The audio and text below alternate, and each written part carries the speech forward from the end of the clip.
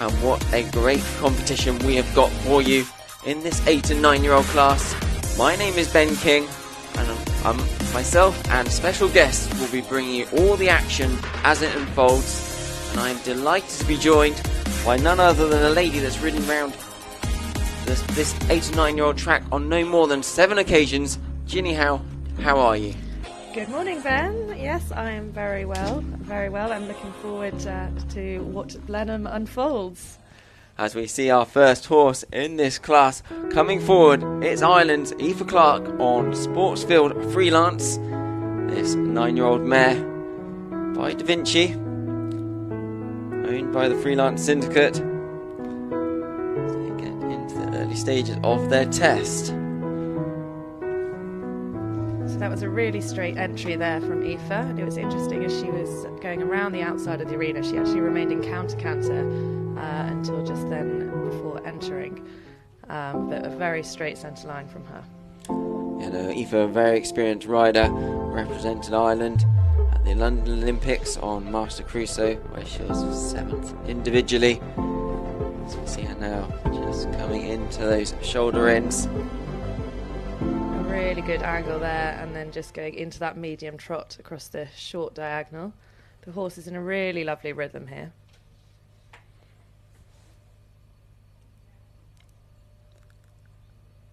Yeah, and Aoife, who has tasted victory here at Blenheim before, winning on Fenion's Elegance, the long format competition, back in 2013. Her sister-in-law Polly Stockton, who's also won here back in 2006, I think it was. Sportsfield Freelance. Moves nicely across with those half passes. Yeah, and just there the judges are going to be looking for the angle and the bend through the horse's body and the suppleness and the ease of the movement. And again, this horse looks really rideable, really relaxed. And, you know, there's a lot of atmosphere in these arenas. And being the 8 and 9 year old class, some of these horses haven't had such an atmospheric arena. So he's certainly looking very good. Yeah, because it used to be that they used to have the arena set aside from the main arena, but the last 2 years now the Jockey Club have brought this 8 and 9 year old class into the main arena. Yeah, it's fantastic, and it's making it like a real spectacle, and it's just such a good experience for the young horses. And yeah, it's lovely to be able to do it in the main arena in front of the palace. So there she's just done her pirouettes either direction, and now she's going into the extended walk. So the judges here are looking for stretch, the over track, and the rhythm in the walk. Looks nice, bit of over track there for Sportsfield Freelance and Aoife Clark. That Sportsfield prefix meaning horse produced and sourced by Paul O'Donovan over in Ireland.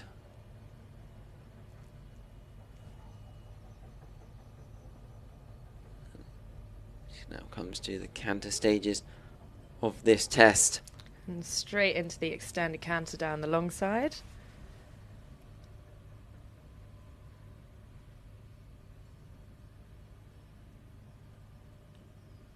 The overall picture looking good here. Horse rider looking very relaxed, very calm. Yeah, really rideable. You see she's just putting him into that right half pass, and then it's really important here the straightness. The judges sat at C, and that was really straight, making your half circle back, and then she's going to prepare for the flying change. This a little bit of tension there, and from our angle slightly late behind, but the change was executed. Yeah, this horse's first 4-star competition. You know, and there is a bit of a variation in the test. Obviously, I know the 4-star test, they have to do the half passes in canter. They have those flying changes that you just don't get in the 3-star tests. No, you don't. And trying to pull off good flying changes is the bane of many eventers' training regime. And, you know, it's a little exuberant there. But, you know, this is the young horse class, so, you know, there's a lot more to come from these horses when it comes to their flying changes. You know, Aoife did finish 13th in this class on Master Crusoe that she did take to those Olympic Games in 2012, and I'm sure she'll be hoping Sportsfield's Freelance, this lovely 9-year-old mare, they just complete their test. And Aoife looks delighted with that, and I think she rightly so should be. The horse remained so calm and rideable throughout. It was a lovely picture. And it is that overall impression that the judges are looking for. We've got our grand jury members of Andrew Benny, the president of the grand jury, and Amanda Miller from the USA, a member of the grand jury. And they are just looking at that overall impression, horse and rider, and they're marking this test made up of 22 movements, and they'll be looking at each movement individually. Yeah, absolutely. You'll get marks for each movement, and so if the horses do make a little mistake here and there is other places that you can make up those marks. For me, I think the walk was lovely for this horse, and his canter half passes. I mean, there was loads of really lovely moments on it. And score in there for Aoife Clark, 30.9, so just not quite breaking the 30 barrier, but going very close, and that is the benchmark set in this 8 and 9-year-old class here at the Blenheim Palace International Horse Trials, brought to you by the Jockey Club for the second time. Event director Jack Pryor and Becky Elvin, event organiser, and their respective teams. What a great job they have done. The venue does look absolutely spectacular as our second competitor of the day comes into the arena. This is a ride for America's Gillian Bill King, coming forward on Richard Ames's RCA Royal Summer. Now I was looking actually at RCA Royal Summer. I want to see how big he was, because on the record it said he's 14'3". I think he's a tad taller than that. I mean, we could be completely wrong, but he certainly doesn't look like a 14. I was going to say he doesn't. I think that record needs updating. So she's just coming down the centre line. Straightness. And preparing for that halt there. Very positive entry. This horse, a 9-year-old gelding, a breeding unknown, formerly ridden by Daniel Alderson, owned by Richard Ames. Just a little bit of tension there going into the shoulder in, but then she rode through it, and then she's going into her medium trot across the short diagonal there. You can just see he's just curled up and come back at her a little bit here.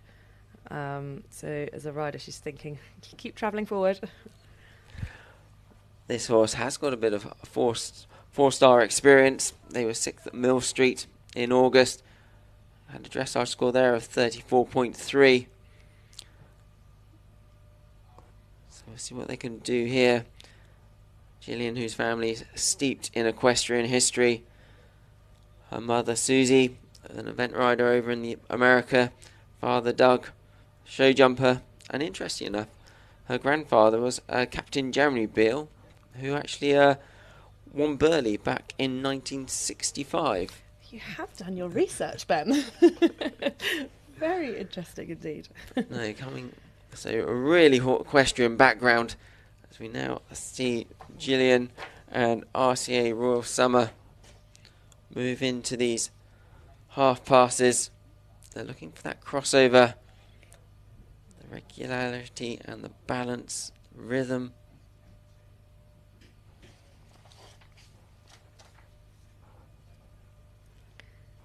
Just making the turn now to the left to her pirouette.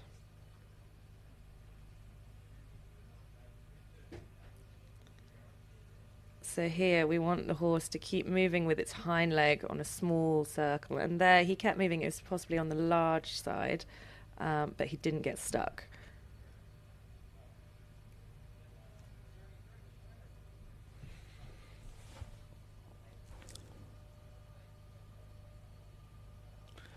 This horse very experienced at the 3-star level.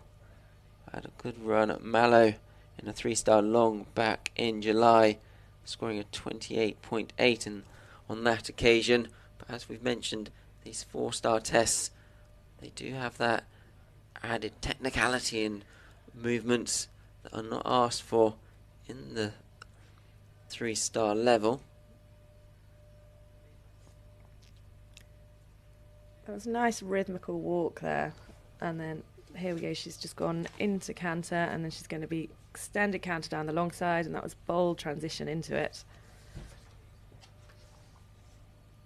And then she's going to get the collection here and prepare for the half pass to the right. So the bend there in the horse's body, yeah. Very nice. And then riding straight, making your half circle to the right. We'll see how her changes are. And this is where you can actually win or lose quite a few points. Yeah, absolutely. But that was a lovely change.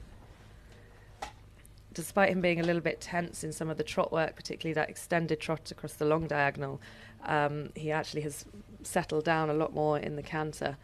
And this is lovely.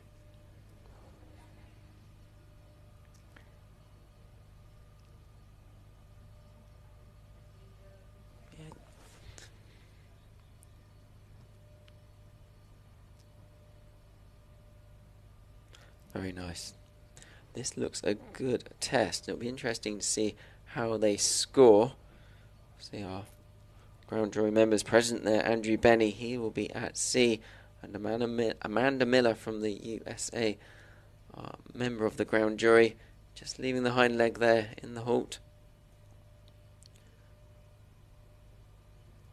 But that was a good solid test there, Ginny. Yeah, he certainly relaxed into it. The trot work looked like it did have a little bit of tension there, but as soon as he was into the canter, he did sort of relax. So yeah, no, it'll be interesting to see her score. And the test they're riding, it's the same as the long 4-star long format test. It is the 4-star A test. Obviously, there are 2 tests available at the 4-star level. Again, it's the same as last year. Last year they did the A test, so it's the same test as last year in this 8 and 9-year-old class. There we see Jack, the director, in the background, just above the Ben and Jerry sign. He's been working very hard for the last few weeks. I was lucky enough to do some filming with him for the chosen charity this year, which is the RDA, the Riding for the Disabled, which was my first meeting of Jack. And it was great to have some of the insights and what's been going on behind the scenes here at Blenheim to pull off this incredible event.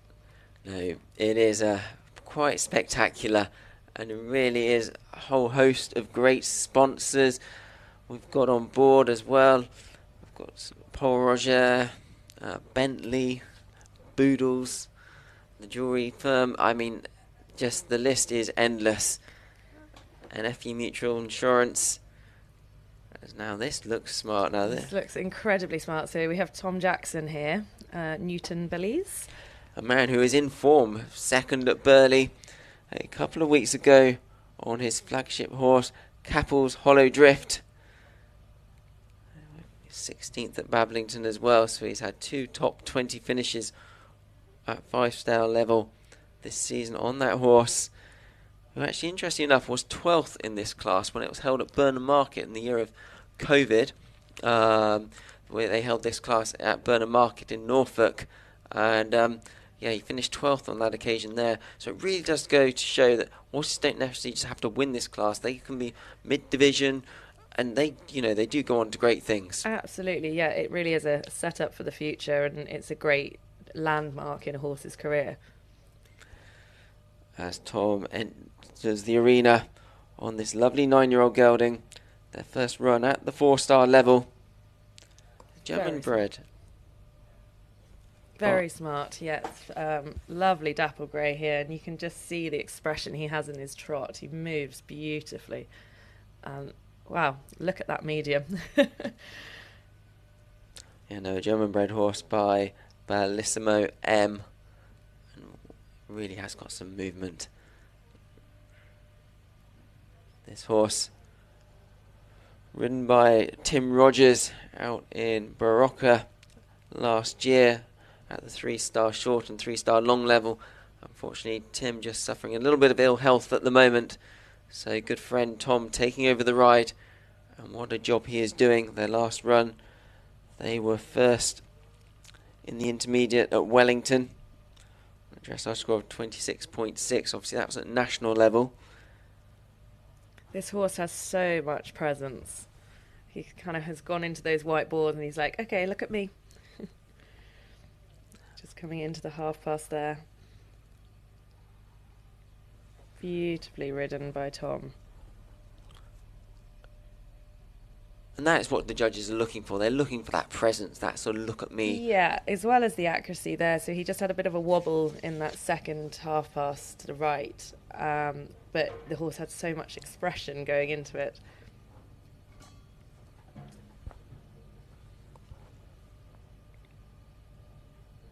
Now coming up to those pirouettes. Bane of my life. So see, because you're looking for the horse to be almost going around on sort of a bin lid. Exactly, with those back legs. But the hind leg needs to keep moving, otherwise the judges are like stuck, and then it's automatically a 4. I know that from experience. So we're still just waiting in for a score for Gillian Bill King and RCA Royal Summer. We'll give you that as soon as we've got it, but we're live here with Newton Belize and Tom Jackson midway through their test in this 8 and 9 year old class, just going into the extended walk. Again, this horse looks very rideable, you know, not bothered by the atmosphere or the crowds that are coming in. He's in there to do a job and he looks really, really focused. And that's the great thing about this 8 and 9 year old class. The horses do react in a different way to this atmosphere, but Newton Belize seems to be taking it all in his stride. Tom's such an experienced rider. Did actually make his had his senior call up back in 2015 on Waltham's Fiddler's Find. That was for the Europeans at Blair Castle, but unfortunately couldn't take his spot due to a late injury to the horse. But I'm sure he will be making his championship debut in not too distant future.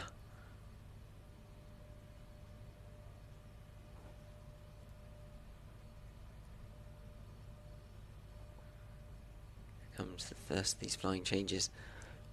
This horse.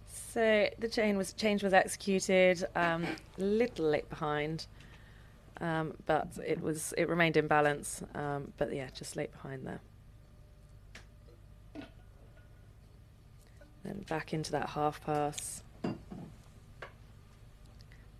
Then the straightness, down 1 marker, and then your half circle to the left. And this all comes up very quickly as well.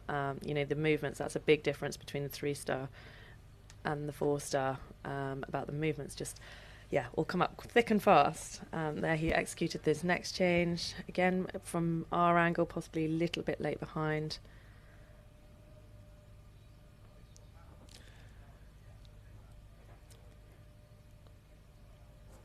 Lovely. I should think he'll be delighted with that. And that was a great test there from Tom Jackson and Newton Belize. That lovely 9-year-old gelding. He completes his test here in the Palace Arena. And our current leader is Sportsfield Freelance, Aoife Clark for Ireland, 30.9. Score in for Gillian Bill King for the USA on Richard Ames's RCA or Royal Summer, 34.3. So out there, the 2 horses with the scores at the moment. But we'll wait with interest for Tom Jackson and a Newton Belize score, because that test, it looked, well, it just had such presence, and it looked almost, I say, fault-free, but there wasn't any major glaring obvious mistakes. No, there were no major obvious mistakes at all. And the horse, it stayed in balance, it stayed in a lovely rhythm, and it painted a very nice picture. Obviously, there's always stuff to work on when it comes to dressage. Yeah, it'll be interesting when his score comes back in. So just following the sad news of the death of Her Majesty the Queen Elizabeth II, we will be holding a 2-minute silence today at 12 o'clock. This will be followed by the national anthem sung by Laura Wright. So we will be honouring the Queen with that 2-minute silence and the singing of the national anthem. Riders have been invited to wear black armbands and the flags at Blenheim will be flown at half-mast. As we just see there, Andrew Benny, just at the bottom of our screens there, just getting back into his car. As we have Ben Way and Ansfort Simba entering the arena here. A man you know well. A man I do know well, yes. Ben and I were at Burley on a media point of view. He was in the mix zone for the week at Burley. I'm sure he'll be in to do his stint of live stream commentary, no doubt. There he comes forward, Ben Way, on this lovely 8-year-old Ansfort Simba. This gelding, Irish bred by Simba, owned by Mrs. Jocelyn Rosenberg. They come forward having had a good 11th place in the 3-star long at Hartbury. That day they scored a 35.3 in the dressage. Obviously that was at the 3-star level. Ben's got some lovely young horses coming through, and it's great to see him here with another up-and-coming one. And, you know, their team is just phenomenal. He has a full-time job with Butler and Sherborne and producing all these horses and doing a great job. You know, Ben, who works in property and it helps run his yard with wife Sarah. They're a great team for Way Eventing. As Ansfort Simba and Ben Way for Great Britain enter the arena in this 8 and 9-year-old class.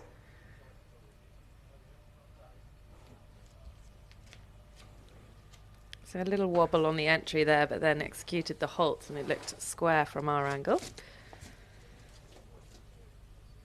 Straight away into a really nice rhythm, just getting that angle on the shoulder in. And then as he goes into the medium there, feeling that you can have one straight stride before you ask for that medium trot.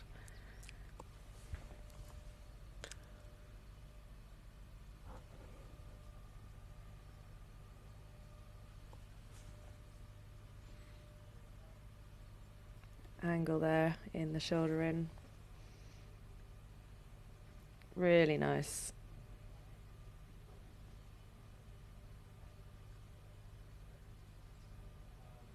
That'll be interesting. I'm just looking at marks of this 8-year-old. They've been sort of trending around sort of 32 to the 35 area at the 3-star level. And just going into that extended trot across the diagonal. Ben, who rode Galley Proof clear around Bablington.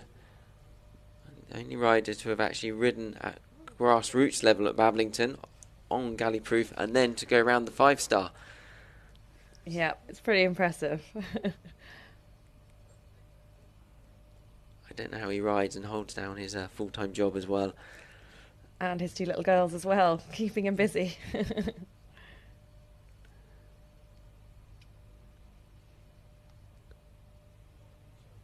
comes there now to the walk transition. To these pirouettes now for Ben Way and Ansfort Simba. So it's just keeping that relaxation in the walk to help with the pirouette here, because as soon as they come a bit tense in the walk, then it makes it very hard for them to do the pirouette.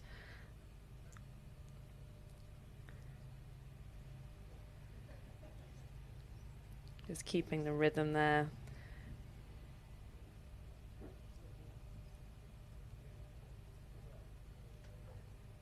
So it was almost a point where he was going to get stuck there, but then Ben just kept the movement around that tiny half circle of is how we train it. So we have a smaller circle, and then we eventually get it down to a pirouette. So I would imagine they might say that it was a little bit large, but he kept the motion. And then the horse here in the extended walk, just really marching through his body, looking at that over track. As you then pick up for the collected here and preparing for that counter transition at sea.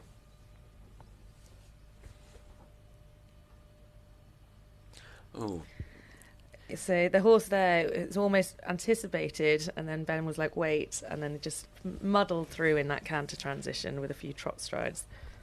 But then once into the canter, down the long side, into the extended. You know, he's only an 8-year-old, and these little mistakes, it's there, you know. It's got all the potential, but obviously this is probably the biggest arena he'll have ever been in. And that's what it's all about, this age class. It is about producing them on for the future. I mean, you just have to look through the sort of the roll of honour horses that have competed in this class and not necessarily won, but have sort of finished mid-division down the field and then gone on to great things. Oh, what happened? So I imagine, we'll see when we come to the other change, but I would imagine he's not established yet in his flying changes. I'm not sure whether that was an intentional trot-through change or whether he did actually break. We'll see when Ben comes to the second change. And sometimes, you know, these horses, they get a bit hot when you teach them the flying changes. And so you're almost a bit like, OK, well, if we trot through, we'll just do a simple change. And then, you know, obviously you're going to get marked down for that. But if it doesn't upset the rest of the test. So let's see what he asked for here.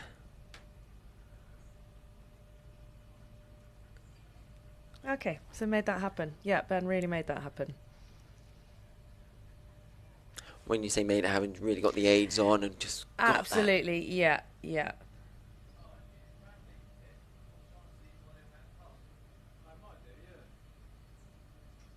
As Benway and Sport Simba complete their test.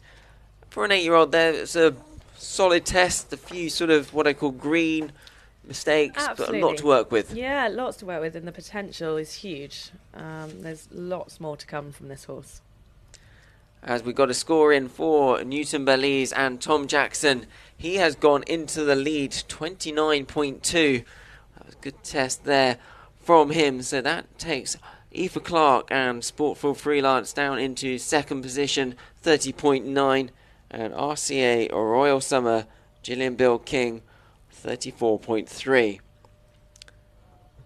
So it's Benway and Hansport Simba. They leave the arena, having completed their test in the Palace Arena here at the Blenheim International Horse Trials. Myself, Ben King, sat aside alongside Ginny Howe for the first session of dressage here.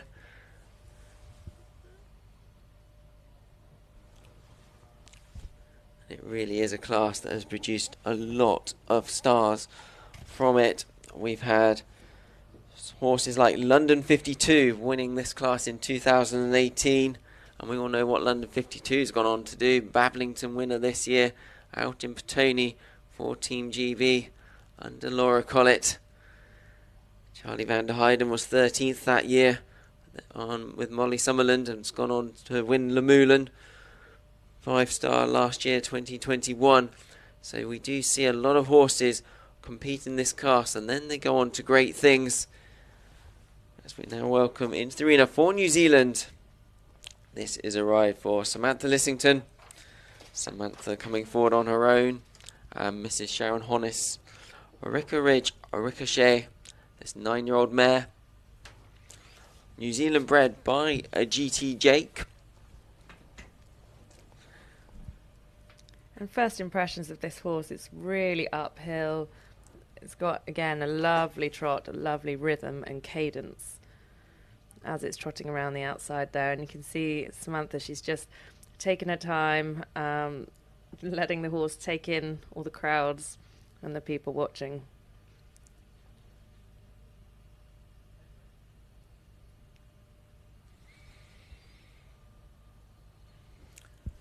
And Samantha, a very experienced rider, came over to the UK in 2019 with 4 horses and really built up a good team now.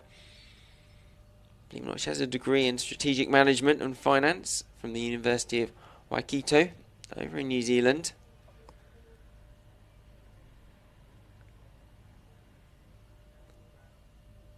And she enters the arena in front of our ground jury members, Andrew Benny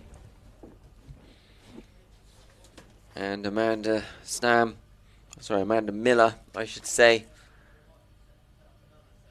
The early part of this test.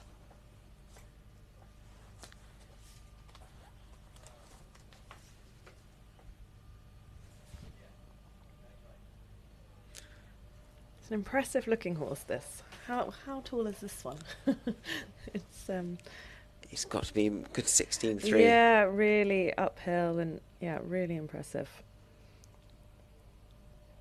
This combination had a good third place in the Mallow Island in the 4-star short there.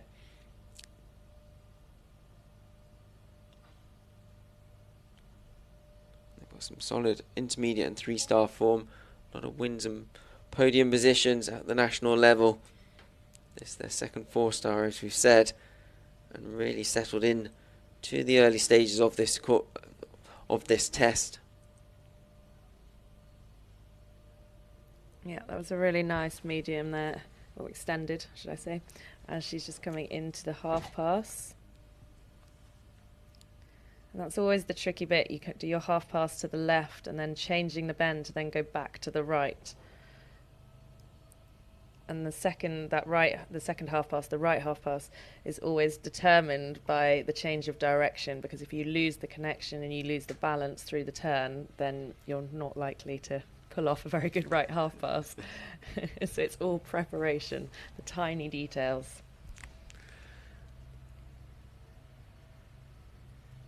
I mean, we talk about preparation and tiny details. I mean, just when you're warming up for a test like this, do you have a sort of set plan that you go through? Yes, yeah, and it varies from horse to horse. Just saying there, Samantha's pirouette there was really nice. They kept the activity and the horse didn't get stuck. And they're such a tricky movement to do properly. Yeah, I mean, it's years of training to get up to this 4-star level. It really is, and that's why it's so impressive when you have your 8 and 9-year-olds here for the class. It really is. And the education and the hours and hours of training that you do with them to get here. Lovely walk there. You can just see the swing through the horse's body. Good over track. And again, the horse looks very with her and very rideable.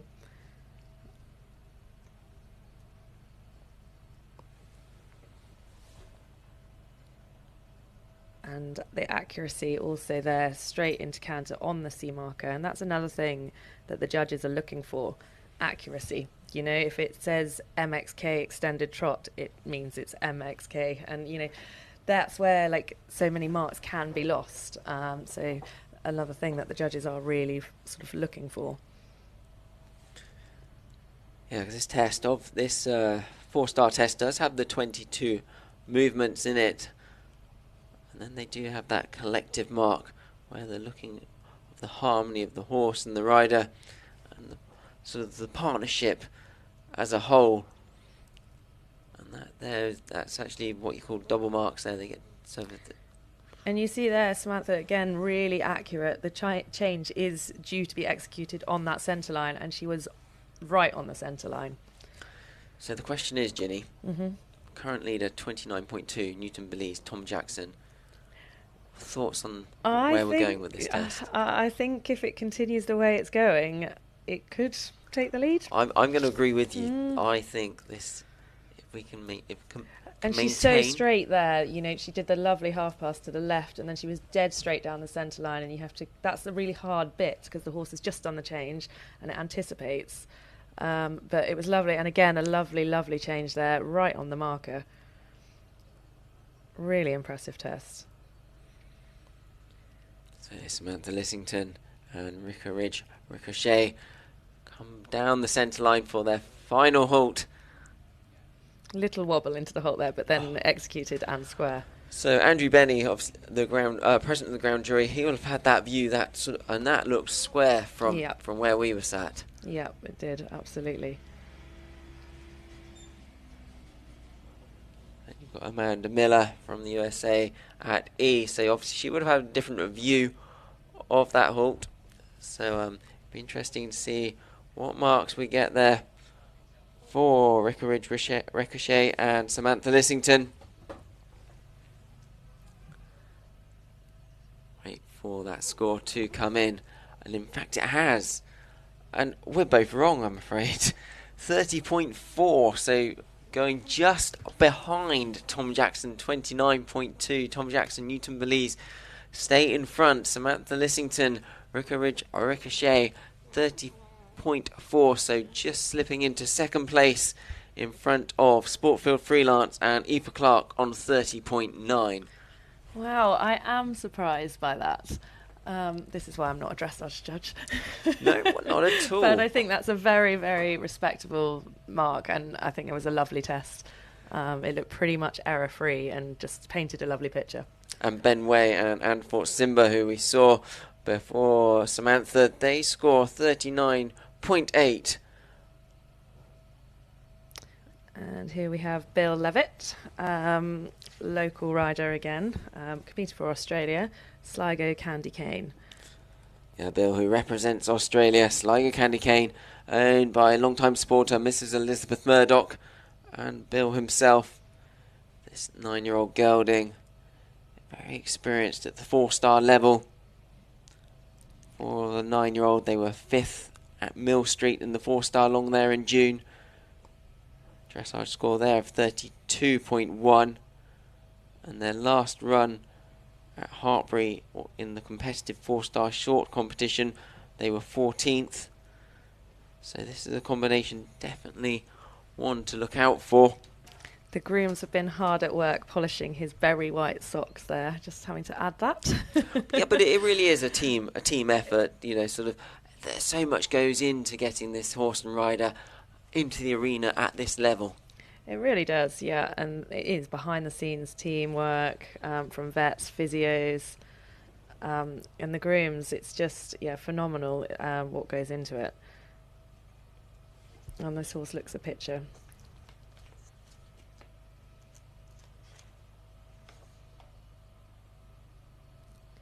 Into his shoulder in, and then medium trot there.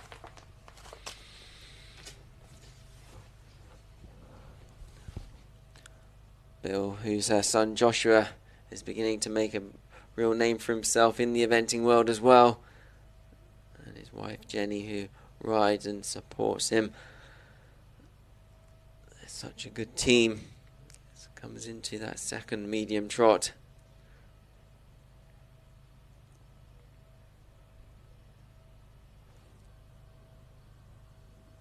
And as we were saying about the preparation here, he's coming into the extended, so through that turn, making sure you're straight, and then lovely extended trot there.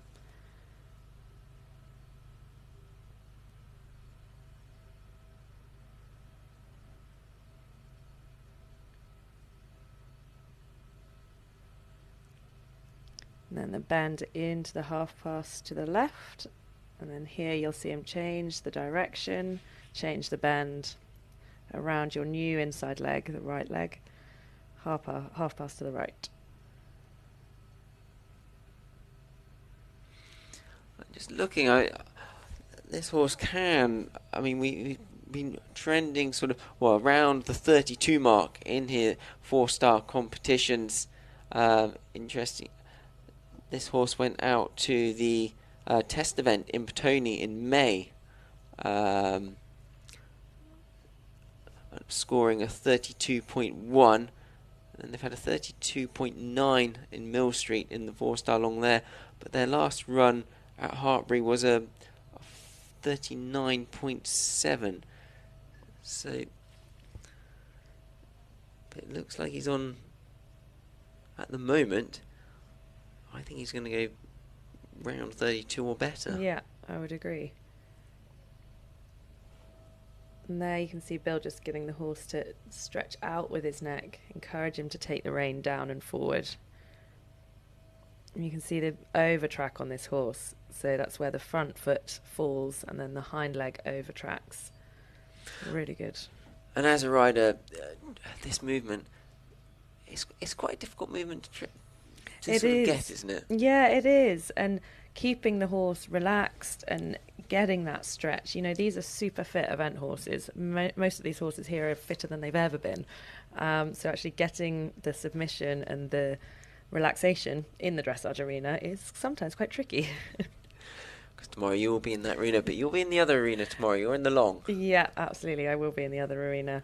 And again, certainly my horse has never been this fit, and he is feeling on fine form. I just hope he remains calm and rideable in his arena. Lovely half pass there from Bill to the right. Now we'll see what he has with his changes.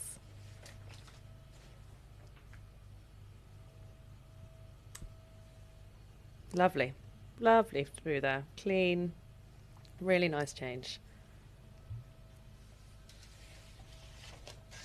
And it just looked effortless. No, Bill, such an experienced rider, represented Team Australia at World Championship level out in Tryon and over in France back in 2014. He's had top 20 finishes at Bablington. And this definitely looks like a horse for the future. Another good change there.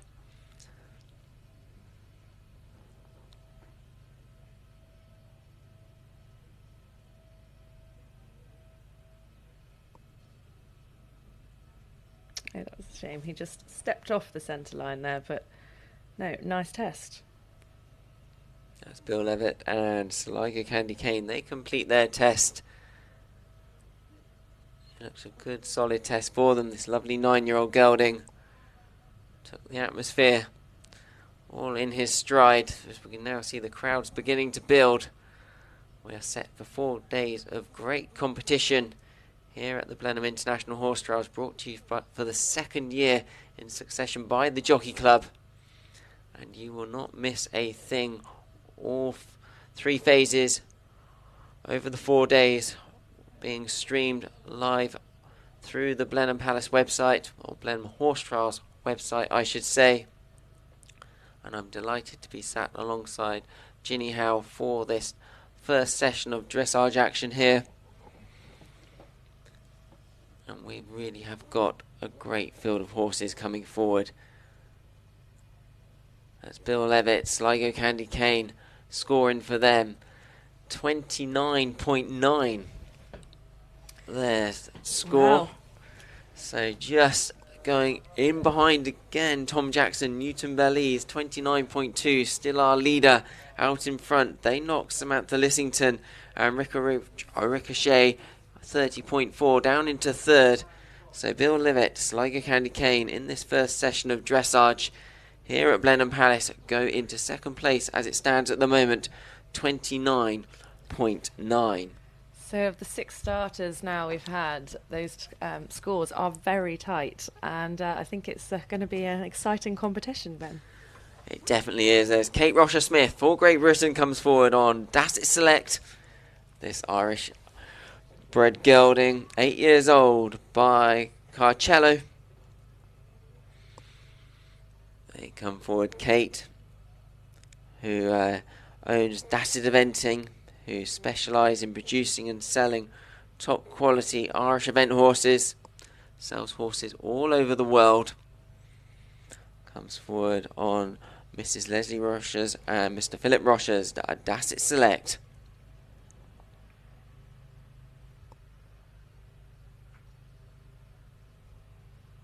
It's interesting just looking at different riders' routines as you go around the outside of the arena whilst you're waiting for the bell to go. You know, we've seen Aoife go around in her counter-canter just to get the horse settled, and there we saw Kate do a couple of changes outside of the arena before entering. And everyone, it's personal, like everyone has a different routine. But Kate's just made a nice start to her test. And you'd vary it to the horse that you're riding, I'm guessing, would you? Yeah, absolutely. And, you know, like sometimes if a horse is weaker one way or the other, then you would do an exercise accordingly around the outside. You know, if a horse has an amazing medium trot, you like to show off around the outside so you can get the judges really excited for your test, and then hopefully they give you extra marks. Just moving into the medium trot. Dasset Select. Kate Rocher Smith. Got some good 3-star straight intermediate level this season. They went up to Blair to compete in the 4-star short most recently. Their first 4-star start. They had a dressage score there of 36.8. This horse only 8 years old, so it'll be interesting to see what they can score here. So this horse, from competing at Blair, the atmosphere in the arena at Blair really does help and set you up for what the atmosphere at Blenheim is. So for an 8-year-old, this horse has got good experience, and you can see he's really relaxed through this and looks really rideable and working with Kate.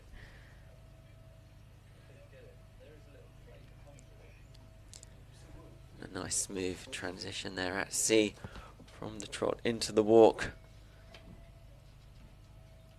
This horse been scoring around the sort of 31 to 35 marker at the 3-star level. Good, and he kept the movement there in that pirouette. He didn't get stuck with the hind leg, kept moving. The judges might say they were a little on the large side, but again, the picture itself and the submission through those pirouettes was very nice. A little bit of tension creeping in there for the walk. It's just keeping that relaxation, and it's a lot easier said than done when you're on a super fit event horse. And Kate's got such a great eye for a horse. She goes over, I know she's in Ireland regularly when she's not riding at home, trying to source horses for her business. Works very closely with Richard Sheen of Cooley Sport Horses as well. Yeah, absolutely. She is renowned. Duffort Eventing have produced some class horses. And there's always one horse that springs to mind, Dasset Cooley Dunn. Of course, he is one of a kind. Yeah, ridden by Sarah Way. He's a fantastic little pocket rocket. A diminutive little Dunn. Gone around countless 5-stars with Sarah. Obviously, we saw Sarah's husband Ben do his test earlier on. There's Kate Rocher Smith. Goes for the first of those half passes. Yeah, really nice rhythm throughout. She just comes up to make the preparation for the change. So the horse just slightly anticipated there for the early change, which then just caused tension through the back. So actually he did be a little bit late behind, but then he's unflustered by it and he's gone straight back into his lovely canter rhythm here. Into that half pass. Just slightly coming above the contact then? Little bit, yeah, a little bit of resistance. Kate doing a good job of containing Duffort Select. This horse only 8 years old. Yeah, just a little bit late there through his change. But again, he kind of remained unflustered and then back into that canter rhythm. So it'll be that one movement that he'll have lost the mark. But I think on the whole, you know, that was a really lovely test. You know, bits of tension creeping in, but Kate looks delighted. Smiles all round. And a little snack of grass there. Oh no, a rub. I thought he was going to have a snack of grass. An 8-year-old that clearly is not at all worried by the atmosphere in that Palace Arena. A really good test for them as Duffort Select and Kate Rocher Smith complete their test here. We've lost our arena view.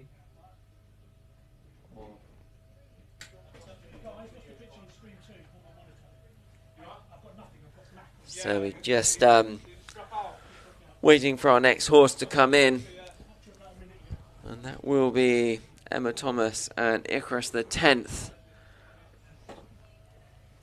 Just waiting for our pictures to come back, and as soon as they do, we will be right back with you. And it looks as though we've got a score in there for Kate Rocher Smith, 34.7 for her. And Ben, from what you were saying about her trending scores at previous competitions, I think she's going to be very happy with that. I'd say Kate Rocher Smith and Duffort Select, they will be delighted. As I said, 36 29.8 was their sort of first attempt at the 4-star level, and they've been trending around sort of the 32 to 35 mark at the 3-star level. So that score of a 34.7, this horse only an 8-year-old in its second 4-star short competition. That is a good place to start. So just looking at the scores there, so we've got 2 on the 29 mark, we've got 2 in the 30 mark, and 2 on the 34. I mean, it's close. Very, very close. It is very close indeed. Very close indeed, with all to play for. As we've just got the scores there up there. Tom Jackson leading the way. Newton Belize 29.2. For Australia, Bill Levitt, Saligo Candy Cane 29.9, and Samantha Lisington, Ricca Ridge or Ricochet for New Zealand 30.4. It really is going to be a great competition, this 8 and 9-year-old class. And Ginny, you're in the 4-star long. In terms of your preparation for today, obviously you've got your test tomorrow. What happens today? So I worked him this morning, and he just had a little bit of a chilled wander. And then later on today, after the dressage is finished, we'll have arena familiarisation. And I'm just going to stop there because we now have Emma Thomas in the arena. We are back with Emma Thomas and Icarus the 10th. They are just coming to their extended trot in this 8 and 9-year-old class. Emma, 23 years old, based just outside of Stratford, part of the Wesco Foundation. That Wesco Foundation, such a great foundation. It really supports a lot of young riders, offers them a lot of training with a lot of trainers, but Pippa Funnel one of them, and then supporting them in sort of many different ways, obviously because you're running a business. They give them some business advice as well. Really is invaluable. It is invaluable, and it's a great setup and a great scheme. So Emma's obviously got her horse here in the 8 and 9-year-old, and she's also got a 4-star long ride as well. But from what we can see of her test so far, she's made a positive start. The horse, little bit of tension creeping in here in the walk as she approaches that pirouette. Yeah, Emma actually and Icarus the 10th, they competed in this class last year. Obviously, it's the same test, it's different ground jury, but last year they scored 41.7. So they'll be hoping to go better this year. I think Emma's main focus with this horse is just trying to keep that relaxation. He looks like he's ready to go jumping. So it is just keeping that relaxation there in the walk, getting him to stretch his neck down and out and over his back. And we see here, so Emma's chosen to ride him in a double bridle, which is absolutely fine. So at this level, you can either ride in a simple snaffle or a simple double bridle. And again, it's rider personal preference, dependent on the horse. Yeah, Icarus the 10th, owned by Mrs. Rebecca Vallard, long-time supporter of Emma's. Dutch bred by Tanglo van der Zuthov. Boldly down there in her extended canter. And then it's just getting that collection, keeping the connection here into the half pass. That suppleness through the body. Oh, that was a shame. Just broke down into trot there, but quickly picked up. As she comes to her flying change. Ooh, exuberant into that change. I mean, yeah, but we got the correct lead, the left lead now. I was going to say the judges are looking for that engagement and that hind leg, but that was very exuberant. Yes, a little bit too expressive, possibly. And there into the left half pass, and then she'll just be focused on keeping that leg on here, just where he broke on the other rein. But there you go. Yeah, she kept it, kept the rhythm. How will the second of these flying changes go? They always know there's a second one coming. Oh, actually, good. Yeah, better. Yeah, because we talk about sort of progression. Obviously, I know the 3-star test, they don't have flying changes. The 4-star test, then they have the 2.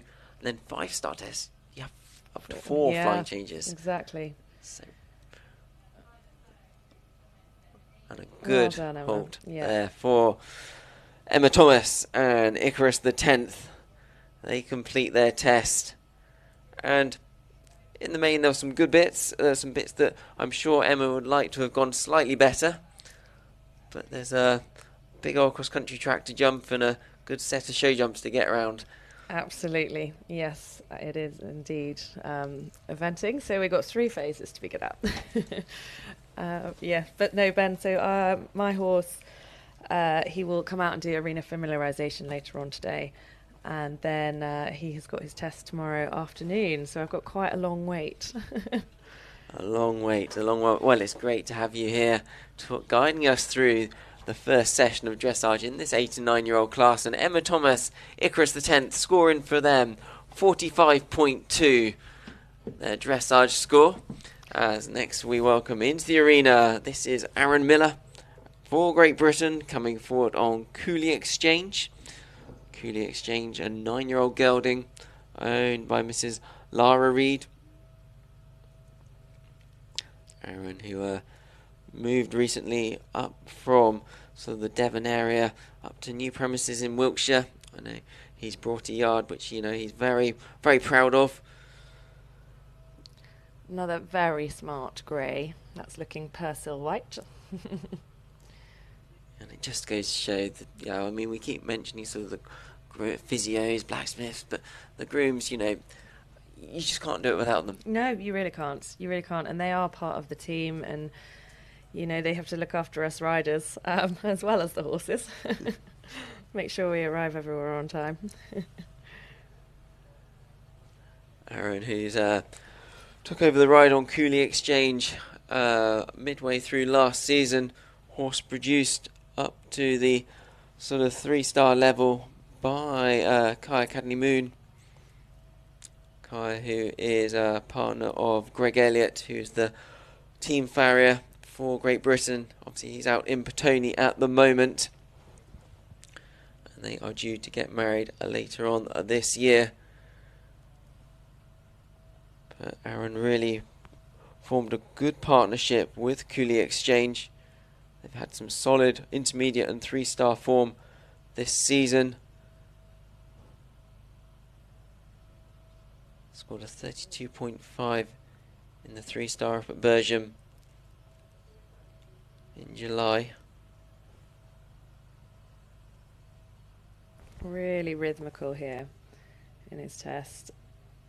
Into that shoulder in. And the idea is it all to look effortless. That's the plan. And there in his medium trot, the horse really trying there. But you can make it sometimes, I say disguise, but you know, there are certain things you can do to try and make it look as effortless as possible. Absolutely. There's definitely a word called tactful on occasions. Yeah, and trying to hide any of that tension and just make that picture as best as possible. But here, Aaron's making this look really easy. The horse has got a really nice soft top line, and the movements are looking effortless. Really nice bend there as he then changes direction around that new inside leg, and the crossing from our angle looks nice. And this horse's second 4-star start, they did actually go out to Mill Street at the end of August, their last run before coming here, and scored a very respectable 34.5 in the dressage.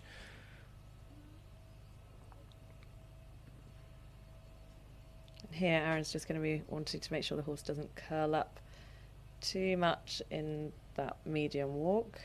And what? So you just need to keep the leg or keep the movement? Yeah, keep the movement and just make sure he remains with his nose out on that vertical line.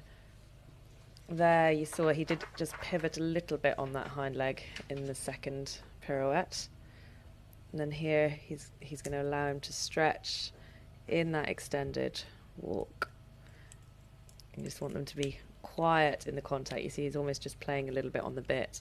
So Aaron's just going to have his leg on and say take the nose down and forward to a quiet contact.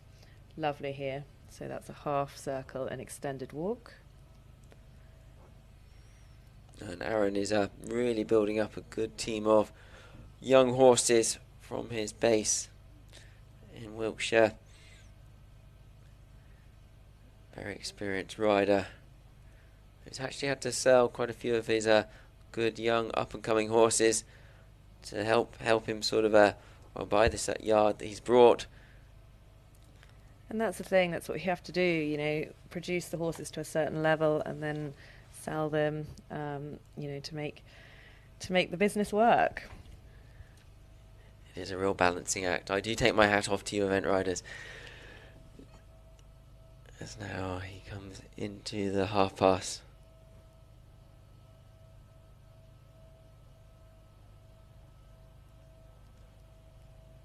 And the overall picture, he looks very relaxed. It looks very, very relaxed. Yeah, and like I said before, just all effortless.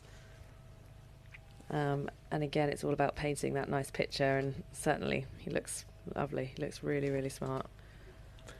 He's got very rhythmical beat to his canter.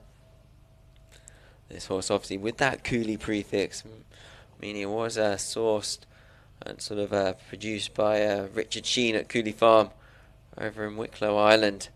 There's so many Cooley horses all over the world eventing and also show jumping now. Richard has such a great eye for a horse. Another good... Yeah, really good change there. Just maybe a stride early, depending on how picky those judges are going to be. Our ground jury members there, Andrew Benny, President, and Amanda Miller. And a lovely halt at the end there. And there's a lot to take forward from that test. I'm sure Aaron will be delighted. Yeah, it was really, really nice indeed. With Cooley Exchange, that lovely 9-year-old grey. And I always think a grey always has quite a nice, to the eye, compared to a bay, a nice grey, they just have that look at me. Absolutely, sort of look. Yeah, they do. They certainly do. They're trotting around and it's like, oh, eyes up. So there, Aaron was our 9th competitor of 73 starters over the 2 days in this 8 and 9-year-old class here at the Blenheim Palace International Horse Trials. And leading the way at this stage of the competition is Tom Jackson and Newton Belize, 29.2. Bill Levitt, Sligo Candy Cane, 29.9. In third, Ricochet, 30.4. Samantha Lisington. There are top 3 at the moment as it stands. We've got another 2 horses to come forward before we have a coffee break. And the next of these is Rhianne Smith and Irene Oliva. It's great to see Rhianne here with another young horse competing in this 8 and 9-year-old class. Again, she's got a fantastic team and setup. It's fantastic to see her back here. You know, Rhianne, she had a good bit of success in the junior and young rider ranks and has been slowly producing a good team of horses. This Irene Lever, she's produced up the levels since a 4-year-old. They had a good top 20 finish in the OI at Aston in their last run. And they competed at Leon Donge, those 7-year-old World Horse Championships in 2020, finishing a very respectable 25th. So a horse that having been at those champions, used to sort of an atmospheric sort of arena, because they do get a lot of crowds there at that event. Yeah, absolutely. And within the event calendar, you know, from the ages of 4 years old, you have got arenas and events that can set you up for things like Blenheim. But, you know, somehow there's still a whole new level of atmosphere when you come to your 4-star internationals such as Blenheim. She's made a really good start here, so shoulder in, then just into her medium trot. The horse looks forward and active. Into her second shoulder in there, keeping that angle. And interestingly enough, this horse, Ginny, this horse, I was just going to say, hasn't actually done an international competition this season. Obviously, we've seen a lot of the other riders choosing to run their horses at the 3-4-star level. Rhianne just decided to run this sort of at the open intermediate, sort of an advanced level. Yeah, and again, it's personal preference, I think. Obviously the horse is fully qualified. So if you just choose to run at nationals, then, why not? And there's absolutely nothing wrong with doing that. If you think that's the best path for the horse, then, yeah, I think it's absolutely good, fine way to do it. There, you just saw the change of direction was a little bit muddled, but then once she was then into that right shoulder, that right half pass, it's very nice. Big smile on Rhianne's face there, passing Andrew Benny. So there, she just into her walk transition, little bit abrupt, but it was on the marker. And here, into that medium walk collection for your pirouettes. Will we be bringing in a scoreboard at the end of our last competitor? Keeping that rhythm for your second pirouette. Big smiles from Rhianne. Glad to see she's enjoying her dressage. I was going to say, she's not stopped smiling.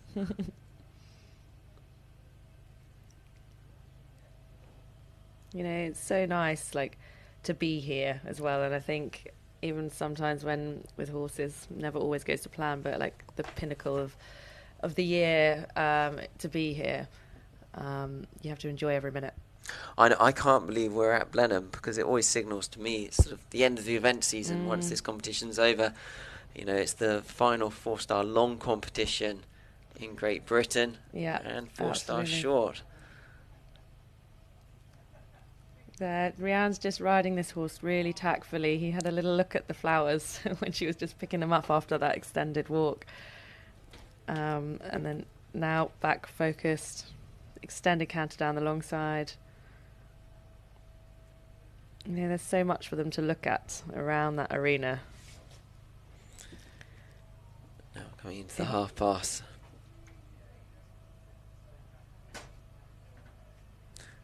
They're looking for the engagement and sort of the bend in that half pass before they hit the centre line to go straight.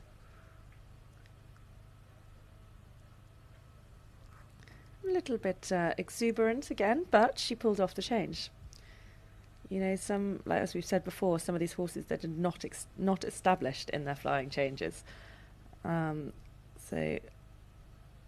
it's completely different doing a flying change in a competition arena than, I know you need them to maybe do them when they're show jumping or even running cross country, but trying to get that flying change in the dressage arena, it's completely different. Oh, it's completely different. Yeah, absolutely.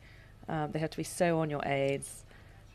And here they're into the collection, and then, little trickier that way. But she got it. She got the change of lead. Probably not exactly how she'd have wanted to, but she got the change of lead. And here we go down to the centre line, and then we stop and halt at L. So a little bit of resistance in there, but Rhianne's going to be, there's some lovely parts. The horse worked with her. And looking at the guy who's just moving the boards there. And just to remind you, there will be a 2-minute silence and the singing of the national anthem by Laura Wright at 12 o'clock, following that sad news of the death of Her Majesty the Queen Elizabeth II. So we will be conducting a 2-minute silence at 12 o'clock, followed by the national anthem. I hope you'll join us for that as our final competitor of this morning session in this 8 and 9-year-old class in this Palace Arena. It's Caroline Harris for Great Britain and a D-Day. They come forward to do their test in front of our ground jury, Andrew Benny, our president at sea, and Amanda Miller from the USA. Caroline's such an experienced rider, was third here on Miss Pepperpot in the 4-star long last year.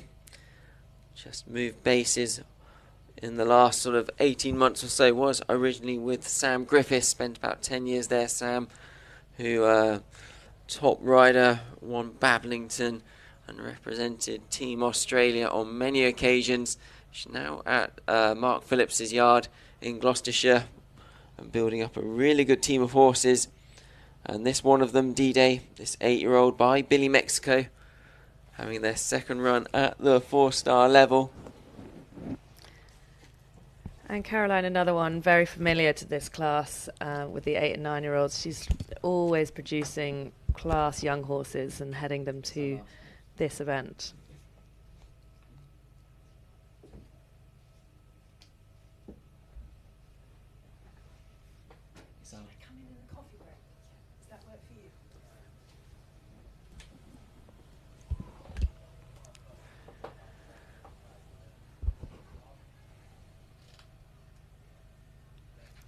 Really nice start there into her medium trot.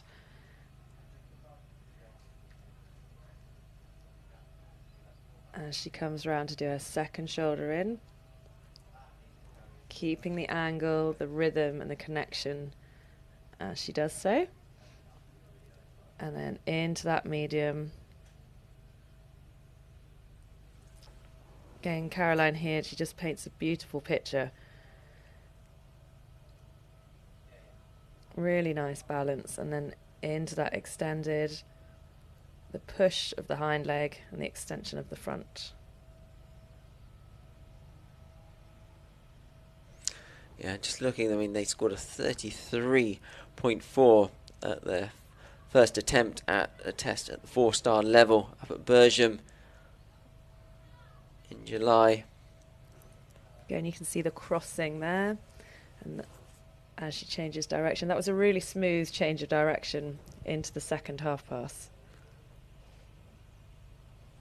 It does look, they've had a good solid start to this test. Smoothly into the walk. And that's the thing, they say forward into walk, and you could see that there was no abruptness and no stutter as such. She just went smooth into that walk transition, keeping the relaxation before she does the pirouette to the left. Nice. You need to keep the horse moving forward through that. Absolutely.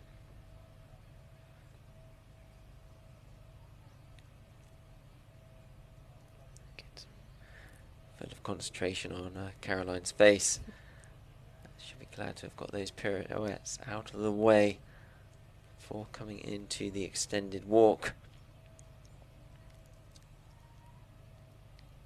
Yeah, so encouraging the horse to take its nose down and out. Swing through its body and the overtrack.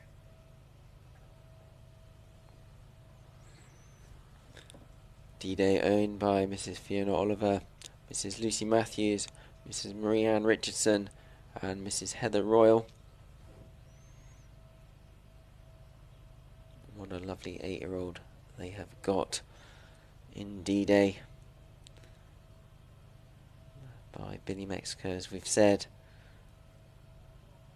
Caroline had a lot of success on another Billy horse, Billy Bumble, back in 2016.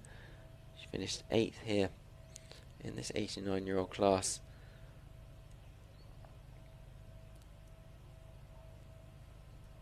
There, you just got to get that angle in the half pass, and then these straight strides. You do go riding down one marker before you make your half circle.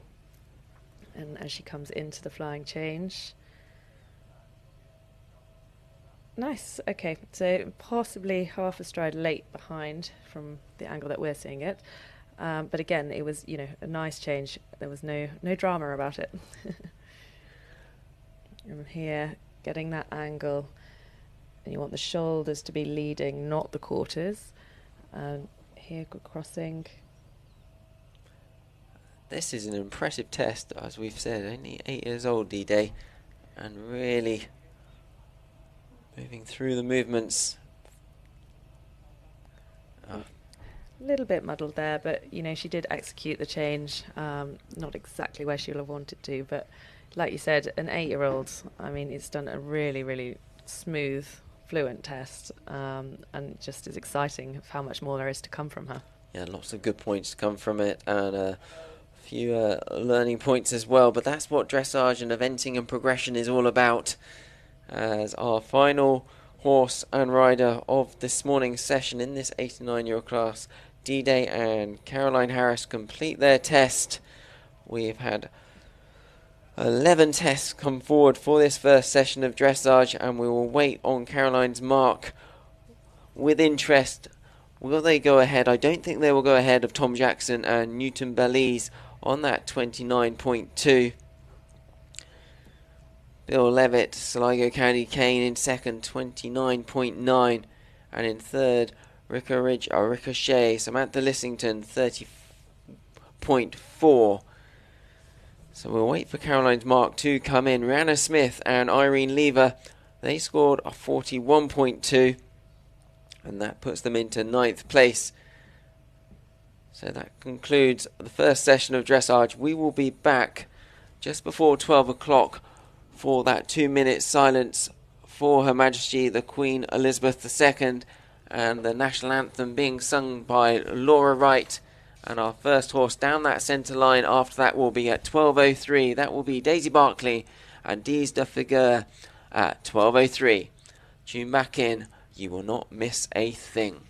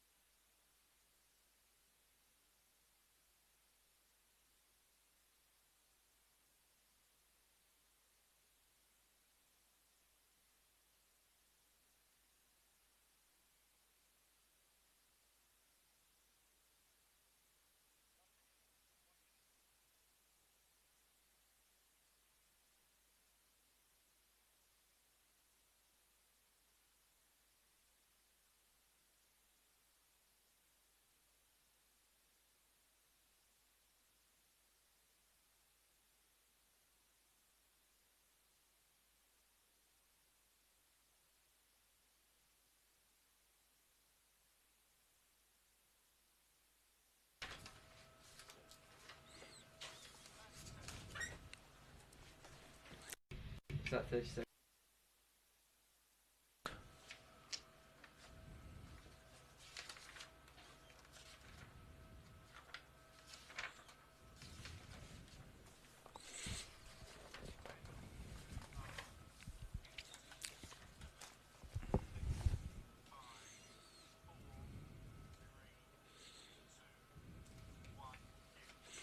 Well, welcome back to the Blenheim Palace International Horse Trials, and following the sad news of the death of Her Majesty Queen Elizabeth II, a 2-minute silence will now be held.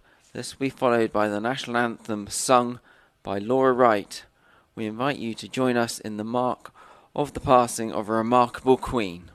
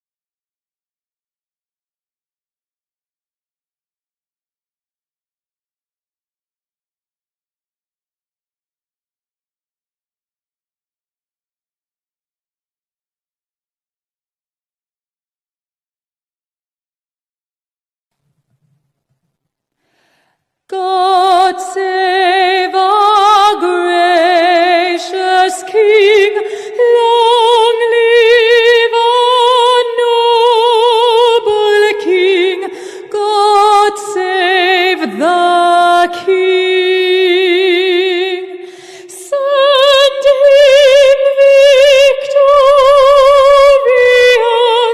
happy and glorious, long to reign over us. God save the King.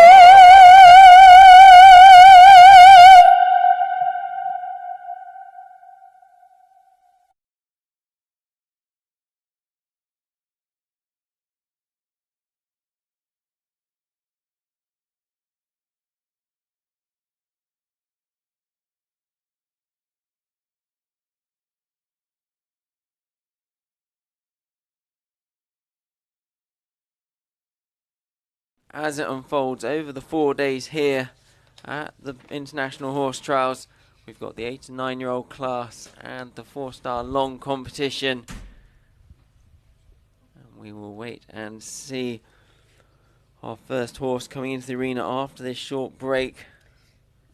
It will be Daisy Barclay and Dees de Figure, but I'm delighted to be joined this time by Alice Fox-Pitt.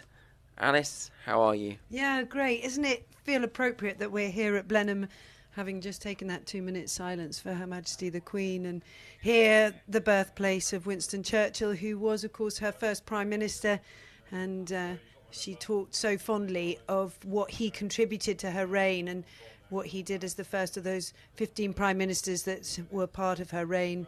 And it feels appropriate we're here at Blenheim as the country's in mourning, and those extraordinary pictures from London as she lies in state. It really is. As there's our leaderboard as it stands at the moment. Caroline Harris and D-Day, who we saw before the session, came to the coffee break 32.9 their score, going into 6th place, but leading the way Tom Jackson, Newton Belize 29.2, Bill Levitt, Sligo Candy Cane 29.9, Samantha Lisington, Ricochet 30.4. They're the top 3 as it well stands. Well done to Tom Jackson, because of course Equa Ratings flagging up those averages over the last 6 runs. He's beaten that average of 29.3 by just 0.1. So Tom Jackson will be thrilled to bits with Newton Belize taking the early lead as we take on this second session. And no better way to start this second session with a lady that was a linchpin of Team GB for so many years. Daisy Barclay comes forward on the D's de Figure. This lovely 9-year-old gelding. I know. So many great times we've shared with Daisy over the years. Of course, the highlight being the Beijing Olympics, where the team secured bronze, and she was so much a part of that. Great to see her back with a real classy horse at this level. And Daisy, who now has a little daughter and has a much smaller string of horses than she has had in the past. But, 16 runs at 4-star long. She's an extremely experienced rider, multiple medal winner in the youth programme, and then, of course, went through to be so successful at the seniors, and now really just enjoying a seriously nice horse with massive potential. And victorious here in the long format competition back in 2006 on Springbok the 4th. Horse that was owned by her mother, Caroline, and Mrs. J. Melbourne, and Daisy herself. But this time she comes forward on D's de Figure, owned by Daisy, Camilla Case, Martha Ivory, Mrs. Penelope Makins, and Mrs. Caroline Dick, obviously Daisy's mother. They sound like a formidable team. And a nice start as well. Really lovely straight entry, great halt, really solid in this shoulder in as it goes into the medium, and got plenty of movement, this horse. Still obviously quite green. This is a class showcasing the superstars of the future, and no less than 5 CCI 5-star winners have come out of this extraordinary class, including, of course, the great London, who has headed out to Pretoni for the World Championships with that Olympic gold medal under his belt. Is this a real star of the future? Certainly Daisy rates him very highly, and very solid in those mediums, and nice and expressive. No, very settled into a good early rhythm for this test. Horse looks very settled in this atmospheric arena. So not a lot of some of these young horses do find it quite imposing to be in an arena of this size with the crowds. Yeah, but it's great, isn't it? The Jockey Club looked really hard at the layout of this great event that had been established for so many years, and decided last year to move this young horse arena up into the main arena alongside the 4-star long. And it used to sort of slightly feel like the poor relation, and this class really merits the standing that it's been given by the Jockey Club, being put upsides so the crowds can really see these fantastic young horses, just lacking a little bit of bend in those half passes, but very good in the outline.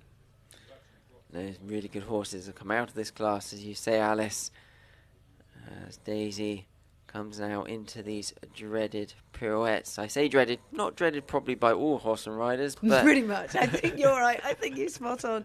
These pirouettes are just so difficult to get right, and as much as you practice them, you've got to keep that back leg moving, not let them get stuck. I think quite often we don't really quite know what we're really aiming for, and the judges have their own opinion, but you want to try and keep those hind legs on the spot, not move as much as possible, move that shoulder round, but keep that hind leg stamping. I think Daisies will be pleased with those. Very established in the water, isn't it? You don't watch it and think, ooh, is he going to move? Is he going to move? Perhaps could stretch the nose out a little bit, but looks very confident and relaxed in that walk. This is the horse's first 4-star competition, so they've got some good form at the 3-star level. Mark's been ranging sort of around the 33, 34 mark, So it'll be interesting to see what they can score here. As we were saying earlier, the difference between the 3-star test and the 4-star test is obviously you've got the changes, you've got the canter half passes. There's just that added more technicality to it. Gorgeous transition, wasn't that lovely? Hopped into the canter, not missing a beat, and lovely and punchy and forward. That's what the judges want to see. Taking a chance, really showing off the horse, really being brave, not protecting. And I love this horse's outline in the canter. Here she goes into that half pass. And he was a little bit lacking in bend in the trot half pass, and you'd have to say a little bit again in the canter half pass. You'd just like to see a little bit more softness, but it's a work in progress. As you said, this is his first time at the level, and these horses have got a lot to work on. For the riders, they want he's good there, really good. You know, he's a baby, and that change, he felt happy and confident in it. It'd be interesting to see what the judges give him for that. Perhaps could have been a little bit more through behind, but lovely and uphill and on the aid. Yeah, this horse was 6th at Gatcombe at the British Eventing Championships back in August. That class won by Tom McEwen and Luna Miss, our national intermediate champions. So always a competitive class, that, isn't it? Very competitive. It's a class that Williams really enjoyed targeting. He finds those changes a little bit harder this way, but he got it, which she'll be pleased about. And I think she'll be really pleased with this test. He's coped with the atmosphere. He's really tried hard for her. This is an exciting horse. And then from this angle, we were talking about angles earlier with Ginny, that looks fairly square halt there for them. She gives him a good kick. Get that hind leg up. Get that halt. Days will be pleased with that, I think. It was a really good start, really solid. This is a horse with massive potential, and we're going to be saying that throughout the afternoon. As we get the privilege to see these 8-9-year-olds. Obviously, Le Léon d'Angers, you sort of start the youth classes really with the 4-year and 5-year-olds at Burghley, where you start to pinpoint the future stars. Then the 6-7-year-olds at Le Léon d'Angers really start to look at the next level of that at the 3-star level, and of course Osberton as well on a national level. And then you come here to Blenheim for the 8-9-year-olds, and it's a big test for them. It's a big step up, but it needs to be, because you need to start putting the pressure on these younger horses just to see how they cope with it and who are the ones that are going to rise to the top. And that's where you say, Alice, the Jockey Club have done so well at getting this competition on. I mean, the venue looks absolutely magnificent, and by moving this class into the main arena, this 8 and 9-year-old class, it's just giving them a lot more exposure to the atmosphere, you know, bringing them on to the next level. Look at that arena. Doesn't it look fantastic? And, we're so lucky and so grateful to His Grace the Duke of Marlborough for hosting this great equestrian event here in the grounds of Blenheim Palace. It doesn't get more iconic. We've got a real international field, because it's a place where people want to come, they want to target, they want to say, I've been at Blenheim, I'm at Blenheim. And this is the Jockey Club are really doing a good job at making it feel like a real superstar international venue. And we talk about international venue for Ireland now. Declan Cullen comes forward. Declan over from Northern Ireland, lives over there with his wife Becky and daughter Kitty, who both event. Declan comes forward on his own. 8-year-old gelding, Ultimate Quality by OBOS Quality. That prolific stallion, bred so many good horses. MGH Grafton Street, the winner of Burghley by OBOS Quality. Good knowledge, love that. And a more senior rider. It's amazing, this sport, isn't it? You know, people experience really tells. And Declan at 54 comes forward representing Ireland, and he's an equine brand and feed consultant actually, as well as working alongside his sport. And he's been supporting Horse Sport Ireland for 7 years, working with the high performance squads for 2 World Equestrian Games and 2 Olympic Games. And you can tell when you look at Ultimate Quality just how well he looks. I think we've been reading the same notes. Look at him go. This is a lovely horse, isn't it? Got loads of cadence and presence. Just nervous that he'd drop behind the vertical a little bit, but he's got so much. He's almost got too much power for himself at the moment, but this is going to be very smart as he starts to strengthen up. Yeah, this horse, we were talking about Lyon earlier. This horse actually went out to Lyon for those 7-year-old championships back in 2020. Scored a 40.6 dressage there. Obviously, that was at the 3-star level. I think it looks like he's improved since then, because he's got all the movement, hasn't he? He's got all the star quality, this horse, that you'd expect to see in this class.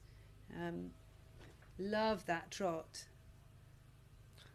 And here we go into the extension. It's just tricky with his front end. You just want to see him a little bit more in self-carriage.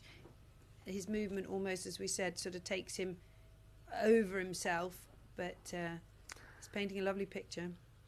He is now, he said, the first attempt at this 4-star level. They at Mallow over in Ireland for the 3-star long in July, scoring 35.2 there. So it'll be interesting to see how he fares at this level. He does look quite green, doesn't he? But all the experience of Declan and the ring craft there.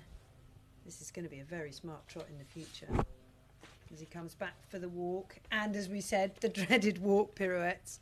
We're waiting for Daisy's score to come through, and we'll give it to you as soon as we get it.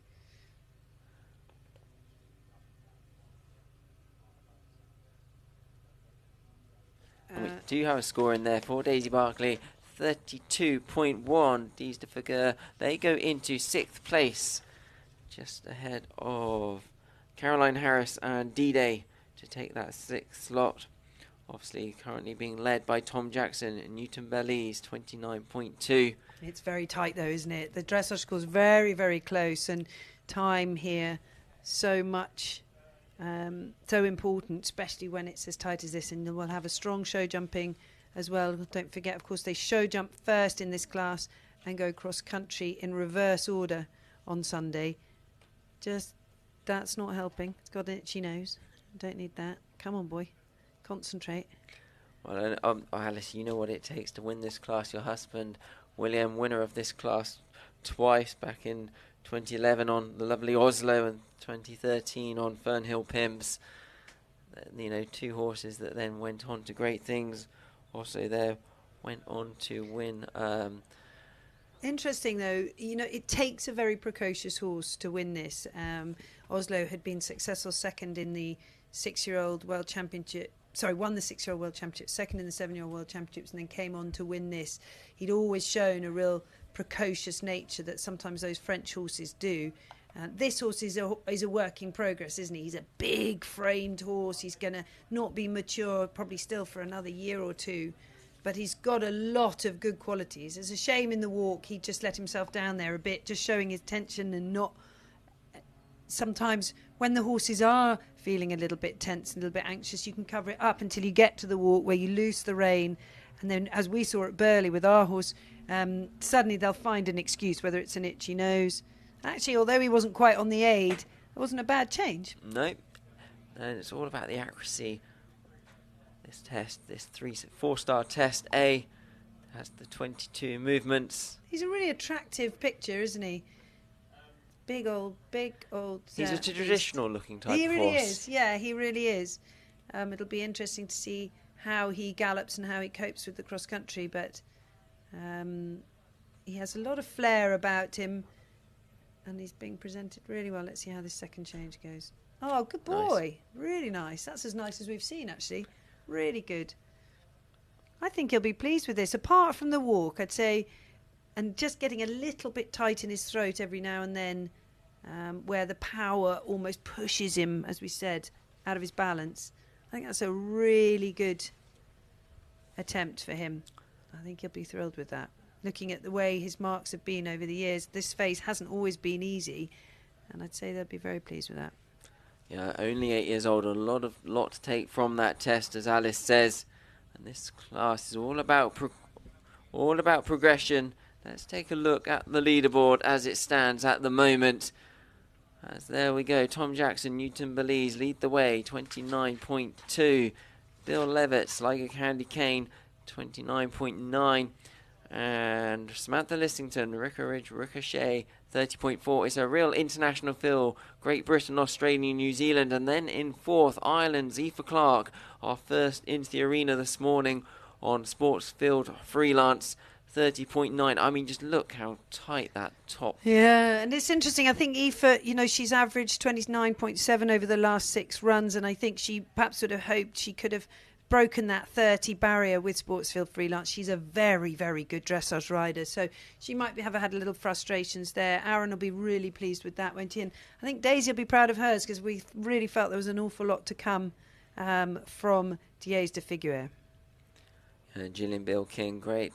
Now based over in Ireland, the American rider rides for Richard Ames. They're in 8th place. They were our second horse into the arena this morning on RCA Royal Summer.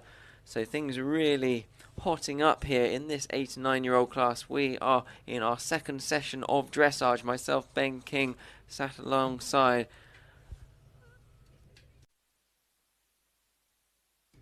Alex Fox-Pitt.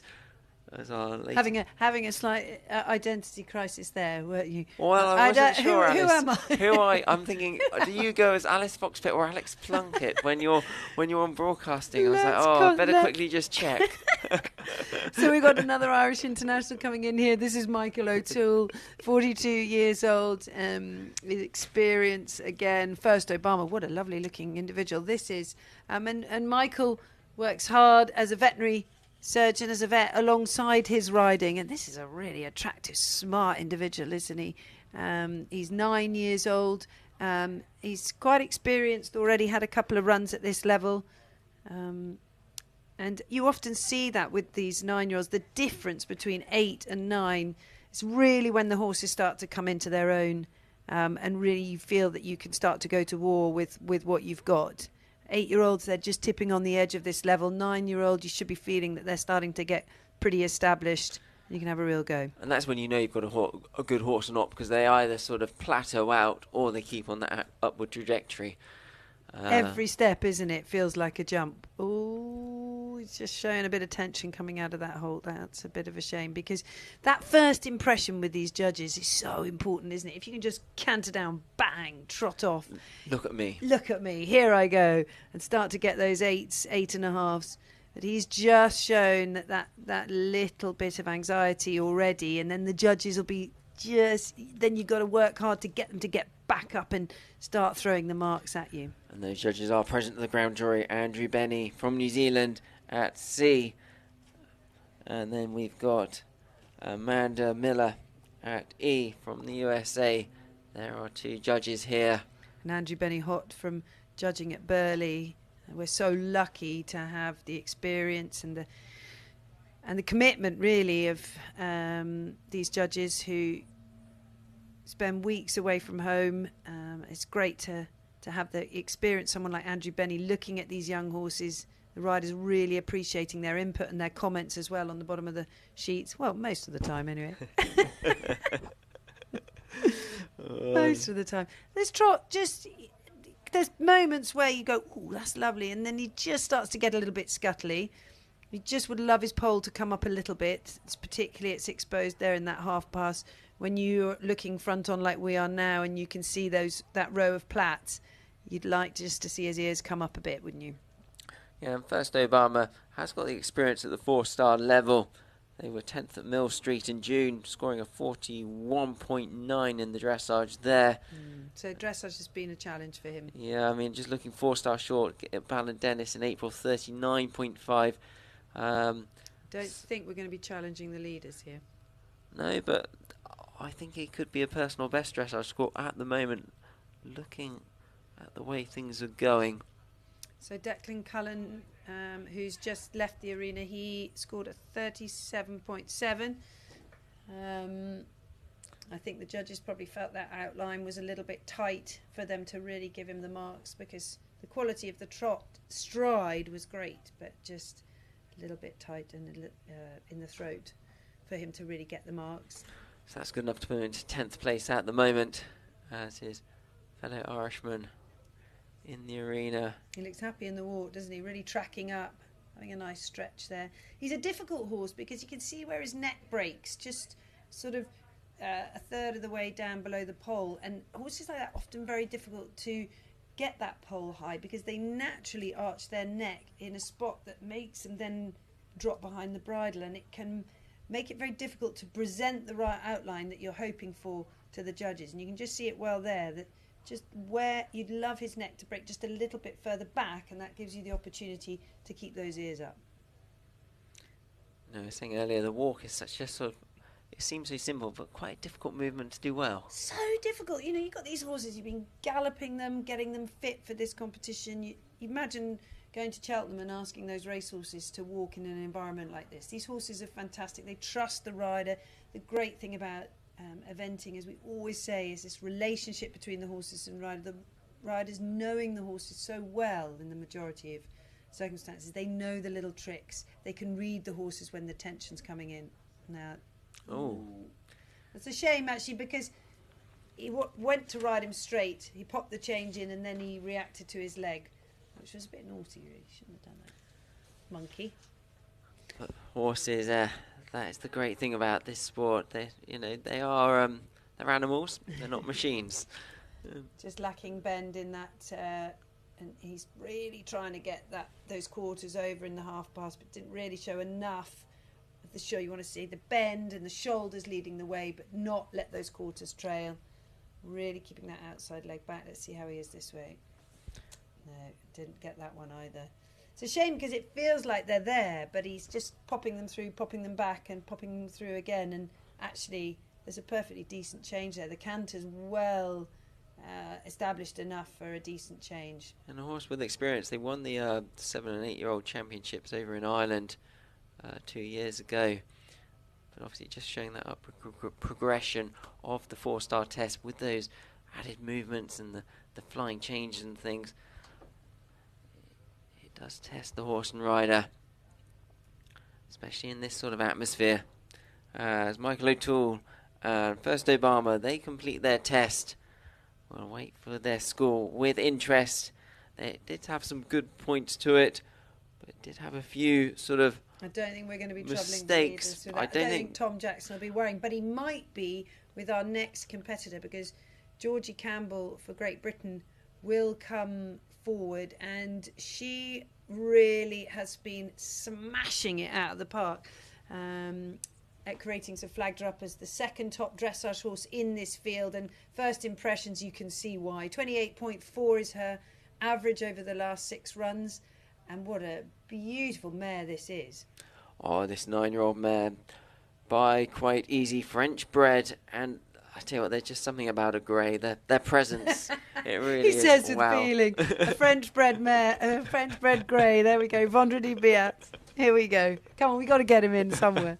35 years old now, Georgie Campbell, lives in Tunbridge Wells, and of course married to the great New Zealand competitor Jessie Campbell. She is one of the most glamorous riders on the circuit, and doesn't she paint a wonderful picture there? Immaculately turned out. This is a really stunning combination. I cannot wait to see these two in the dressage, and it's so great having Eck Ratings, because the sort of facts and figures really flag up horses like this that perhaps, if you're not following the sport all the time, you might not know just what a good job Georgie's been doing with Darcy de la Rose so far. So here we go, let's see. No, Dan Burner and all his team at Eck Ratings, what a great job they do. And this mare owned by Wendy and Johnny Weatherson. Just a little bit fishy, not quite nailed that first halt, but a beautiful trot as she comes out of it and into that first shoulder in. The cadence, covering the ground, she's brave, she's forward, and straight into that positive medium trot. Really showing her off there, isn't she? Yeah, this horse was 4th in the national championships as a 7-year-old Osberton, and has really progressed nicely since. They had a good run in the 3-star long at Houghton Hall, finishing 9th, 29.4 their score there. And Georgie, a really successful showing rider before she turned her hand to eventing. And so often we see top riders, whether it's in racing or eventing. Laura Collett herself, a very good showing rider before. And just that craftsmanship, and you can see how confident she is in the ring, how she presents the horses. And a lot of that contributes to marks, because of course you want the horse to go correctly, but it is showmanship, it is confidence in the ring, it is showing your horse to its absolute best. Just quarters trailing a bit there, she'd have liked to see that, but it's tricky. That's better that way. That trot takes Lovely. some sitting It's to. got some lovely movement, very sort of elevated, and I don't think I'd be able to sit to that, for goodness sake. Boinging about. I'm sure that's not true. So now we're into the walk. I wonder what the judges are reading into this. She really is a beautiful mare. I said to Georgie, actually, I was speaking to her a couple of months ago, that was she considering riding for Team New Zealand, obviously with her, and she said, because I thought it'd just be a simple get married, sign a piece of paper, but actually it's quite difficult to change your nationalities to ride for New Zealand. She said, there's quite a lot of hoops to jump through. She may have married a New Zealander, but she's not planning on riding for New Zealand anytime soon. Well, that's good news for Team GB when you look at a lovely horse like this and a talented rider like Georgie. I know it's tough at the moment with the depth and strength that we've got in the British team, but you need lovely young horses like this coming up through, and for sure the world-class performance teams will be watching this class to see the sort of horses they want to pinpoint and support up through the levels to get them to be on that potential podium. And you'd have to say that this is a horse that really has that sort of star quality. Beautiful transition. The canter work starts in this test. Interesting. She's not just taking her forward in that extended canter. She just took a little bit of time to get into it. But a lovely engaged canter, very uphill. She goes into that half pass, just reacting a bit to the leg. Just saying, hang on a minute, Mum. Just ride. They have to ride what's underneath them, don't they? Sort of horses, they do come out so differently at times in the atmosphere. Let's see this change. Oh. I thought she might just was having a bit of a negative reaction to the leg, and not really letting Georgie, when she put the leg on, the reaction was not always to take her forward. She's just swishing her tail and coming back at her a bit. Very difficult to ride that. Back into this canter half pass. Lovely half pass. Holding the front end. Keep that back end coming along. I'm sure Jessie's here watching and supporting. And of course, he was disappointed to miss out. So these changes still not established. That'll be a frustration for her. Yeah, you would say the sort of the counter work, the sort of last stage of this test, have just let them down.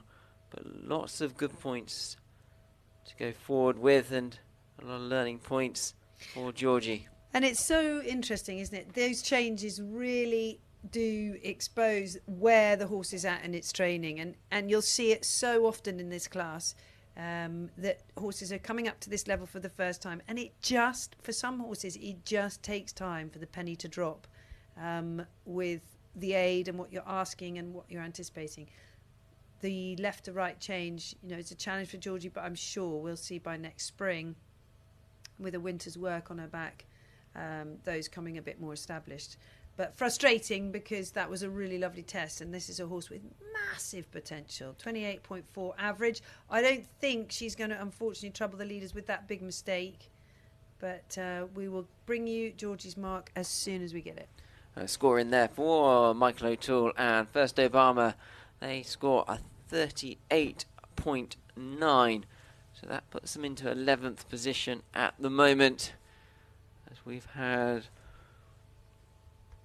4 horses come forward in our second session of dressage in this 8 and 9-year-old class at the Blenheim International Horse Trials.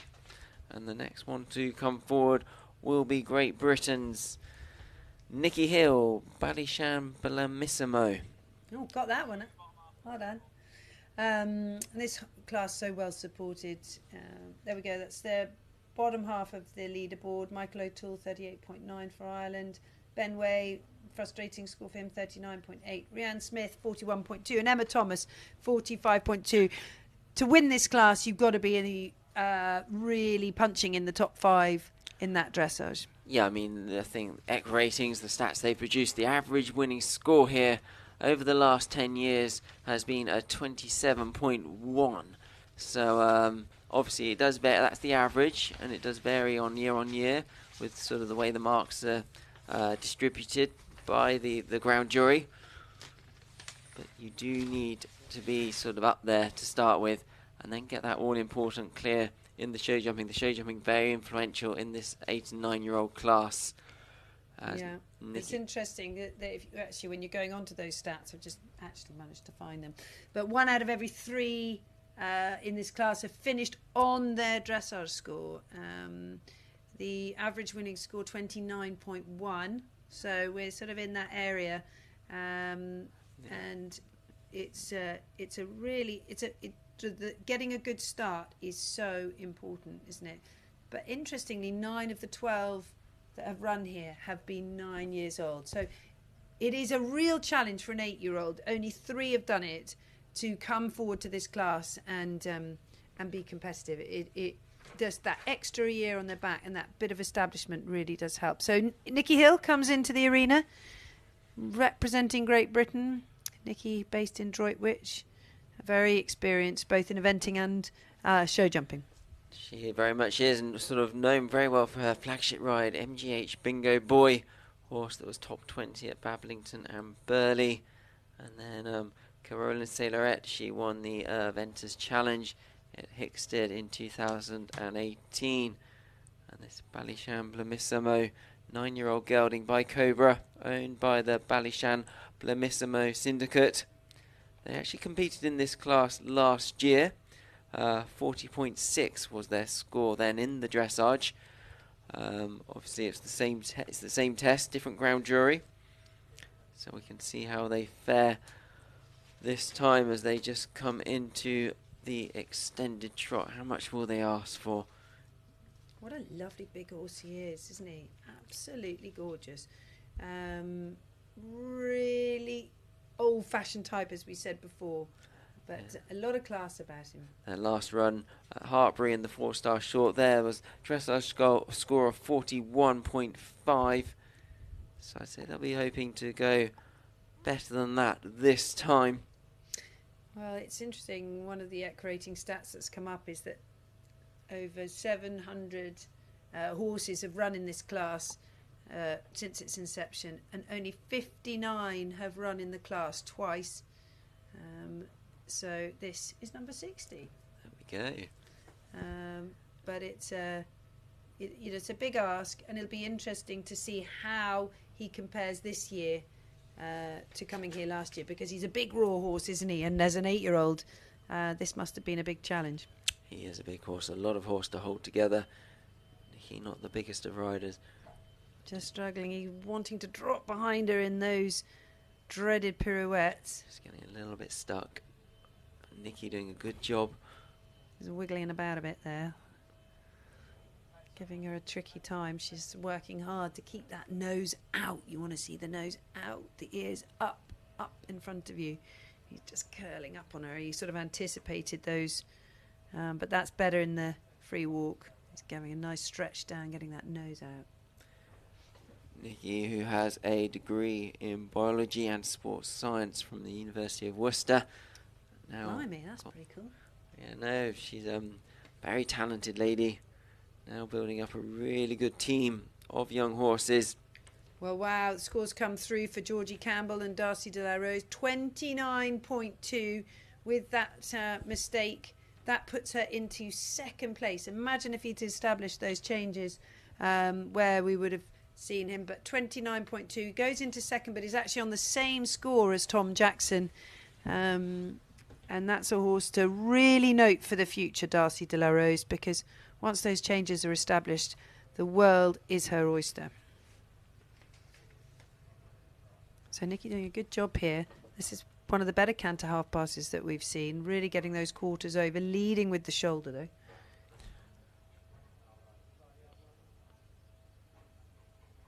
Very smart tails, aren't they? They are very smart. With that white lining. Very bougie. It's all about the sort of overall picture, and a smart jacket definitely helps as getting the first of the changes. Good boy. That was good. There's It's always a bit of a nightmare when they start going to the loo, just as you're about to ask a change. It's not ideal from a rider's point of view, because they can go a little bit, that's what they're thinking about, not what you're asking them. But she nailed that one. Just stop up on you a bit. There you go. There's been some really nice elements to this test. Some bits that Nikki will know she needs to work on. Not bad, just a bit late. I think the judges will be quite harsh on her for that. But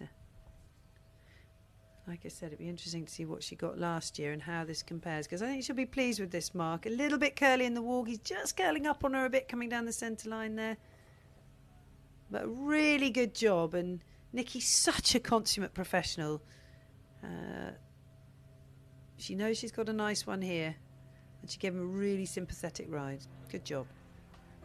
Yeah, Nikki Hill, Ballyshambler, Missimo, they complete their test here in this 8 and 9 year old class at the Blenheim Palace International Horse Trials in this Palace Arena. And the crowds are beginning to build. The atmosphere is definitely building up there for these horses, and these young horses taking in their stride. They really are, and we said earlier, it's so great having the Jockey Club here. Their first foray into running horse trials. Of course, internationally, jockey clubs and racing jurisdictions, it's something that's very common. The JRA, the Japanese Racing Association, hosted the Tokyo Olympic Games, and they very much are the umbrella organisation for all equestrian sport in Japan, and all equestrian sport benefits from the revenue from betting. Annoyingly, that hasn't quite come across to equestrianism in this country. But the same in Hong Kong, the Hong Kong Jockey Club hosting the Beijing Olympics due to the restrictions, the health restrictions of taking horses into Beijing. The Hong Kong Jockey Club volunteered to host the games and did a brilliant job. So I think we're very lucky to have the experience and the team that the Jockey Club bring in hosting big events. Tom Jackson and Georgie Campbell, they're confirmed as our joint leaders. Darcy de la Rose, what a lot of potential that horse has got. I missed Tom Jackson's test, but it must have been lovely. It was absolutely lovely. It was stunning. It didn't have the sort of mistake that, obviously, the Darcy de la Rose, the trot was just electric, amazing, and it was rewarded highly. And because she still managed to make a mistake in the canter and end up sort of in joint first with Newton Belize. But both sort of horse and riders, very much horse and riders on the upward trajectory. Tom, fresh from that second place at Burley. Definitely a horse and rider we'll be hearing a lot more of. I'm really excited about this combination because Arthur Duffort is a grafter. I mean, he is a serious grafter. He comes forward representing France, and we'll talk a little bit more about the fantastic years he spent with the superstar New Zealand rider Andrew Nicholson, and I know he feels that that's his biggest influence. But what's really exciting for him is this is his first homebred horse at this level, and it means a huge amount to him and his wife Logan to have produced this horse all the way through and now be cantering down the centre line at Blenheim in this prestigious class. Yeah, this horse by Mill Law, owned by Annie Rose Chandler. Arthur Bell, based at Ellesmere in Shropshire in a purpose-built yard. Just tense, showing some tension in this early part of the test. I mean, if you bred a model like this, you'd be giving yourself a big pat on the back, wouldn't you? I mean, if you're trying to breed an event horse and this comes out, you'd be pretty chuffed. He's just letting himself down a bit with the unsteadiness in the head, dropping behind the contact, and that's really just showing some tension and some greenness. Matterhorn Rising, this lovely 9-year-old gelding. What a good picture. And Arthur, such an experienced rider, as Alice mentioned, spent 4 years with Andrew Nicholson, learning the trade before setting up on his own. He's He's giving him a hard time in the contact there, isn't he? He's just fighting the bit, and Arthur trying just to soften and get the horse to just take the bit forward, and he's just giving him a little bit of a hard time. Logan, when she came over from the States, came and was based with us. Really talented rider in her own right. Personal trainer, supports Arthur so much. She's a real asset, a massive part of his team. And their 2 boys travel with them everywhere. Just been at Burley and regroup and come here. It's tough, on the family on the road, but they do a really good job. This horse not giving Arthur the easiest time. But again, a horse with huge potential. Today's not going to be his day for high scoring in the dressage. Yeah, it's their first 4-star run. They've only run at the 3-star level below before. Marks ranging between the sort of 36 to 33 sort of level. So it'll be interesting to see what he can score here as he's in those pirouettes. He's just giving him a hard time. Jogging in the walk now. It's very expensive. It's very easy for the judges to go straight off. As soon as they see a jog in that walk, the marks just tumble. And he's a horse that you just feel he just wants to take a breath. Just take a breath. Just enjoy the experience. At the moment, he's finding it all a little bit overwhelming, and his reaction is to suck back on Arthur, and just he's making too many mistakes, really, in the competitive class like this to score the high marks.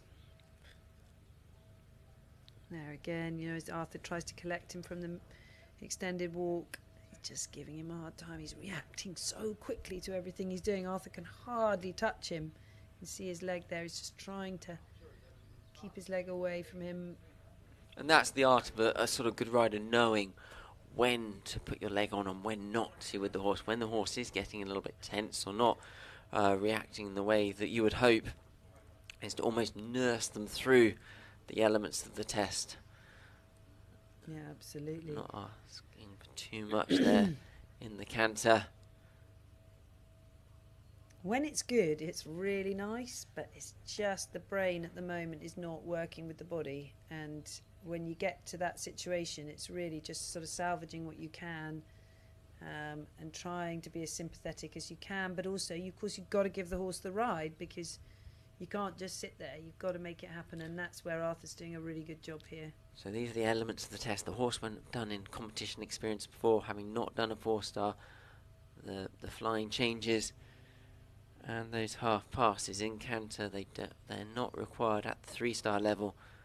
They are at the 4-star. What is it about dressage? I just was looking at the crowd there, and everyone's got their head on one side. We always seem to do this. I don't know why we do it. And you start to think it's going to help make the horse perhaps flex a bit Bit more. of an angle. It's like when you're watching show jumping and start lifting a leg. Very intense, very knowledgeable crowd here watching Arthur closely.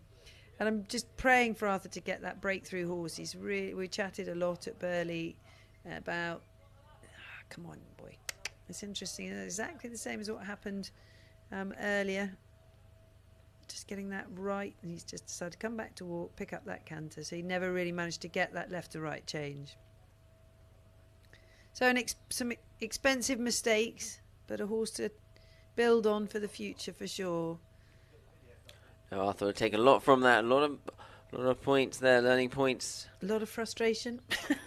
But I suppose what I would say, though, obviously he's not going to trouble the leaders. We know that. But if he sort of a good show jumping around, a good clear, that cross country, that David Evans track, He know, looks it's like a going to take horse some you'd like jumping. to sit on and gallop and jump, doesn't he? Yep. He looks like he can gallop and jump, and of course this is a 3-phase competition. But we wish he hadn't quite thought about galloping and jumping while he was here. But But we have a score in for Nikki Hill, Ballyshamble and Miss Mo, 38.5 their dressage, so puts them into 12th place at this stage of the competition. that's quite tough, I think. I thought that was a really nice test. So, who have we got coming in for? now, we've got Cooley, Snapchat and Selena Mills. As we just there see the bottom of the leaderboard. There we got Declan Cullen, Ultimate Quality, 37.7. Nikki Hill there, as I mentioned, Ballyshamble and Miss Mo in 12th place. Cooley, Snapchat, Selena Mills come forward now for Great Britain. Selena, a very experienced rider. This horse owned by Mr. and Mrs. William Rucker. Big supporters of Selena and also big supporters of racing. Own a lot of racehorses with Evan Williams. I know those famous colours, that royal blue with the pink. And had so many good horses over the years. Such great National Hunt stalwarts. And William Rucker very involved at Cheltenham as well on the board there. A huge contributor to racing. What a gorgeous horse this is.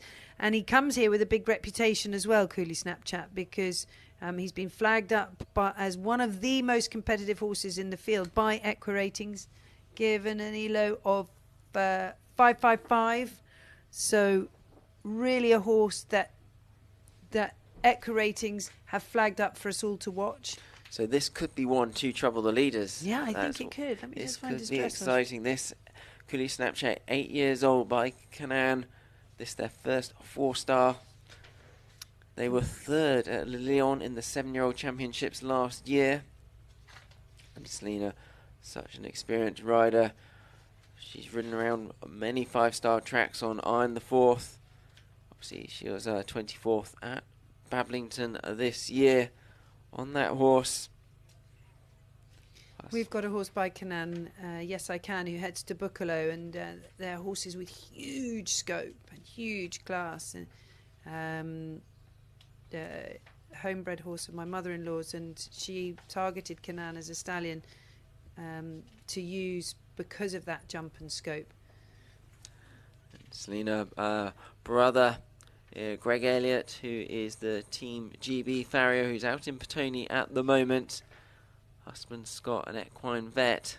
So her average over the last 6 runs, 29.7. So she really could get into the hunt, and you can see why. She's riding with great confidence. Is she sweeping out of the turns, a la Pippa Funnel. Lovely, big, forward, brave in that medium trot. Looks very fit, this horse. It's really strong and well conditioned, doesn't he? A lovely horse carrying that Cooley prefix. Being sourced, produced by Richard Sheen. Over at Cooley Farm.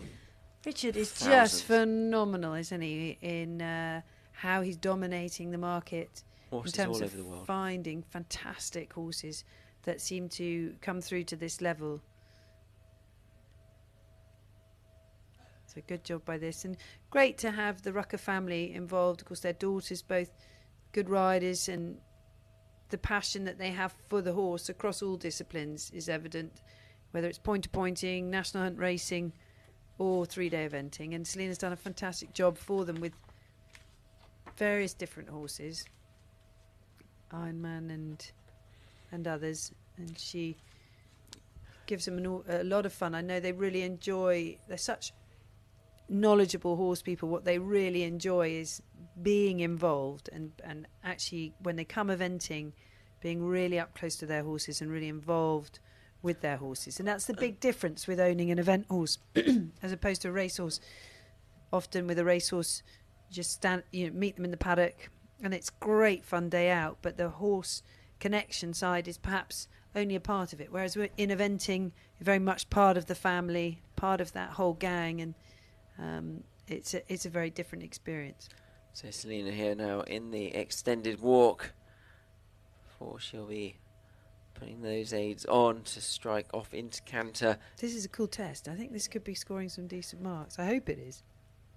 Yeah, 29.2 the score to beat at the moment. Newton Belize, Tom Jackson and Darcy Delores, Georgie Campbell. Great They transition. sit Look at at the that. top. She was properly brave, really went for it. And he comes back very well as well. He's so balanced for a big horse, isn't he?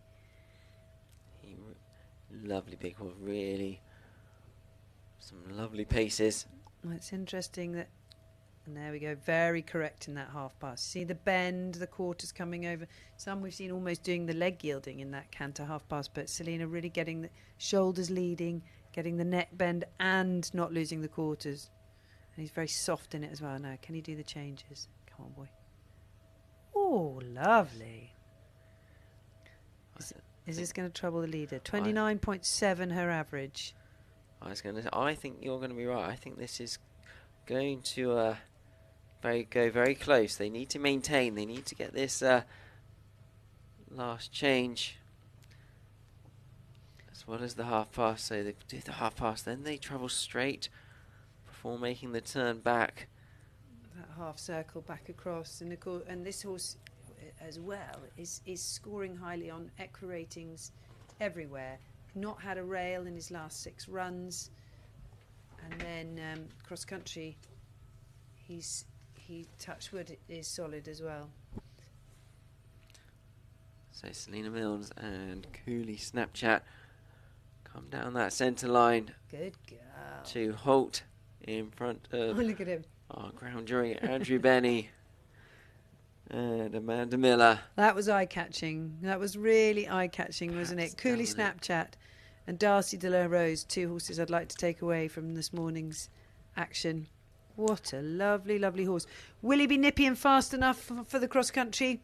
Well, we'll have to wait and see, but I think she'll be thrilled to bits with that really solid performance in the dressage. But as always, the way Alice, I was looking back through sort of past results, it's not necessarily the horses that win here or do sort of even top 10 then go on to be good horses. I mean, we had sort of MGH Grafton Street 2016 was 18th. Obviously, they went on to win Burley.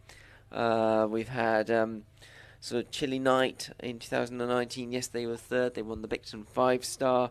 I mean, Toledo to Cursor 38th back in 2016. Look where Toledo to Cursor is now. Do you remember? Do you know what? If you interview Tom McKeown, he'll still bring up a stupid run out here as one of his most biggest frustrations in the career of that horse. He had it. He was in the lead. And he had a really annoying run out, and he still beats himself up about that now because he really feels it's the one that got away. Well, we'll wait for Selena's mark, and we'll give it to you as soon as we get it. But into the arena comes 221. Max Warburton, one of the young rising stars of this great sport, just 22 years old, based with Susie Berry, another real star of the sport, Susie, who was based with Piggy, now on her own. And amazing to think that he's already had 16 starts, Max, at this level, which amazes me. You know, just 22 years old, hugely ambitious young guy. You know, a rider that's definitely caught the attentions of Andrew Nicholson. Well, he does ride a horse called Monbeg Exclusive for Andrew and Wiggy. And this horse, Cooley Fireball, owned by Mr. Rowan Salmon and Mrs. Nicola Salmon. Obviously, Nicola Salmon, one of the FEI delegates here, and sort of plays a massive role within the eventing. Yeah, it's interesting, this ownership, isn't it? It's because obviously Nicky and Robin Salmon own the horse, but Cooley Farm have kept an interest in it as well.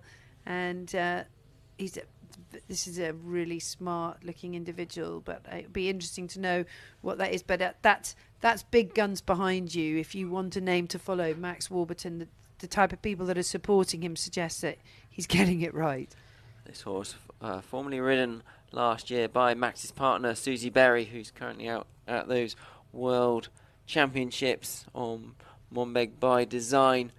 Max taking over the reins this season, and what a good job he is doing with Cooley Fireball. He's had some good solid runs at the 3-star level this year. Dressage is ranging between the 31 and the 35. Nice light horse, isn't it? Very different type from some of the others we've seen. What makes a good event horse? And I think there's so much discussion at the moment about this sport, and whether you're looking at a Badminton and Burley horse or whether you're looking at a championship horse, they're two very, very different beasts. This looks like a nippy, fast, classy championship horse. That's not to say he's not capable of both of the Badminton and Burley, but there's such different sports now. When you go to these big international events, when you look at Tokyo, when you look at where Olympics are being held, it's just a very different setting and setup than you'll see at the big Bs. Oh no, definitely. And this is Dutch bred horse by Flipper de Elie, and as Alice says, really does look the part. Really attractive, isn't he? Beautiful, very classy head, very classy front end. Max doing a good job with him coming into these pirouettes. keeping, as we were saying earlier, it's all about imagining a bin lid they're turning on. They really just need to move That's a good way round. of thinking of it. I'll have a go at that. And there Pin lid. comes into that second one. He got a bit stuck behind, didn't he, there? I think they're so hard to ride, though, those. They're so hard to get right. And even if I saw one that was perfect, I'm not sure I'd even know then. Not that that's saying much, but... And we're still waiting on that score for Selena Mills and Cooley Snapchat. I think it's going to be good. But How good? Am I going to How get you to good? predict? well, I'm going to go and predict. I think she's going to go ahead. I think she's going to be... Do you? Do you think she's going to go into the lead? I'm going to go 28.1. That's what I'm going with. It's a bold shout. That is a bold shout. I'm continuing. I'm trying to see for you, but we're yet for the score to come through. Max Warburton and Cooley Snapchat now just getting into the canter part of this test. They get the strike off before doing the extended canter down the long side. How brave will he be? Quite brave. Pushing on. Oh, monkey. That's why he wasn't totally brave. He just had that spook changed. An expensive mistake. And you can see he's a horse. He's a real classy horse, isn't he? This is a Ferrari. This is not a Dobbin. Max doing a really good job here with those great long legs wrapped round him, but that spook was cheeky. But he can put that mistake behind him. Obviously, each movement is judged separately. Yeah, changes are all right, work in progress, but that was pretty good, wasn't it? You'd be happy with that. So Who's going to get this first? Who's going to get the score first? he's coming round and is frantically refreshing. Max Warburton on Cooley Snapchat now. I love his expression. Look at his expression. Full of He's concentration. Not that easy though, is he? You know, he's blowing his nose now, just showing that bit of tension. It's so frustrating when they start doing that because it makes it very difficult to maintain that contact. But what an exciting horse for Nikki Salmon, and what an amazing supporter she's been for so many years to Andrew Nicholson. And now that Andrew stepped back from international competition, she's picked out a talented young rider to come forward and support, and that says a lot about Max. Well, some frustrating mistakes, but this is a lovely horse, and another one, to put in the notebook, which is what we're going to be saying throughout the day. We keep on going on about it, but some big mistakes, then there'll be expensive mistakes. So here we go. Go on, Alice, take it away. Surprise me. You What's were the nearly score? Right. 28.5. Well done to Selena Mills and the Rucker family as Cooley Snapchat, another Cooley horse. We've just seen one leave the arena as one takes the lead. Selena Mills was predicted by Equiratings to go well. Her average over the last 6 runs, 29.7. She's blown that out with a 28.4. And we thought it was good, didn't we? We thought it was good. I mean, there we go. We've got the scoreboard up. That is this standings at this stage of the competition. We're about halfway through the second phase of this dressage on the first day of competition here. Cooley Snapchat, Selena Mills take the lead, 28.4. Tom Jackson, Newton Belize, 29.2. Georgie Campbell, Darcy Delorose, 29.2. But just look how close it is at the top. Yeah, the frustration there for Darcy Delorose. If you missed it, it's the most gorgeous grey mare. Did a lovely test, but just not established in the changes yet. As soon as they come, that's going to be flash. But definitely Selena Mills deserved that mark, and Equiratings flagged up that was what we could have hoped to see, and she didn't disappoint. So our final horse before the lunch break comes forward now, and it's Great Britain's Jack Pinkney. Rahi Revelation come forward. Rahi Revelation, an 8-year-old gelding by Ars Vendi. This their first 4-star competition, owned by Margaret and Simon Hope. Oh, that was annoying. Who great supporters of eventing, and also breed a lot of good flat horses. Jack comes forward. Rahi Revelation, formerly ridden by daughter Eleanor. That's the owner's, not Jack's. Just thought I'd better stop that before we see anything. Did you get that right? As a 5-year-old, Eleanor Hope, and then Jack taking over the ride as a 6-year-old. We've got an Ars Vivendi at home, actually, owned by the wonderful Catherine Witt, who's been such an amazing supporter of Williams for so many years, and he's the most gorgeous 5-year-old who we've not really had out yet, but not a dissimilar type to this, actually. A lot of strength, a lot of class about him. Jack will be frustrated by that entry because he just felt he had him established in the canter, and then he just broke into trot as he came into the arena. There was nothing he could do. He couldn't circle away. Not got a huge amount of flair in the trot, but a lovely outline. Very uphill, isn't he? This horse who went to Le Lion d'Angers in those 7-year-old championships. Unfortunately, didn't trot up on the final day. Jack's a real grafter. Izzy Beckett, one of his owners, always telling me what a good job he does, how hard he works, what a professional he is. Not always got the huge amount of horsepower, but really doing a good job with what he's got. Yeah, based in Andover, Hampshire, 30 years old. He's ridden up to the 5-star level. As he moves across the arena. I like the notes that Jack's said. So this horse has gone advanced, and he did his first advanced at Wellington, and he was 7th after a cheeky dressage. And we've just seen a couple of cheeky moments from him here as well. But he's obviously a real jumper. Looks great there, doesn't he? That's a lovely walk. Come on, get these retro pirouettes. Can he get the pirouette? A bit stuck behind, and he'd like to see those feet moving behind a bit, and then just grabbing the bit off him a bit, saying, "Come on, Dad, let's get going." He's got a lovely eye, this horse. I love his expression. Those pirouettes proving a bit challenging.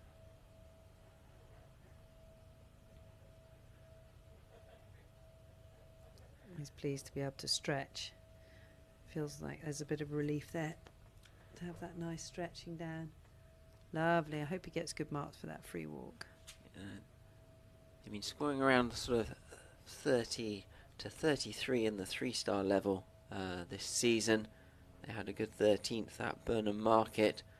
Horse trials in April of this year. Obviously Burnham Market over in Norfolk, owned by Alec Lahore and Emily Lahore, who are great supporters of British eventing.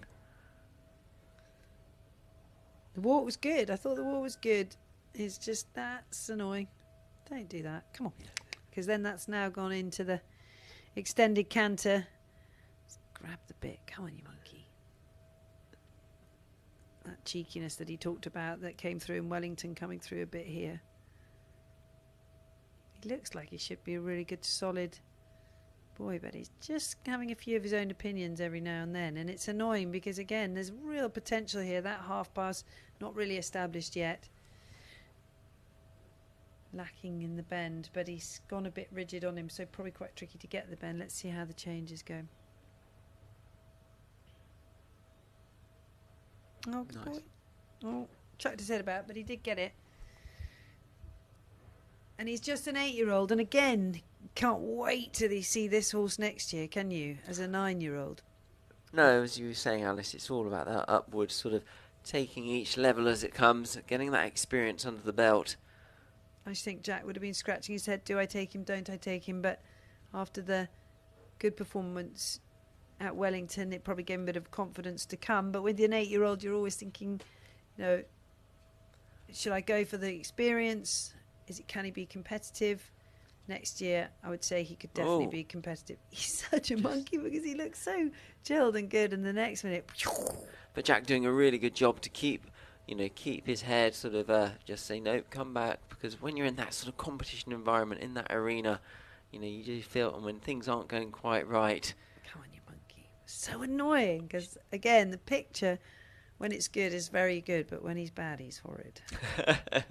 Like my children. Well... Just like my children. Good job, Jack. And great to see Jack here at Blenheim getting the opportunity on a big stage, because, you know, one of those real grafters. There's so many people in this sport who work really hard day in, day out, and just to get the opportunity to be here and part of a competition like this is why you do it. Well, no, that's our final horse of our morning sessions here in this 8 and 9-year-old class at the Blenheim International Horse Trials. And what a morning of dressage action we have had, Alice. I mean, we have seen some lovely horses coming through. Well, we expected to, didn't we? I mean, we've talked about this class being a showcase for future stars. It has an amazing and illustrious history. Of course, London being the real megastar that's come out of it. But 5-star winners have come out. Will these horses go on to be those sort of superstars? Who knows? But Cooley Snapchat heading the way on 28.4 with a really polished professional performance by Selena Mills. Georgie Campbell, she'll be thinking what could have been with that 29.2, really with not established in the changes yet. I miss Tom Jackson. You said that was pretty fabulous on 29.2. Nice. And Bill Levitt. Those four breaking that all-important 30 barrier that I think you're going to have to do if you're going to win this big class. Definitely that is, but the action will be back. We will be back at 2:30 with Camilla Speirs, Full Island, BT Angelo. They will be first down the centre line after the lunch break, so do tune in. 2:30, you will not miss a thing in this 8 and 9-year-old class at the Blenheim International Horse Trials, brought to you for the second year by the Jockey Club.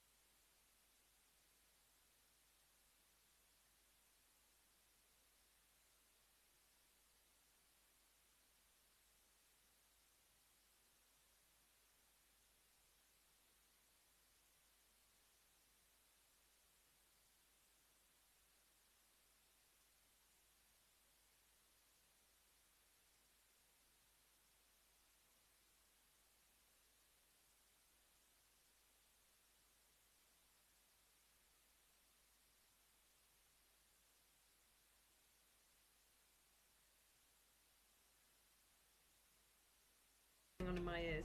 Ooh.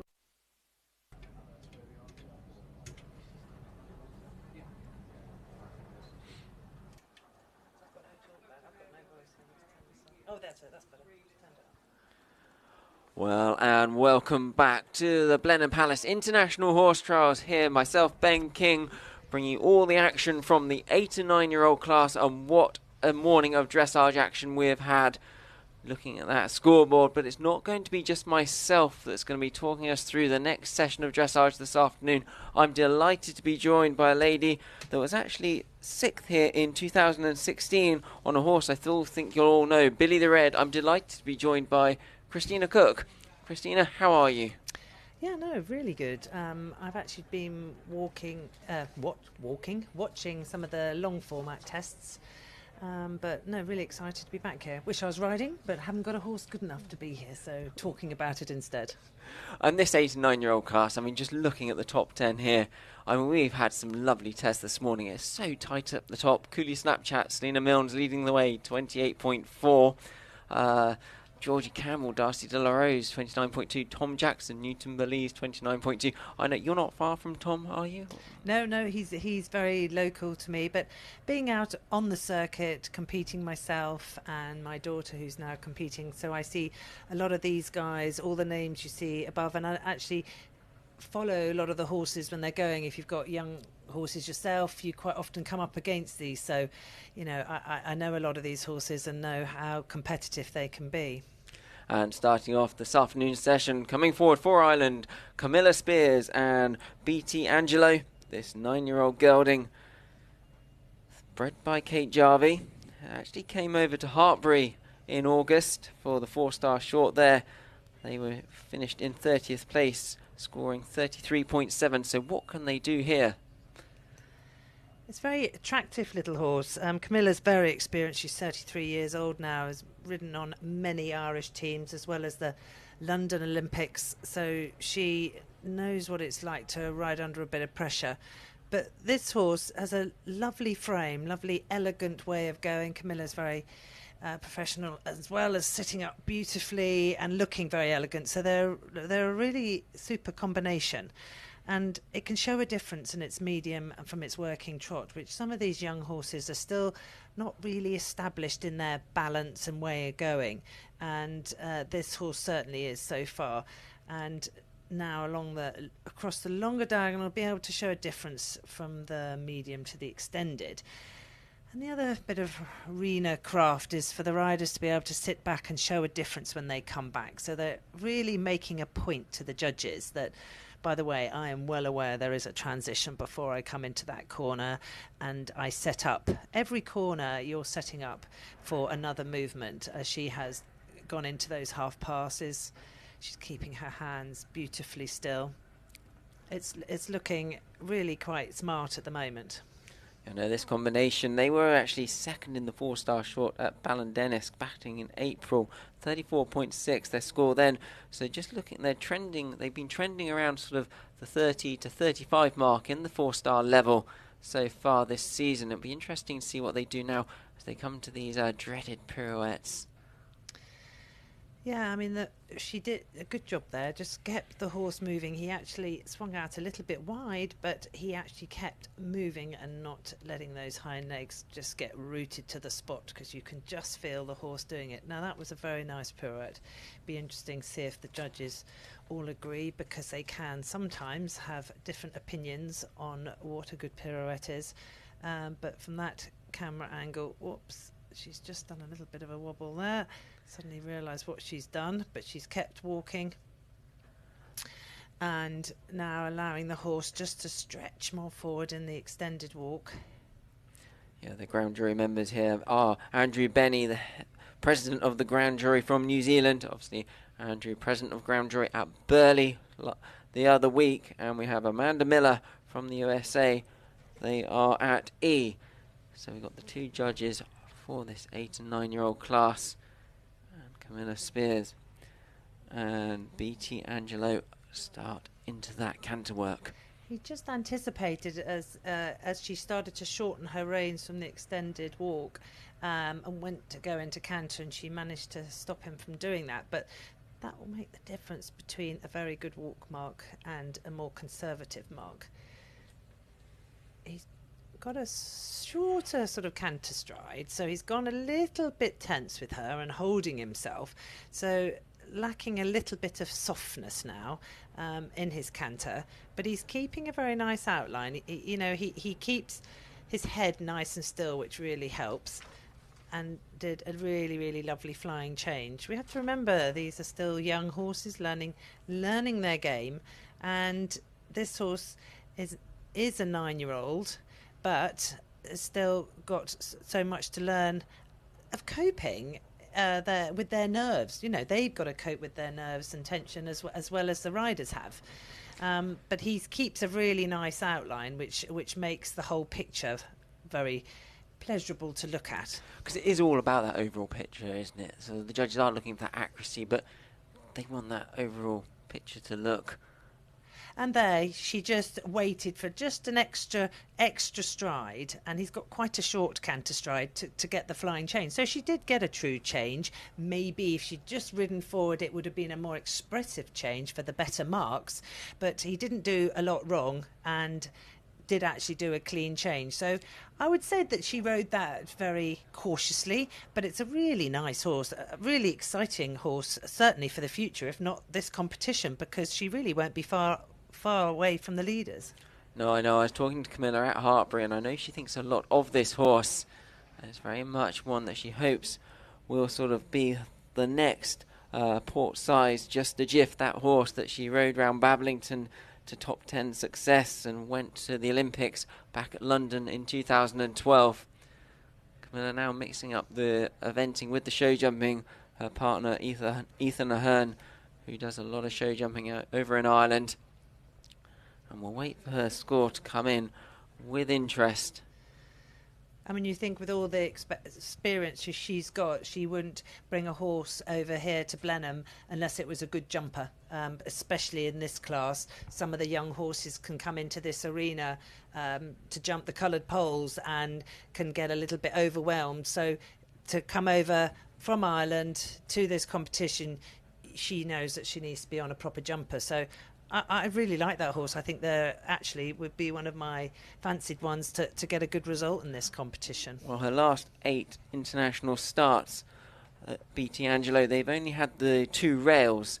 These are stats from Equa Ratings, and it's so great to have them providing us with all these stats. Scoring for them now for Camilla Speirs and BT Angelo. 32.3 for them, good enough to put them into 9th place at the moment, just in front of D-Day and Caroline Harris, and just behind Daisy Barclay and Denise de Figuer. I think that would be about right. The horse, I think the judges might have looked at it and just thought it was a little bit on the cautious side. Up a gear in the trot and the canter would have given her the very, very good mark. So, they didn't make any mistakes, but they have the potential to do certainly a good tests in the future. And into the arena now for Great Britain. Emma Hislop-Webb comes forward on Bollyborn Aristocrat, this 9-year-old gelding by Dignified, owned by Emma and Mr. Richard Pemberton. They come forward for their first 4-star short dressage in a competition environment. This horse, you can see straight away, finds it quite difficult. He's tense and has been, even when they were trotting around the edge of the arena, when he's looking around him, he draws his head up and neck right back into his chest. So he isn't as established, certainly at this phase, as the other horse that we've just been watching of Camilla's, and really looking like a real baby, a fish out of water slightly. It's a really lovely, attractive horse and has all the attributes, but at the moment he's thinking, oh my goodness, he's settling down the more into it that she's getting, but he doesn't really know how to lengthen. He's got a little bit of knee action with his front legs, but he's got to learn to relax use his back and actually sort of propel himself forward a little bit more to get a longer length of stride to get the extended trot there, because really they didn't really show very much. And here with these half passes, it's all about the sort of the crossing over that the judges will be looking for. Andrew Benny obviously at sea will have a good view of this. Yeah, Emma rides a lot of horses, and she's produced a lot of horses, and she had 2 horses at Burley last week. It wasn't really her week, but she still had them there, and she was competing at that very, very top level. And this is another horse that she is producing. And she finds, the dressage difficult. Some riders do. I did. It's something that we all have to really, really work on. And, some horses find it difficult. And then you have to really, really work with them from that point of view, especially in a competition of such high quality as this. See there, the horse got really tense and nervous, and actually he swung his quarters round rather than the other way round. So it's a case of getting through this test without the horse getting too worried about it. And it's bringing young horses into the arena here for the first time. And, you can have a 9-year-old here, but it can still be very young. It depends on how much they did as a sort of 4 and 5-year-old. They can come here very inexperienced, and they've got to get a good experience of being in the arena without the riders putting too much pressure on them. And Emma is being very gentle with him, because she can feel he's on the cusp of having a bit of a panic on, and so she's just really trying to get him through the motions, do the test, and gain the experience from this competition. So it'll be interesting to see how much sort of extended canter she asks for down this long side. Emma, who's based up in Leicestershire, married to Richard Webb, who helps her a lot, and actually sort of one of her biggest supporters. Her parents actually own Bellevue Equestrian Centre. And her mother used to do a lot of hunter hirelings, and I was told it was Emma's job always to make sure they were jumping. Yes, I can't imagine that being a particularly fun job. I bet she's had some rather tricky horses to ride. So she knows how to deal with these slightly trickier horses. And this horse is certainly testing her skill to get the very, very best out of him, because in his anxiety, he's sort of gone a bit short in the neck. And so he is just literally going through the motions. But she will know that when she came here that this was possibly going to be his weakest phase, and it wouldn't be surprising if this horse was a really good jumper. She would have done plenty of practice jumping with him, and you can come here and put them to the test a little bit and go, well, look, if they do the 2 jumping phases well, it's the dressage we know, and this horse is worth persisting with to get the dressage better. So, sometimes you can look at the riders and why they bring the horses here for the reason of education. So she's pleased with that. So, this horse, she knows finds it difficult. She knows she's not going to be one of the leaders, but he's here and had a reasonably good experience. And that's what it's all about, having that good experience for these young horses. And it's a big ask, obviously. In previous years, this arena has been sort of away from the main arena, but since the Jockey Club have taken over the running of this event, it's been a great idea to get this young horse class up in the main arena, get them to experience some atmosphere, some crowds actually competing with that feeling of being on a big stage. Yeah, I think it's a really good move of the Jockey Club to do that, and they actually have the security of having the other arena next door to them as well. Yeah, as we now just see, there's no change at the top from after our first 2 horses after the lunch break. No one troubling the top 10. Well, so I know Camilla Speirs actually went into the top 10 in 9th on BT Angelo. We see there 32.3. We await with interest with Emma Hislop-Webb's score. 40.4 their score, so they go into 19th place on Bollyborn Aristocrat. As our next horse into the arena will be a ride for Charlotte Rowe. Charlotte coming forward on Rostarth Nero. This 8-year-old gelding by Tullibard's Benny's Legacy, owned by Mrs. Lorraine Dunn and Mrs. Penny Rowe. And together, this horse, only being 8, it's his first start at the 4-star level. Just saying earlier, Tina, the difference between the sort of 3-star test and the 4-star tests, you have just got that added complexity of the flying changes, the half passes in the canter. You know, it is a natural progression up.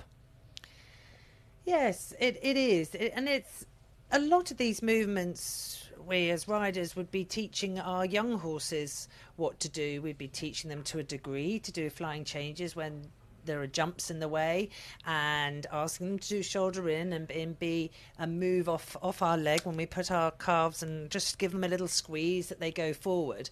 But it's the horses that need to gain the experience, the ones that are a little bit sharp, a little bit bright, that they come into this atmosphere and allow themselves to be ridden. So it's not necessarily the technicality of these tests, it's their rideability. And it's the rideability that makes the difference between sometimes the very best and the not so good. And, you know, the horses will gain that experience the more they're exposed to it. But you have to expose them in a gentle way, that they're not suddenly thrown in the deep end and that they have a bad experience. And this horse is coming out. He's showing a difference in his trot. He's allowing her to ride him and ride him forward. You know, he holds himself in a nice outline. She's chosen to ride him in a double bridle, which actually rather suits him. It makes him arch his neck in a nice way. He actually keeps his mouth still, because if you put a horse in a double bridle and the horse is a bit fussy in its mouth, that can sometimes go against you. So, you know, he's allowing her to ride him, which is, you know, a massive advantage. He looks fit and well. She trains based down in Devon. She has a lot of pointers in her yard and trains pointers, so you know that this horse will be fit and will be quick. She just wants to get a nice test under the belt here, which he is doing, and he looks like he's enjoying himself. And also, sometimes when you're riding a horse that trots around with its ears back, and it doesn't necessarily mean that it's miserable, but you have some that just naturally that's their way. That's a little bit like humans sometimes. But this horse is going along with his ears forward, and it just gives a much happier picture when a horse looks like actually he doesn't mind being in that arena. And this horse, his movement will improve the more he relaxes. Oh, it says I'm going to have a fly on my nose. Could do without that, thanks. But the more he relaxes to it, I think the more the movement will come. I know they had a good last run. Their last run was in the Hartbury 3-star long. They had got a dressage score there of 35.1. Obviously, that was at the 3-star level. And they're sort of looking through their marks at that 3-star level have ranged from sort of the 35 to the 39. But this test is actually looking good in terms of it could easily get a sort of mid to late 30s by the looks of it. Yes, he looks like he gets quite bothered with the flies and things on his nose, which some horses that are head shakers, I'm not saying that this horse is, but he's definitely aware and has an ultra sensitivity of the nose. It can be so tricky for you as a rider and as a horse if you have a horse that suffers like that, because you can see when he was striking out at his nose, their brain can just be totally overwhelmed by the possibility of anything landing on his nose. So he's coping very well with it at the moment. He did rather launch into his flying change there, but that was sort of to be expected because she hadn't really got his attention in the canter. He's not doing anything wrong, but you can see he's a little bit agitated. And there he actually, even though he rather leapt into the change, he actually did do a clean change. So he wanted to do the right thing. And, you know, there have been parts of this test that you can see this horse's potential to actually come out when he grows up a little bit more and actually do a really super test. Charlotte Rowe there, and Rostarth Onero, they complete their test in this 8 and 9-year-old class in the Palace Arena at Blenheim. We've got the beautiful backdrop just to the left of your screen of the Palace. It really does feel like such a magical place to be. Great place for photographs. And you've got pictures and owners looking at their horses, and to have your horse competing and the beautiful palace in the background. Great memories are made here.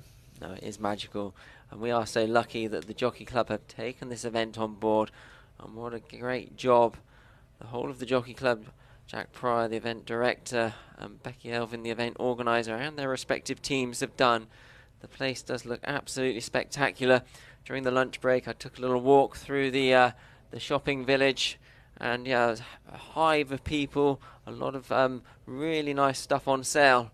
But if you can't get here this weekend, this is the best place to see all the action on this live stream.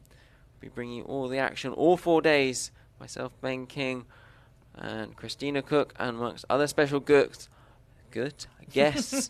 we'll all be here bringing the action as it happens.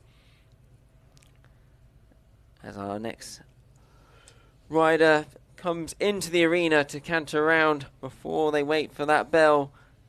This is a ride for Eliza Stoddard. Eliza comes forward on the Great Expectations Syndicate Idonna W. This 9-year-old Dutch-bred mare by Cuidado. This is their first 4-star together. Eliza based up in Leicestershire. And really is got a great eye for a young horse, a great producer of young horses.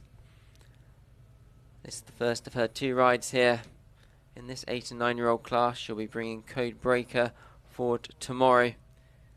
She comes down that centre line to start her test here.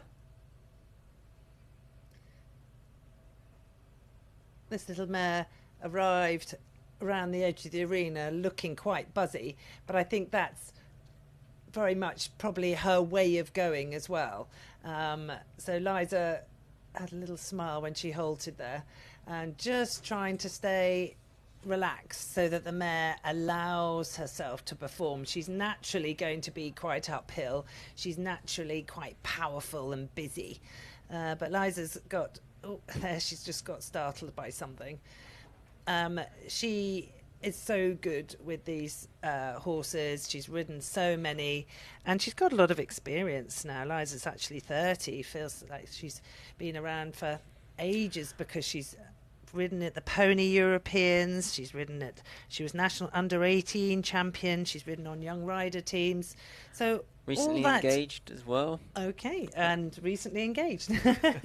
But you know, she's used to riding under pressure, and so this sort of pressure is more pressure of doing the right thing and pressing the right buttons with these young horses, and that you're giving them a good experience, which she is. She's just sitting there and holding all this energy that this mare is giving out, and she's trying to do the right thing, and all you want the mare to do is just breathe, because she knows how to do the movements. You can see she's crossing easily and wanting to go forward. Liza's sitting quite beautifully, and there she just, as she came down the halt, just dropped behind her just for a split second. But all it is the mare over trying, and sometimes you'll just say, just chill.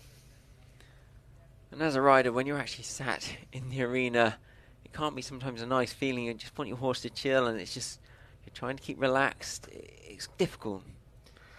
Yeah, it's because you want to come here. You know, most of these horses have owners. The owners are here. They've come here for the week. They have expectations of their horses, and you want to do your best. That's why you're a competitor competing at this level. But you learn with experience that sometimes your horse can do really random things, and like she's having a little spook at those flowers. and you just have to maybe slightly change your way of riding to deal with the situation that you've been handed. And this mare, as you can see her rolling her eyes, she might be naturally quite a spooky horse, even though you can put as many flowers as you like in your arena at home, but those flowers always look different. But the mare has kept her walk all the way around there. There's a lot of walk in this test if you've got a horse that's getting a bit anxious. And she kept that all the way around. And she keeps, even though she's a bit punchy in her canter work and in her movement, she actually keeps a very nice outline. And I think the further she'll go, the more she'll just relax to her. You can see that the way that the mare is built up and muscled up along her top line and up her neck, that she naturally is a little power ball. And she naturally puts the muscle on in the right places. Just taking the turn, going round for the first of her flying changes. Now, it's been interesting, this mare. It's been quite feisty, but it's good to see nowadays, and we're say nowadays in the last 10 years or so, there are so many more mares competing at the very, very top of the sport. And it's lovely to see in this competition so many mares that are on the way up and after Burley, with Veneer, Chimera and Classic Moe being, the best of the girls, that there is very much a place for a mare. But you need to have a rider with the right temperament. You need to know if your way of riding and your approach to the sport suits the mare, because you've got to be sympathetic, you've got to be understanding, and if that is your way of riding, these mares will give you so much. There's Eliza now coming down the centre line for her final halt in front of our ground jury members, Andrew Benny, Amanda Miller, pats down the neck. As she came into the halt, she just lost her balance a little bit and just stepped sideways, but she had the decency to stand still, and those little things, actually, as a rider, you're pleased with. Yes, she was tight all the way through, but there was a lot of very, very nice work. As we saw just before Eliza came in, Charlotte Rowe, Rostarth Nero, they completed their test and they go into 13th place, score 36.0 for them. So that was a good first attempt at the 4-star level. And Rostarth Nero is a horse that's jumped double clear on their last 6 international runs. Obviously the show jumping and cross country are very influential in this class. As we'll wait for Eliza Stoddard and Donna W's score to come in.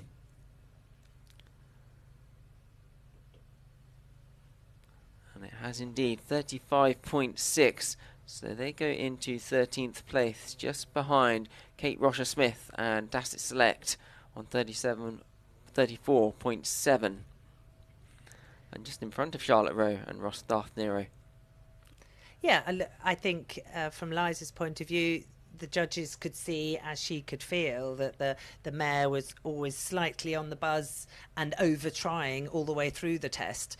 And I'm just looking, those flags are at half-mast there. They are blowing in the wind. There's a fair old breeze up there. Yeah, in the arena. No, exactly. And sometimes with these sensitive horses, it just takes a flagpole to be flicking or some extra noise going on, and that can just light them up. And she stayed buzzy all the way through. But actually, I really like the attitude of the mare, and I think there's a lot to come from her. You want an event horse that's a bit fiery, or got a bit about them. If they're going to be top class, there's good, and then there's top class. As our next horse in the arena for Sweden, Amanda Stam and Krobet AT. They come forward. This 9-year-old gelding by Corporal VDL. They've got some good 4-star form.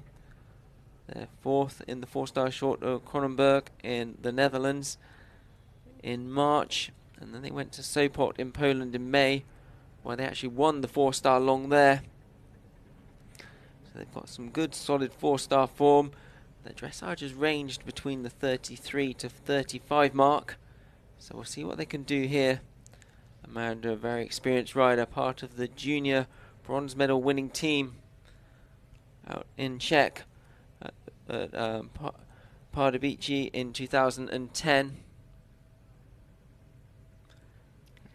I think coming forward to a competition like this, when some of the European nations, they have to compete in CCIs, they don't have as many national options that we have. So sometimes their horses are a little bit more experienced than ours. So coming forward into this class, it would really be of benefit that you have a horse that is a little bit more established. And this horse has got a very good jumping record. As they say here, he's never had a cross-country fault. So, he's a good-looking horse. And if she can nail a very competitive test and then stick with the form that she has shown, you can see why she's one of the fancied competitors in this class. No, very much so. As we're just getting into the first part of these tests, just coming for the medium trot. Just lacked a little bit of bend through those shoulder in. The horse actually went into 4 track, so came off the track a bit too much, just lacked a bit of suppleness through the middle. See if she gets it right now and goes for the extended trot. What's the judge looking for here in the extent? What are you thinking when you're trying to get a horse to get that extension? Well, the difference in the trot has been medium trot after the shoulder ends, and then there you want the extended trot, so we want a longer stride, more elevation, more lift of length of stride, so that you're showing a difference from the medium to the extended. But it's more for the horses that are a bit more established, you can really show off in those extendeds. And the horses that are going to be getting the very good marks. And it's nice if you're in a position to show the judges that you mean business, that you can really come round the corner and set off across the diagonal. That wow, look at me factor. Absolutely, because the marks are all so close really nowadays that you want to be getting those 8s rather than the 7s, and that's what will give you that competitive score, because you will be up against horses like this that have got a very good cross-country record and is naturally a fast horse. So you've got to be up there after the dressage. That it's harder to climb.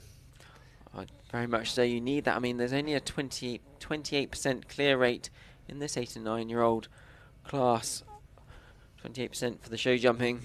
So that show jumping is very influential here. So a good solid test and a double clear will put you in the mix. And this horse has a very positive outlook. I would have liked him just to have taken his neck a little bit longer, taken his nose out. But he's got a very purposeful walk. She's allowing him to walk, but she feels quite secure that he's not going to break and jig jog in that. Oh, that was a shame. He just did a wrong strike off and she had to correct him.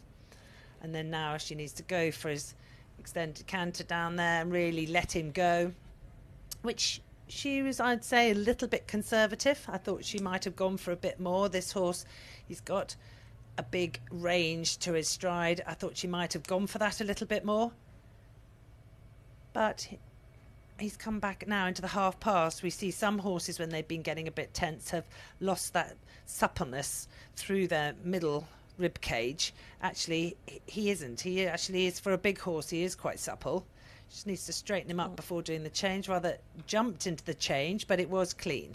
Because the change, you're looking more like you almost don't notice it. Is that what you're sort of looking for? Just literally. And a little bit of elevation and going straight. So she didn't quite have the straightness when she approached the flying change. So then he had to jump sideways to get onto the correct lead. So the horse did his best to do as a good a change as possible. There you can see she was a little bit inaccurate and didn't keep on the mown line and drifted off. So it'll be the judge at sea that will see that inaccuracy.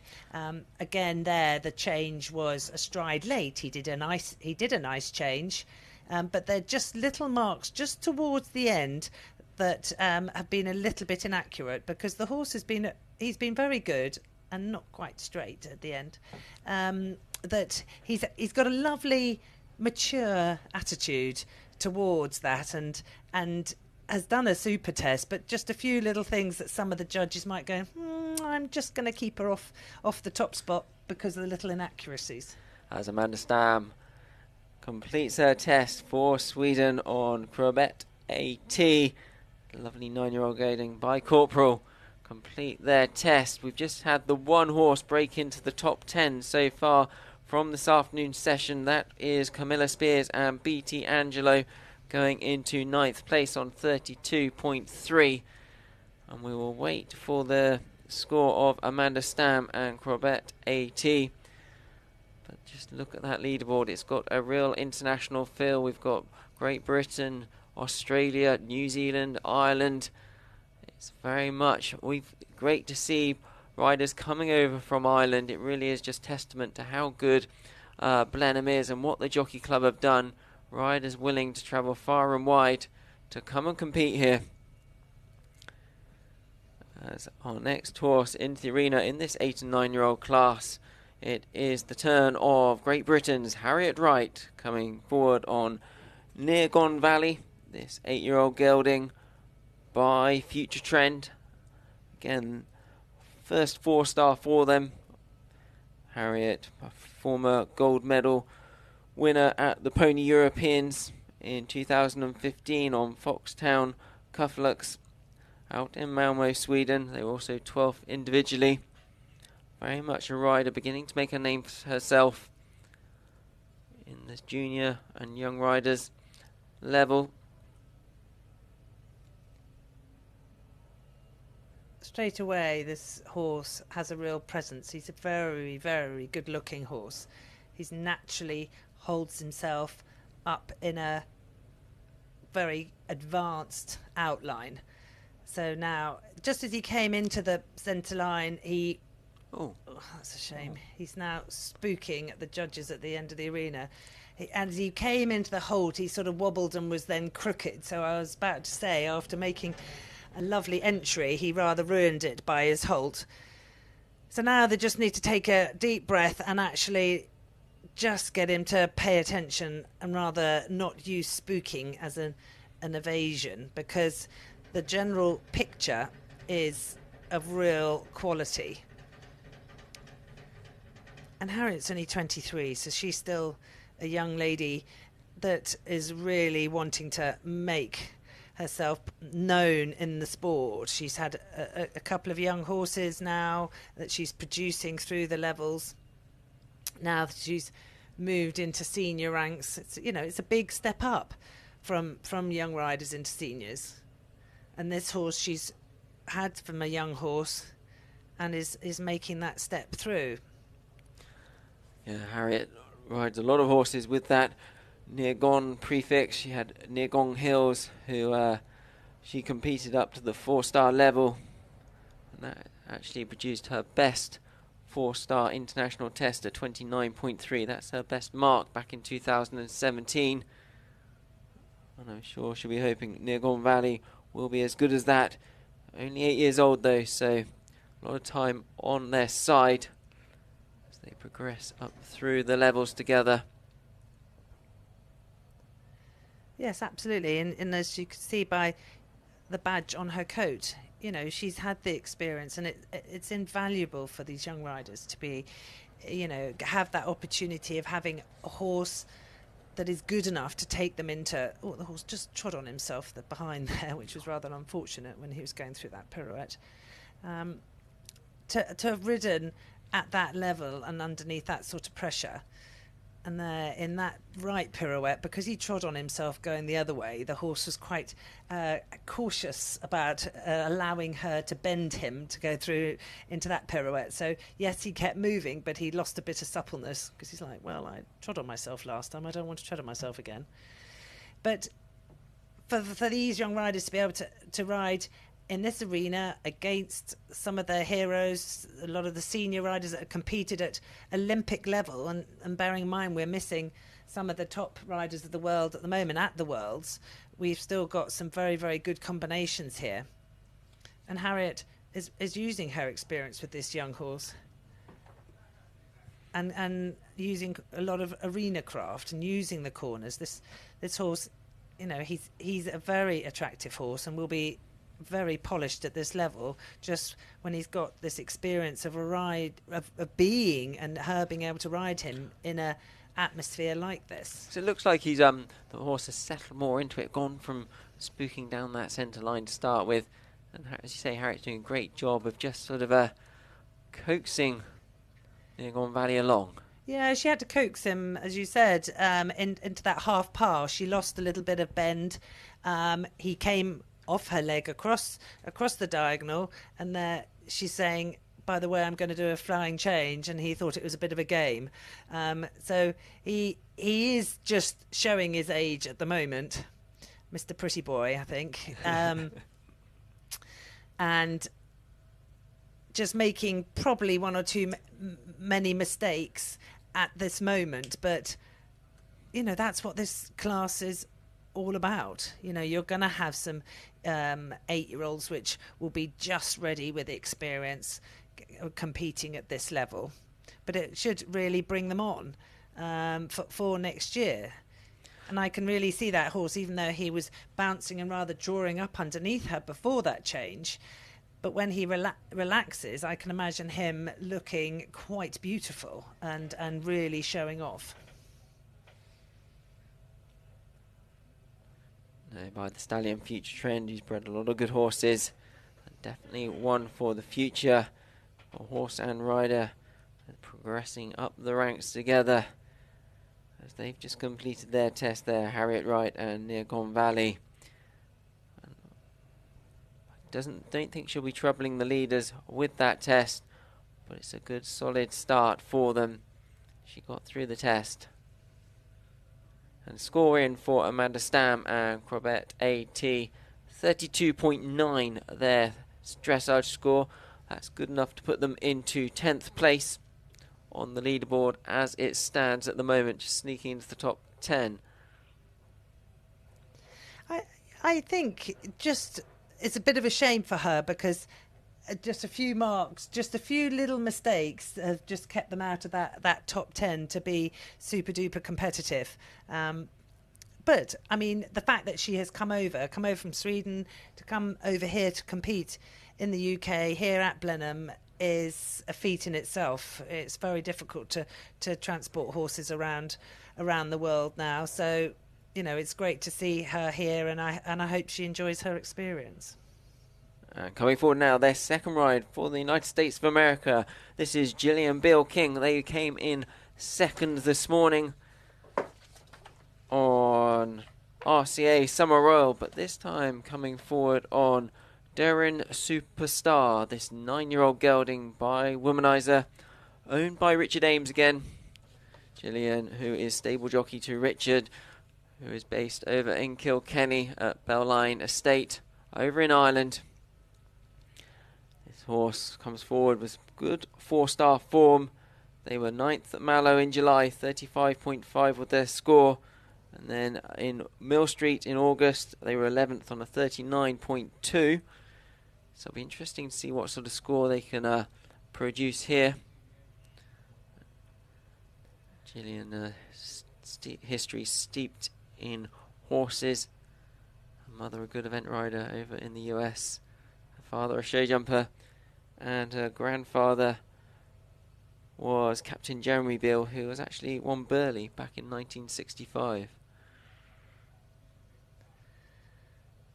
Well, over the years, she would have picked up a huge amount of knowledge and information from her family, and as well from Richard Ames. He's been a real supporter of the sport for a number of years now. So this is a great opportunity for her, and to have so many different horses to ride. You know, for any young person getting into the sport, just learning so much. You can never stop learning from one horse to another. And this is a big horse, attractive horse.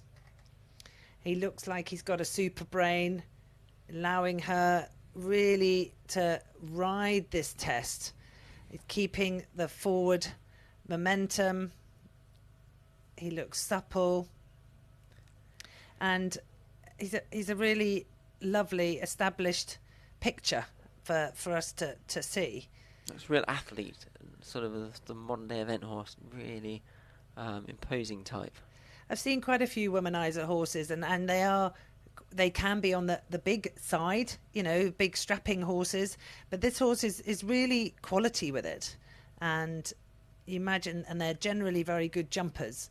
So I'm going to look forward to seeing this horse in the jumping phases. Yeah, because Tom McEwen's CFH Kulizer, the horse that he had at Burley to finish in the top 15 there, and then I think he's in the top 30 at Bablington. That's a womanizer. She's chestnut, but she's quite big and rangy type. Yes, this horse is a little bit taller than, and she was very close. Tom McEwen was very close to getting a very good result at Burley, but had a pin, but went really well. And this horse looks, he really is doing a super job. And how difficult is it to get them to do this sort of extended walk? Because it looks very, it sounds simple, but to do it properly. Well, and you've got a horse that is actually allowing you to ride them. So like this horse, as you could see when she did the extended canter down that long side, she put her leg on and he moved away, and he's keeping a really good outline, and he's not swinging his head around everywhere. And keeping a consistent test, they always talk about doing a clear round and a dressage test, which sounds a bit strange, but not having too many mistakes. So if you are aimed to doing the best that horse can do, he was late behind there. He got a bit anxious, and you could see that's the first time where he looked a little bit uncomfortable. As she came round the corner there, he anticipated a change and got tight in his canter, which then made the change difficult to do. But up until then, the horse has been very rideable and has allowed Gillian to actually press the buttons and be very accurate. So and it helps as well in this phase. If it's a good looking horse, no, he is late behind again there. So this horse isn't established in his changes yet, nearly, but not quite yet. And for some horses, it can just take a little bit of time to have the concentration and softness to allow themselves to do a good change. But a lot of that test was really very nice to watch, and actually I really like the horse's attitude towards that test, and I think he's an exciting horse for the future. No, very much. He is looking very relaxed, walking out of this arena here at Blenheim Palace for International Horse Trials. We've just got now our last horse to come forward before we have the tea break. We've had 10 horses come forward for this afternoon session. We've seen 2 break into the top 10. Camilla Speirs, BT Angelo, 32.3 going into ninth, and then Amanda Stam and Corbett AT, 32.9. They're in joint 10th with D-Day and Caroline Harris also on that 32.9. I think this horse could be very close, actually, because I think a lot of the work that he did could get them there and thereabouts. Well, we'll wait with interest to see what their score comes to. Obviously, our ground jury members there, President of the Grand Jury, Andrew Benny from New Zealand, and Amanda Miller from the United States of America. Look through the test, just waiting for that score to come through. And 34.3 there for Gillian Bill King. Apologies, correction. That was on her first horse. You are right, Tina. We've got a new leader. Durant Superstar Gillian Bill King go into the lead in front of Cooley Snapchat and Selena Mills, 28.2. Yeah, I thought that a lot of the tests, other than the flying changes, that he didn't really get, a lot of the tests she was very flowing and into each movement. She didn't really need to set the horse up too much, and he had a very good way of going, a very good outline, a very good attitude towards the test, and so I thought the judges would like that. And that's really interesting because Georgie Campbell on Darcy de la Rose sat in 4th place on 29.2. Obviously, it was when you were commentating on the long format with Nicole. Again, her test, the trot was unbelievable. But again, just missed the changes. Otherwise, a superb test. So a lot more to come from Darcy Delarose and Darren Superstar. I think we'll see quite a lot of horses at this level missing their changes, which is why the marks are all quite close together. A lot of the horses that I can see in the top 10 of horses that I sort of know of and have a very nice way of going. So I think for the rest of today or tomorrow, if we have a horse that actually can really nail its changes, I think that's what will take us into the low 20s. We'll just put them ahead, because at the moment they're all very, very condensed, which will make the show jumping really exciting. As we said, only a 28% clear rate in this 8 and 9 year old competition here at Blenheim for the show jumping, so it is very influential indeed. It really is. The crowds haven't come out so much yet today to watch the dressage. Hopefully people will come tomorrow and have the opportunity of walking the course, which is so exciting, so much variety out there, and such a beautiful estate to have a cross-country course around. It really is a great place to be, Blenheim Palace. It's a beautiful backdrop for a horse trials, and I believe that is our final horse of this session for this afternoon. Before we move on to a tea break, we were expecting Alexander Tordoff and Newmarket Patrol, and I'm just waiting for an update on them. Just scrolling through to see if they're going to be coming forward. But it doesn't look like they are. Yes, we're presuming they may have withdrawn. Anything can happen.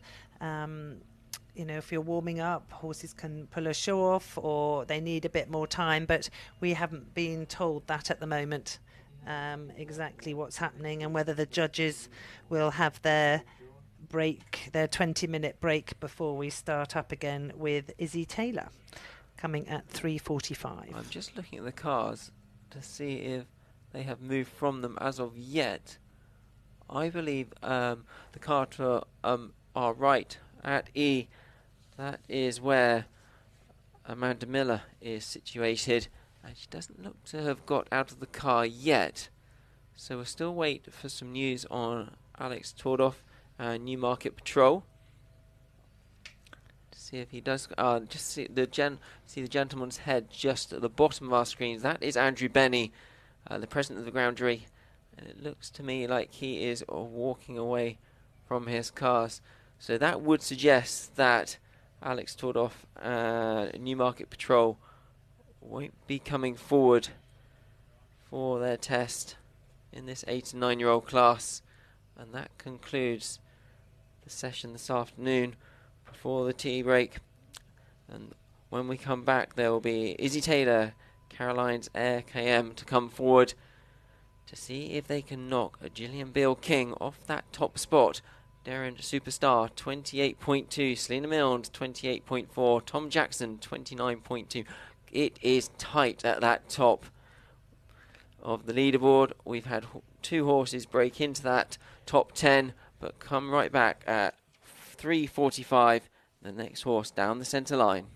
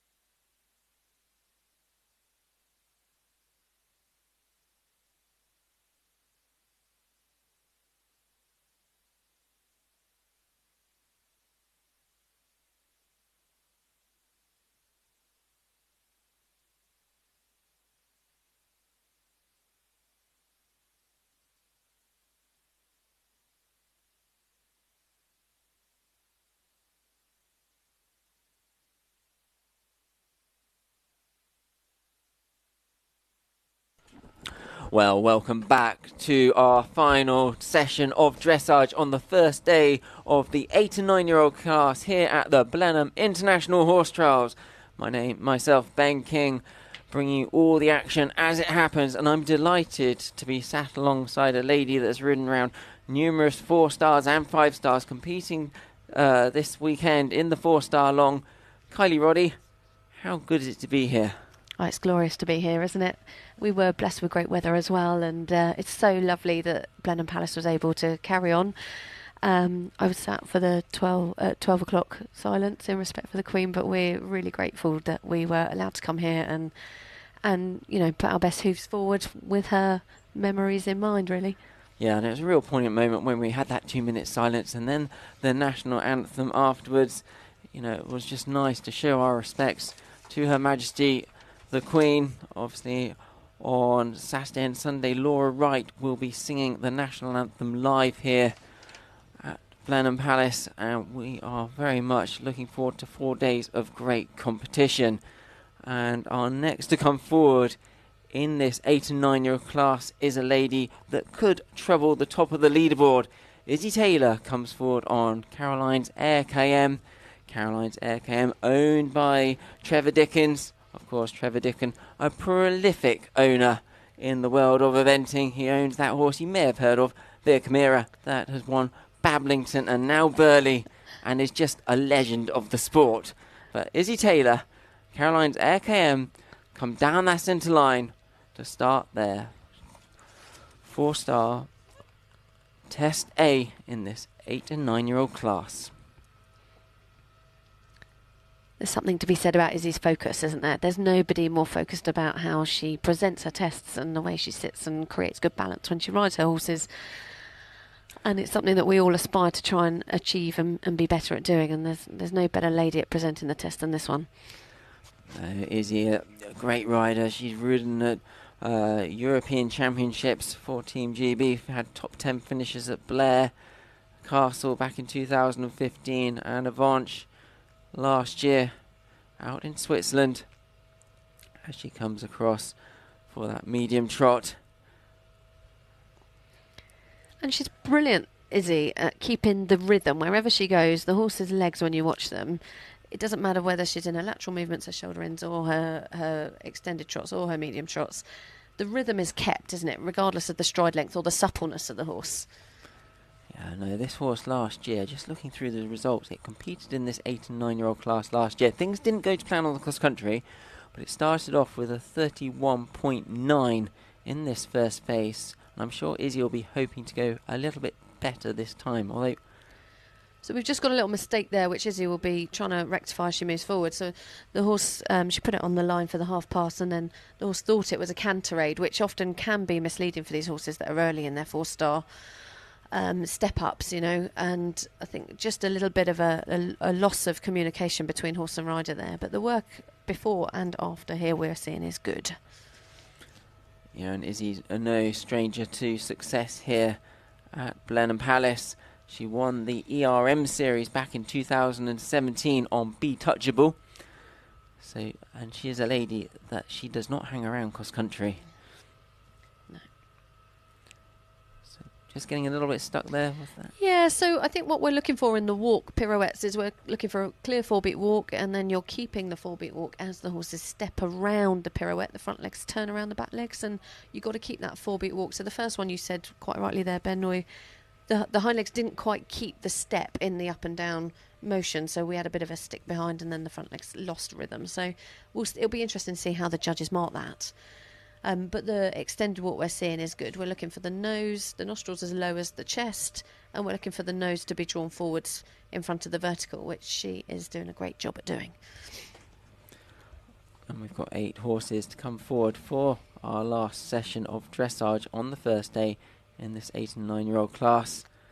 Myself, Ben King, and Kylie Roddy talking you through all the action as it unfolds. And Izzy Taylor and Caroline's Air KM now just coming into the canter movements of the test, and not a great transition there.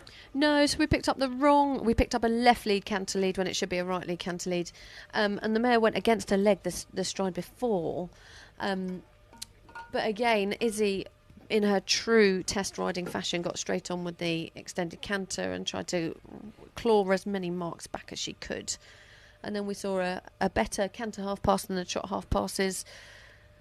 And we're now setting up for the flying change, so let's see quite how that happens for this horse. Not too bad. And it's been really interesting watching how these young horses have coped with the flying changes, because you don't get them at the 3-star level, do you? No, and quite often they are lost on the grass. You know, you come off of, you're on a short diagonal, so the straightness is important, but the horses that are learning to change sometimes haven't quite got that yet in their training, so they can be quite variable at this 8 and 9-year-old stage of their lives. And there we lost a bit of the rhythm, and we lost the trueness in the change there. So she was a bit short on her hind legs, which she did it at the right time as she crossed the centre line, but the change lacked the throughness. Not a bad halt though, hey Ben? Not a bad halt, and Izzy just a slight smile there, pat down the neck for Caroline's Air KM. And they have completed their test in the Palace Arena here for this 8 and 9-year-old class. And I think as a rider of riding these young horses, you're trying to be as competitive as you possibly can. But the other thing you're trying to do is make sure you're educating them for their future. So Izzy will be thinking now, there are a few things there that I need to go home and work on to make sure that we get some improvements the next time out. And as a rider, it's not a negative thing, but you can't help but reflect and self-reflect on the moments that you maybe just need to go back and think about improving for your winter homework. But I keep alluding to, you don't actually, the horses maybe that finish mid-div in these classes, they go on to do great things. We had a Skona M, 10th place in 2016 under Tim Price, went to Mont Le Moulin, 5-star in 2019. Bullimore class in 2016 was 36th here. Yeah. And we all know what Bullimore class has gone to do. I think that's the really important thing, Ben, is that what we're learning here is we're learning that in the 8 and 9-year-old classes, this is foundation building blocks for the bigger picture. The good horses are going to be good, but we've got to make sure we're putting in place the competition, the building blocks to make them good horses in the future. Because horses, they will progress at a bit like people and pick things up. Some pick things up quicker than others, so it's sort of that progression, as you say. I was very bad at school. I'm much better now, but yeah, I was much more of a playground type of girl than a classroom one. So yeah, it comes to everybody later, or at different rates anyway. As next into the arena, it will be for Ireland, Michael Ryan. Michael coming forward on Clareth Mountain. This a 9-year-old gelding by Puissance. Michael, who won the Armada Dish back in 2011. Having had 2013, 5 completions around Bablington. 4 of those on Ballylynch Sky Sport, and one of those in 2013 on Old Road to complete the 5 to win that Armada Dish. And Michael, a great producer of young horses. This combination, they won the 4-star short at Ballindennis back in September last year. And they've had some really solid runs this season. And Michael, no stranger to the big time, represented Ireland at European Championship, Worlds and those London Olympic Games back in 2012. Based just outside of Cork, over in Ireland. And he's with his wife, Trish. Also a pretty good rider, having been to an Olympic Games in Beijing and Sydney. World and European Championships. They're a dynamic and diminutive force. And they run a sort of competition yard, teaching, selling. They are really the full package as Michael Ryan and Clareth Mountain come down the centre line for the start of his test.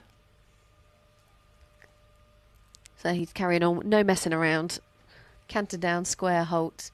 And we'll see this horse just sort of likes to carry his head a bit low, and he sometimes makes Michael's life a bit tricky down the rein. But I have to say, there's no one more experienced in the field, apart from Izzy Taylor, who I think has 213 4-star shorts. We were just looking at that earlier, weren't we? Yeah, Izzy Taylor, in the last 10 years, has had 213, was it? 4-star short starts. Exactly, and I think Michael's got 53, so still very much up there, loads of experience, and he'll be using all of that on this lovely young horse who's already shown his class to win a 4-star short. And now, yes, now coming through to the medium trot. So with the horse's head carriage a bit low, he finds it hard to free his shoulder up. So he's quite good at keeping this rhythm of the horse, and he's very active. He stays up to, staying in front of Michael as much as he can. But I would say sometimes he lacks the length of stride needed to show the medium and extended movements today. And is with the way the horse moves, I mean, is that something that you can sort of train to sort of just get them a little bit more supple and a bit more movement? Or Yeah, is well, it what we say is that you can improve the trot, the canter and the walk. Generally, the horses end up being, it is what they are. You can improve them to a certain extent, but the trot you can often improve in a big way by the time you get the suppleness into them.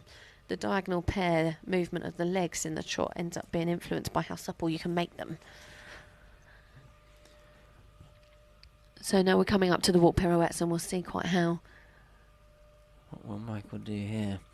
And there's no exact place where you've actually got to stop and turn. We've seen some riders sort of have a few less walk steps before making the turn, and others really go out a long way. Yeah, I think it's a personal preference as to whether the horses are going to spook at the markers and the flowers, because you don't want them to fall on the inside shoulder. The outside hind leg's got to step around the front leg. But the point here with the pirouettes on the second one is, by the time you hit that centre line, you have to be an extended walk. Yep. So you want to make sure you place that pirouette that then gives you enough time to get the horse's nostrils as low as his chest and try and get the nose in front of the vertical to claw your marks as much as you can. And the extended walk, it just looks so simple, but to do a good extended walk, it's difficult. It's difficult. We're on fit horses that are ready to run and canter around 11 minutes or something on Saturday. And there's a lot of grandstand seating and a lot of commotion going on around them. And the young horses have particularly got a hard task, really, because to keep the young horse focused is harder than the experienced horse. Great transition to the canter. So we'll see how his canter work pans out. It looks to have been an accurate test so far for Michael Ryan and Clareth Mountain. And this horse carries himself in a better way in the canter, so he's naturally got a good canter. You see why the jump is probably a reflection of the canter. The balance is good, and he finds more flow and ability in his canter work. And we're coming up to the flying change, where he goes and sets up his line, and he's gone a stride early, but the change was good. And how have they been marking the changes throughout the test there, Ben? I mean, I think with these younger horses, the changes, they are sort of what I call they can really turn a test up on its head, but the judges are being very professional, as you'd expect at this level, and they're taking each movement and marking each movement individually. Perfect. And we have seen horses sort of fluff their changes, but still come out with a good mark because, they've been so good at the trot work and the other elements of the test. So I think both changes have been early. So the horse is one of these helpful horses that tries to give you what you want before you've asked for it, which for the cross country is a bonus, but today is going to be a little bit tricky for Michael to ride through. He looks happy with that, doesn't he? Big patch down the neck and a big smile as he turns to our ground jury member at that's Amanda Miller from the USA. And I'm sure he'll be delighted to have got that test out of the way and now can focus on walking around that cross country tomorrow. And with the show jumping being a short format competition, these horses will jump on the Saturday and go forward to the cross country test, that course designed and built by David Evans and his team on the Sunday. Score in for Izzy Taylor and Caroline's Air KM. They had some good bits to it, but some not so good bits, should we say. And I say they'll be disappointed with this mark of 39.3, putting them into 22nd place. But we do know this is not a dressage competition. There's only a 28% clear rate in the show jumping phase of this 8 and 9 year old class here at the Blenheim Palace International Horse Trials. that statistic brought to you by the team at Equa Ratings. It's so great they can produce this sort of data, as it's so interesting to analyse and look at. And just looking there, bringing up the top 20 in this class so far, Nikki Hill, Ballyshambler, Missamo, is next to come forward in front of our ground jury members, Andrew Benny and Amanda Miller from the USA. It's a rider from New Zealand, Samantha Lisington, on the second fair ride in this class. Lord Signug come forward. This lovely 9-year-old gelding, German bred by Lord Fulroy. This owned by long-time supporter of Samantha, Mrs. Sharon Honnis. As they come down the centre line, and the test starts as soon as they come in through those white boards. It's not just the halt the judges are marking, but the whole, that canter in, and then the movement away from that halt. That is where the 10 marks are sort of calculated from. Absolutely. So we're looking for the rhythm, the straightness and the balance. So all of those things are demonstrated there on the centre line. It's the first insight the judges have to see quite where you're at with the training of each horse. So some horses do a good halt, but some horses wobble in the move off. So we're looking at the straightness of that horse that maybe isn't as good as the ability to hold its balance to the halt, for example. So every test and every horse and rider shows where their strengths are, and the judges are trying to mark their strengths, not find out their weaknesses. That's the sign of good judging. And Samantha sat in 6th place on her first fair rides, Ricochet, on that 30.4. And this Lord Senior taken on the ride midway through this season. They had a good 10th at Mill Street in the 3-star long in June. This horse produced up the levels by Alex Power over in Ireland, a good young rider who's represented Ireland at Ponies and Junior European Championships. And what we're seeing here actually is Samantha's doing a really good job at showing there's a before and after your medium trots and your extended trots. There is the transition into and out of, and in the extended trot there coming back, you'll see she did a really good job at, the horse had a lovely full extension for the balance he's in at the moment, and she did a great job at balancing him back to his collected trot. And I hope she was rewarded well for that, because she did a really good job. A nice balance down into the walk, and this horse got an enormous walk. I mean, it just must be trying to, as a rider with a horse with an enormous walk, at times, I suppose, do you have to want to contain it at times, or? Well, you've got to contain it for the pirouette. That's half of it. So we want the good big walk for the extended walk, but then we've got to show that we have the ability and the rideability to collect the walk and control it and be able to turn the shoulders. So you're right, we need all these assets, but we also need to be able to show we can take the walk and control it as well. Lovely as she crossed the centre line.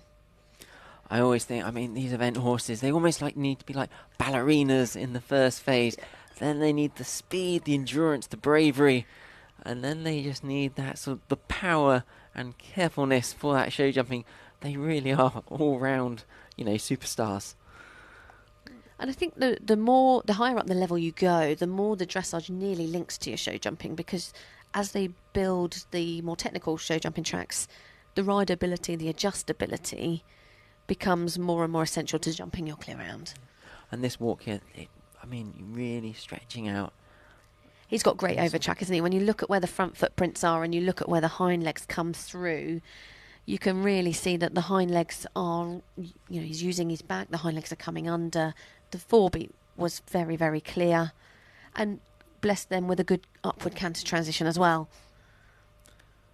So I feel like this horse isn't yet able to go for an extended canter. I feel like she did a great job there. She was a tiny bit looking after him, but in a really lovely balanced way. Yeah, as we were saying, horses sort of progress at different levels, and they take their time. This horse 9, but it does look an absolute picture. And I'm sure Samantha is very excited about this horse. Let's see what they can do in these changes. Okay, so he's a bit late behind, but I think, Ben, you said earlier, this is a new horse for correct. Samantha, so there'll be a bit of a partnership stroke training thing that needs to happen, and then, it takes a while to get on the same page and make sure the horses are listening to you. So, and he's a great, big, rangy young horse with a lot of ability and step, so it might just take a little minute to make sure that the balance is correct and make sure that they're on the same page, so that as the rider applies the aid, the horse's answer becomes at the time the rider wants it. Yeah, they had a run at the Open Novice at Aston in July, and then an OI run, Open Intermediate at Gatcombe in August. So, you know, this is a big step up coming into this arena here. I don't know if you saw that there. You got riders clapping the long format horses, and then this young horse hasn't yet finished his test. So for the young horse, it's hard to concentrate when they've got all these distractions. So, I mean, I'd be delighted with that test. There are some mistakes with the changes where I think Samantha will probably go and watch the video and decide what she needs to do about that. But on the whole, really good work shown by a really nice horse with a very good rider. Very good, solid test. I know Samantha would be disappointed not to have made that championship squad for New Zealand, but she's come here and she's posted a good result on her first ride on Ricochet. Sat in 7th place because Lord Scenic and goes above herself, so they have a score of 30.0. So in 6th and 7th there for Samantha Lisington, 2 inside the top 10 in the 8 and 9 year old class here at the Blenheim International Horse Trials. And well, that really is, we just look at the flags, America, Great Britain, we've got Australia, New Zealand, Ireland. It really is an international feel to the top 10 in this class. So great to see riders travelling far and wide. And talking about riders travelling far and wide, our next starter from Germany, we look forward to seeing him. That will be Nikolai Oldinger, Power Supreme. But yeah, Camilla Speirs, BT Angelo, they're in 11th place. Amanda Stam, Sweden, Corbett AT, 32.9. So, yeah, a whole host of nations represented in our top 20 here.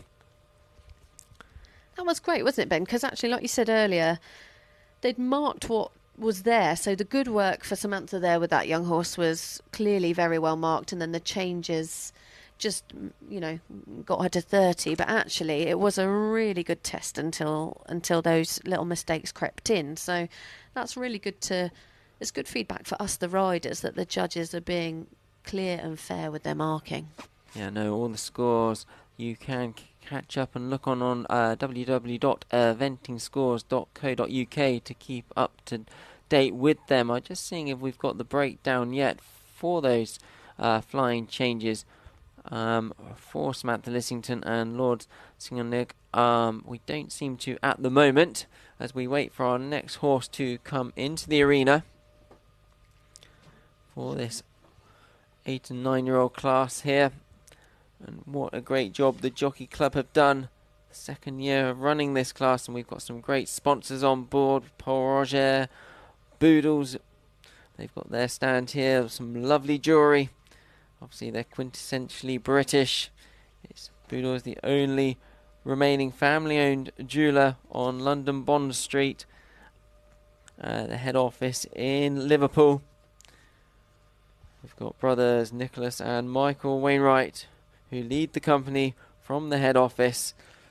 And then they have Nicholas's son Jody, who is the director of the Precious Gemstones, and Jody's cousin James Amos, who's in charge of the brand and public image. So great to have a whole host of sponsors on board. Bentley, NFU Mutual. We've got Perfume de Marly. They've got their stand here. I have to say, Perfume de Marly originated in France. They have got some lovely perfumes on display and some lovely little testers. So if you are coming over this weekend, it's well worth a visit.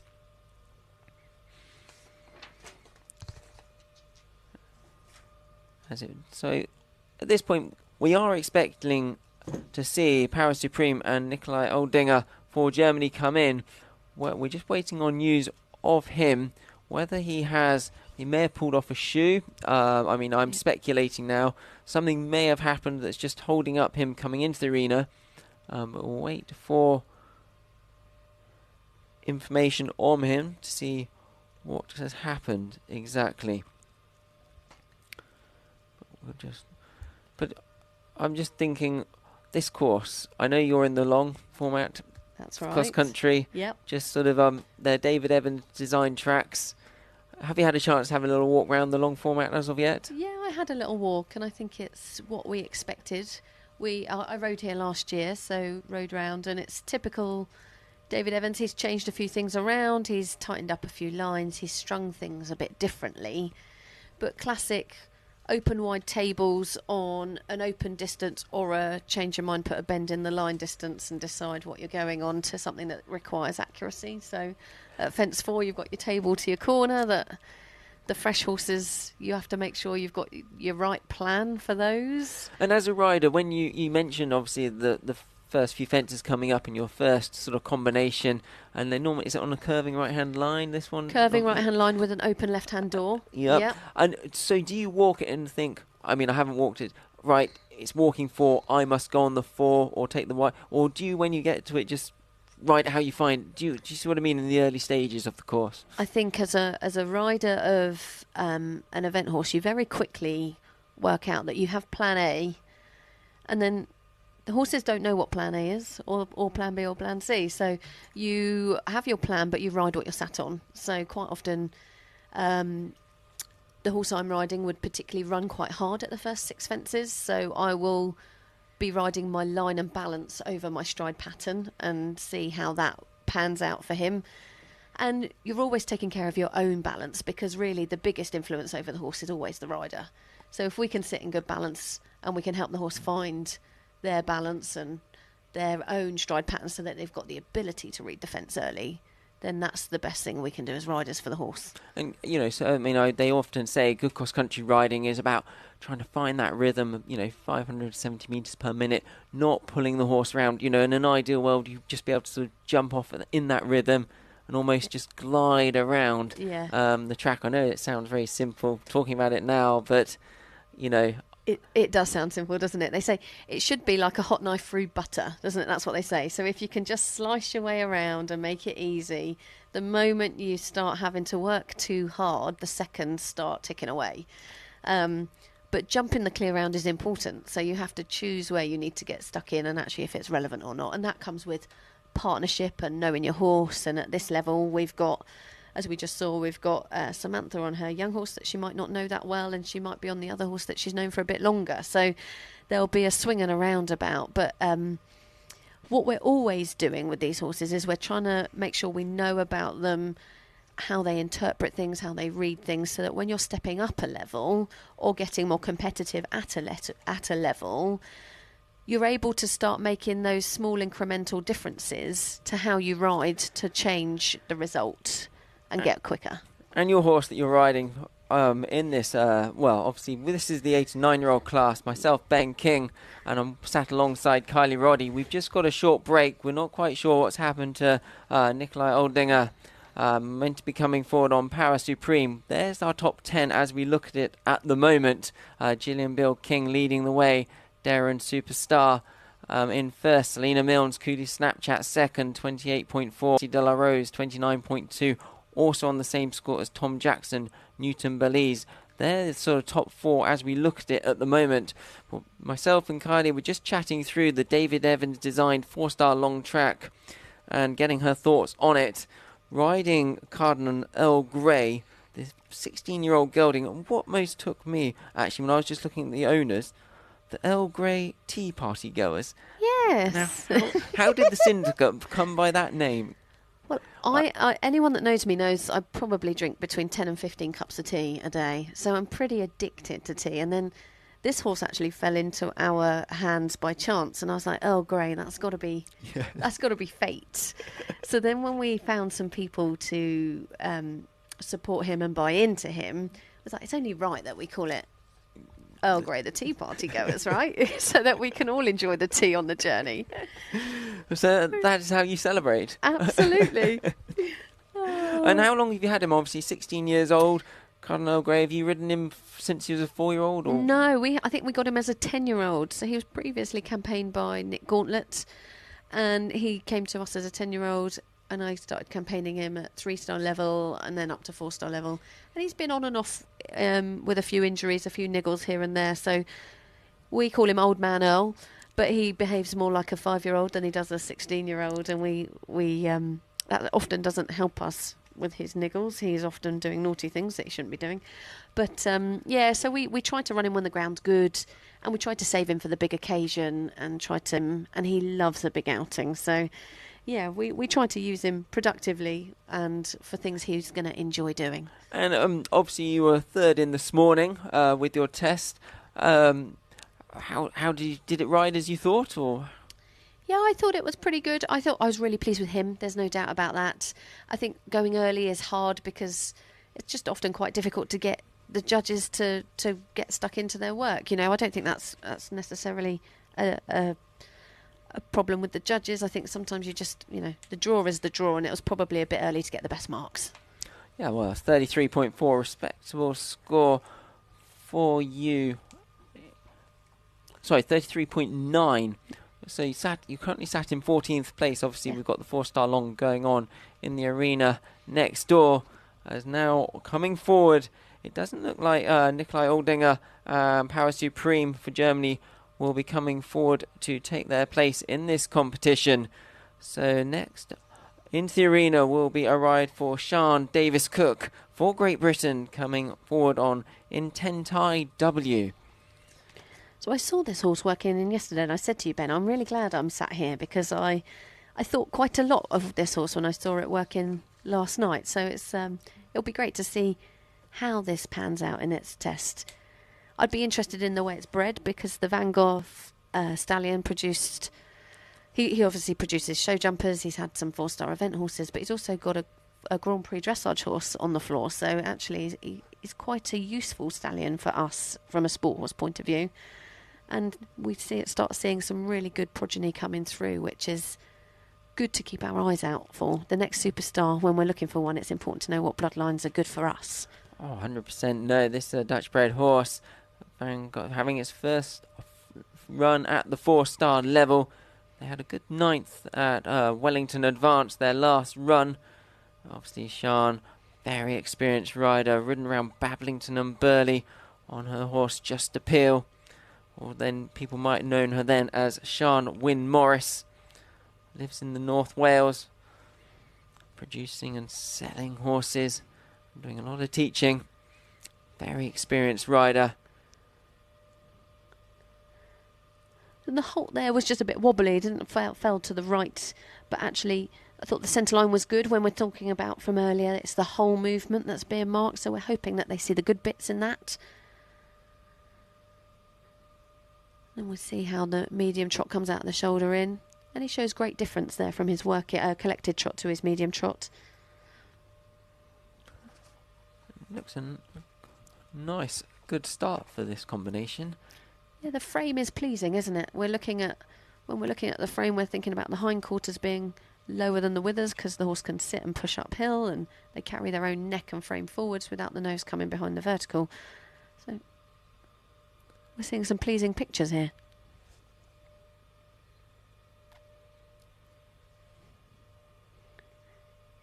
And I love it. I don't know if you look at it too much. I love it when they hold their tails straight and they swing in the tail.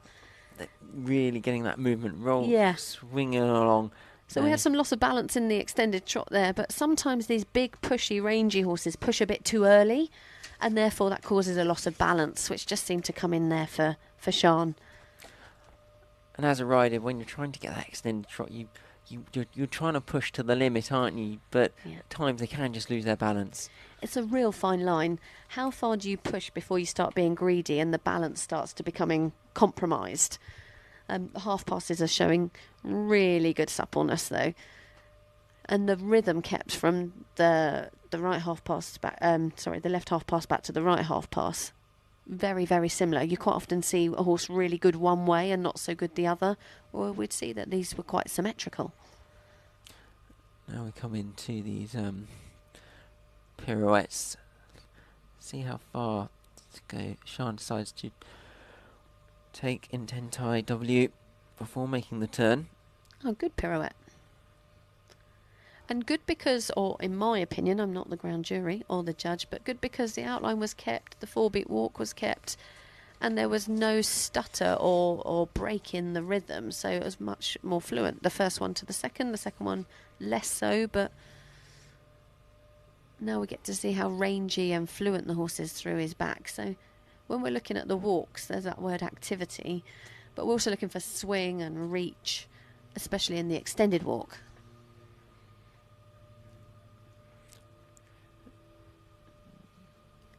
So he's looking at the crowds out the corner of his eye, isn't he? It's just trying her best to keep his attention. Very intelligent looking face, ears pricked.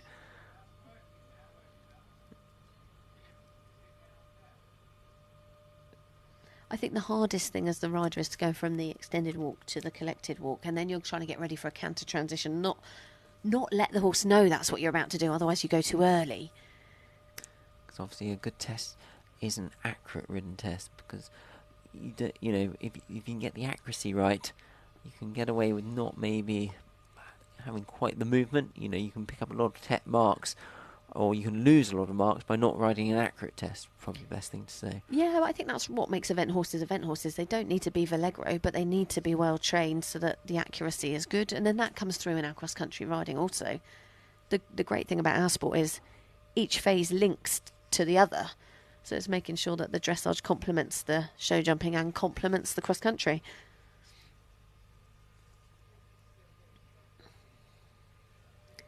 So a bit exuberant in the change and then a tiny bit late behind. But was on the centre line, and the horse really tried to be on her aids.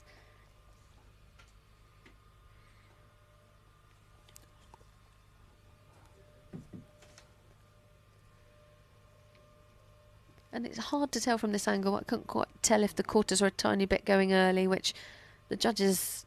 A, it's not correct, and the judges, they don't seem to like that as much as the quarters trailing. So we'll see how they mark that. Yeah, so he's probably quite early in his 4-star campaign, and there's a bit of homework to be done on the changes. But the canter is really good and showing great promise. Very smooth. Overall impression, as you've been starting to say, Kylie, you know, a pleasing test. To say Sean will be delighted with that. He's a lovely horse. I still quite like him, even after watching him yesterday. Seeing him in the arena today, I think I like him a bit more. So we'll see what the judges think of that for Sean Davis Cook and in 10th IW to break into the top 10. We need a 32.1 or better. In 10th place at the moment, Daisy Barclay. These the figure on that 32.1. We'll see what Sean comes forward with as we wait for their score to be calculated. Here in this 8 and 9-year-old class, getting to the latter stages of this 8 and 9-year-old class dressage on the first day of 4 days of competition here at Blenheim Palace. What 4 days of brilliant competition we are going to have. We've got a whole host of top riders, top young horses in this class, and it really is one of those classes where you see the stars of the future. I mean, first run in 2009, the winner of it then was Piggy French, or Piggy March as we know now, on a horse called Flying Machine.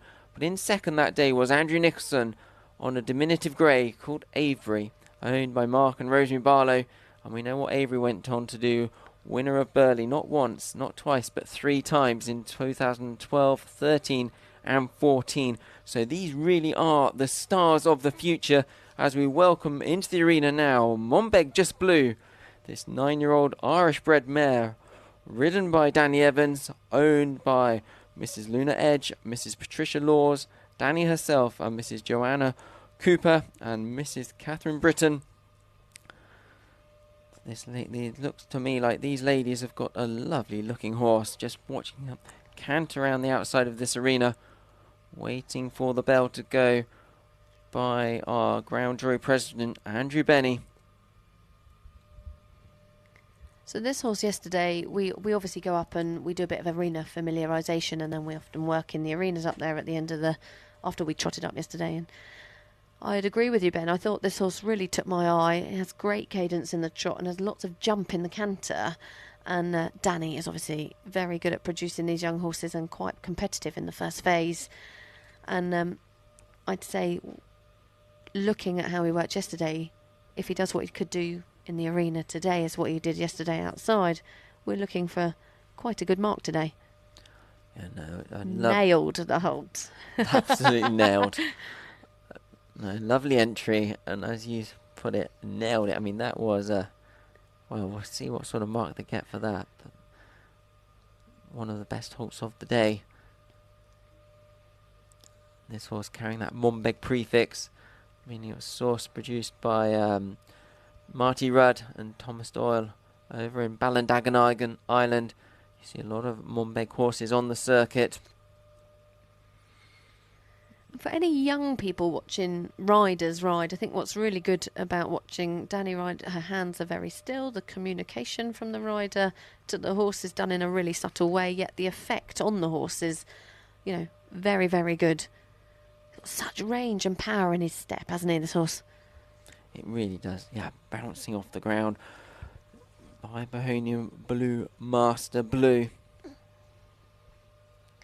And Danny, such an experienced rider, ridden around Bablington, Burley, was actually and won medals at junior and young rider level. Had her senior call-up back in 2015 at Blair Castle, but unfortunately a late little niggle to her horse meant she wasn't able to take her place.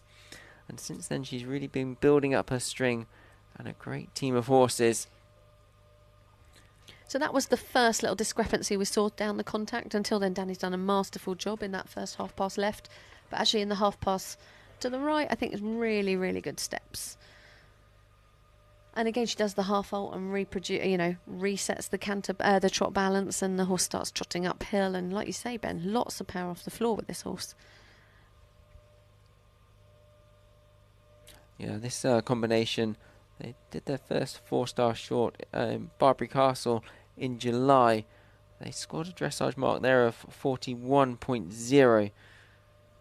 But the way things are looking at the moment, it looks like they're definitely going to go better than that.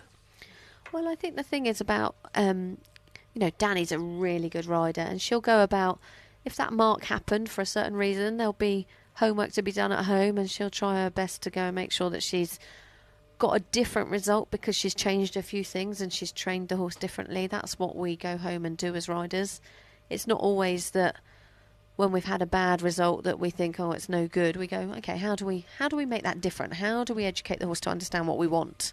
And it could be the arena familiarisation last night may have helped this horse just sort of get the surroundings. I obviously don't know what happened at Barbary, but obviously it maybe blew up a bit, so things just didn't quite go their way. Yeah, maybe. And like you say, it's really useful having those arena familiarisations, and with some of those other 4 shorts, it just doesn't sometimes work out time-wise, whereas quite often here you can get that done. That's into the canter work. Danny Evans goes. Oh, we do just see a little loss of balance, and the horse goes against the contact there. Nearly a victim of its own power. It nearly busts out the bridle, and then the rider has to do quite a bit to try and rebalance the horse, and the horse doesn't quite agree. I think what we're seeing a lot from this 8 and 9-year-old dressage today is actually they're young horses. They're on that upward curve. Mistakes do come in, but the ones that make obviously the least mistakes obviously are rewarded for it. I know that sounds stupid, but we're not going to see, or very unlikely to see, what I call a foot perfect test from these younger horses. No, definitely not. Today's a school day for these guys, isn't it? Like, they've got to go and experience and learn, and like you say, it's about putting the building blocks in place for their bigger future. The reason they're here as 8 and 9-year-olds is because they're really good at what they do. So if they have a bad day today but they jump double clear, then actually that's not a bad thing. And then the rider will go home, and throughout the winter there'll be a little plan in progress to see quite where they need to take the flat work to improve the mark. But the jumping should always take precedent over the flat work anyway for the young horses, in my opinion. Lovely horse.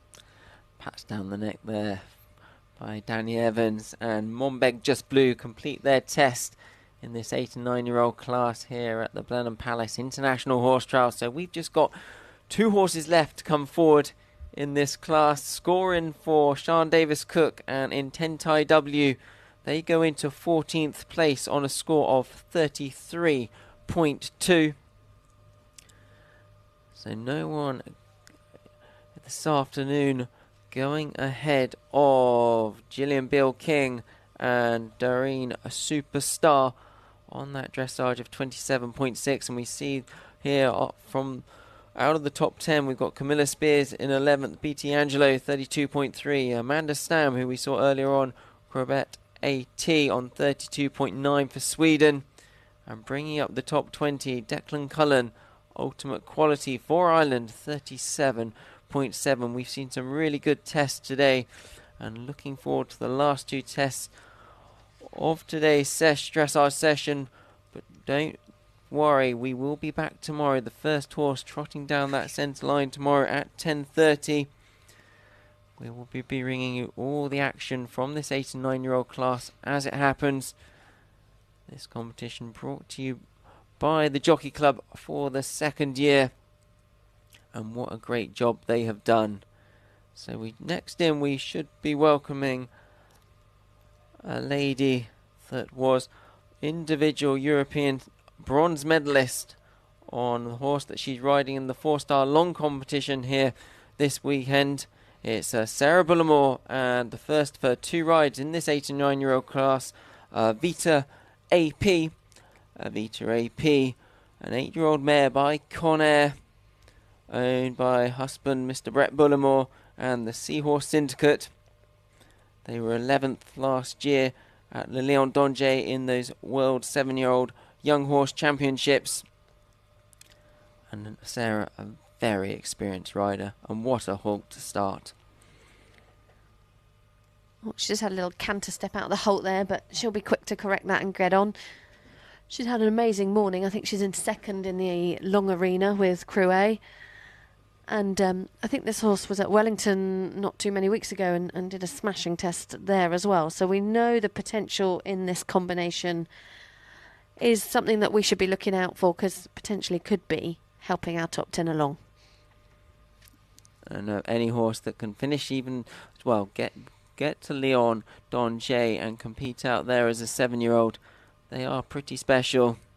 And I know this is a horse that Sarah and husband Brett think a lot of.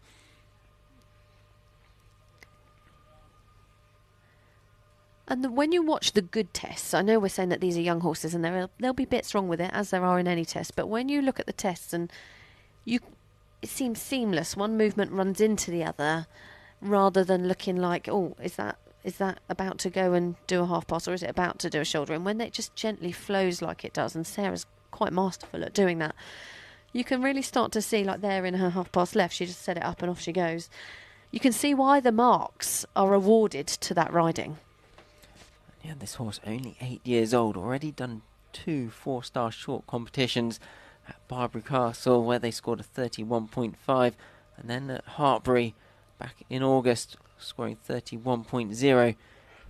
And it looks like they have started off like they mean to get into that top 10.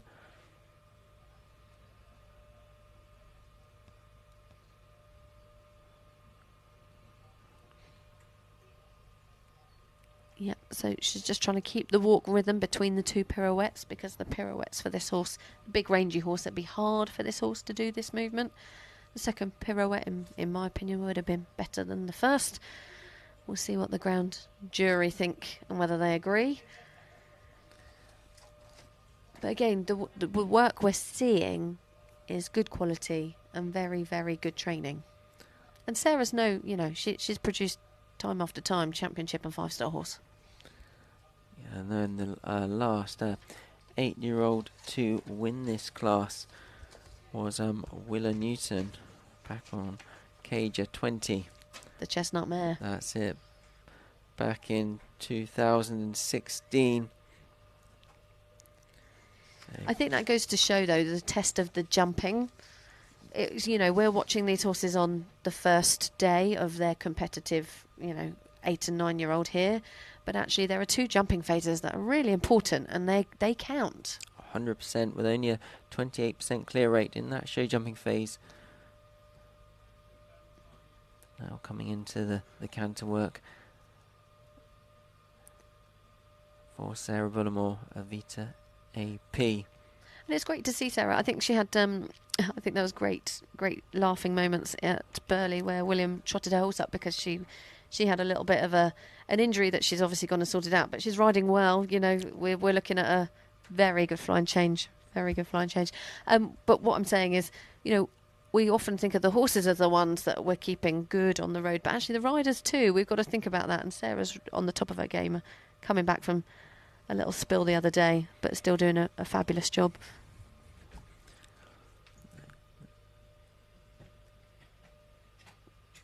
No, the overall picture of this test, it does look good. Some accurate riding from Sarah as she comes into the flying change. So a little loss of power, but it was clean, and actually, you know, there was no croup highness, so it'd be pretty good, I should think, on the mark. And I'd say the overall work has been pretty good, Ben? It does look. It's going to be a very interesting score to wait for. Sarah Bullimore, Avita AP complete their test in this 8 and 9 year old class in the Palace Arena here at the. So I'm giggling here because this is how you see, you know, the riders they're educating and helping these horses concentrate. And as soon as you halt, you can quite see the energy that the riders are. So it shows how good a job Sarah's been doing, keeping a lid on that horse, making sure the horse is concentrating on the aids of the rider as he's jogging out the arena there, and the atmosphere has started to seep in. So we see the top 10 there now in the Blenheim Palace International Horse Trials, this 8 and 9 year old class. And the horse in before Sarah Bullimore was Danny Evans and Monbeg Just Blue. We see they've broken into the top 10. Into 8th place they go, 30.8. So they go just ahead of Aoife Clark, the first in this morning on Sportsfield Freelance. And just behind the second of Samantha Lisington's 2 rides, Ricochet on 30.4. But look at that. That is tight at the top. It's incredible, isn't it? When you think how expensive one rail is. So the 4 marks. There's literally a rail separating the top 10. Fabulous. That's why it's a jumping competition. And our last horse of the day coming forward. It's a ride for Great Britain's Flora Harris. Flora coming forward on Mrs. Kirsty Ryan's on Monbeg Alcatraz. Monbeg Alcatraz, a 9-year-old gelding by Ostris. They've got some solid 4-star form. They were 19th at Bersham back in July. 29.5 was their score then. So the Monbeg horses, I believe, you were talking about them earlier, Ben. The Marty Rudd and Thomas do a great job at sourcing these young horses, and then actually as we start to see their names appear, there's really good ones appearing, and I know Flora thinks a lot of this horse. Well, we've got Monbeg by Design, who is out at those World Championships with Susie Berry.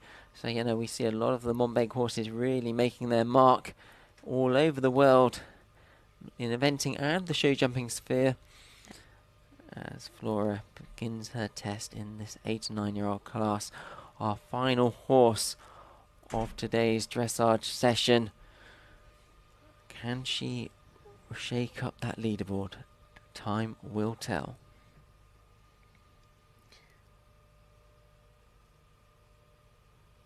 So again, as the horses trot towards the crowds there, they get a bit distracted, which sometimes interferes with their first medium trot. They start going off in a big medium trot, and then a little thing in the audience catches their eye, and these young horses get easily distracted.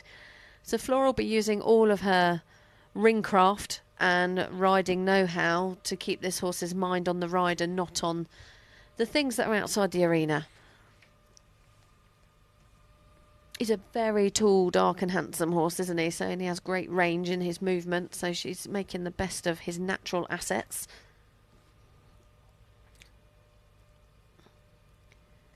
And again, a great transition back from the extended trot, back to the collected trot. Flora, yeah, very experienced rider. Had her flagship horse, Bayano, who won Bramham in 2015. It's had 2 top 10 finishes here in the long format competition back in 2015 and 17 on Bayano. So she knows what it's like to ride around this Blenheim cross-country track. I was just looking at this horse go to the walk. He looked quite grateful for the walk transition, as some of them do. They go, oh my goodness, the trot's quite tiring now. Can I have a walk, please? Those ones are always quite nice to ride because they want to walk. Now we go forwards to the extended walk.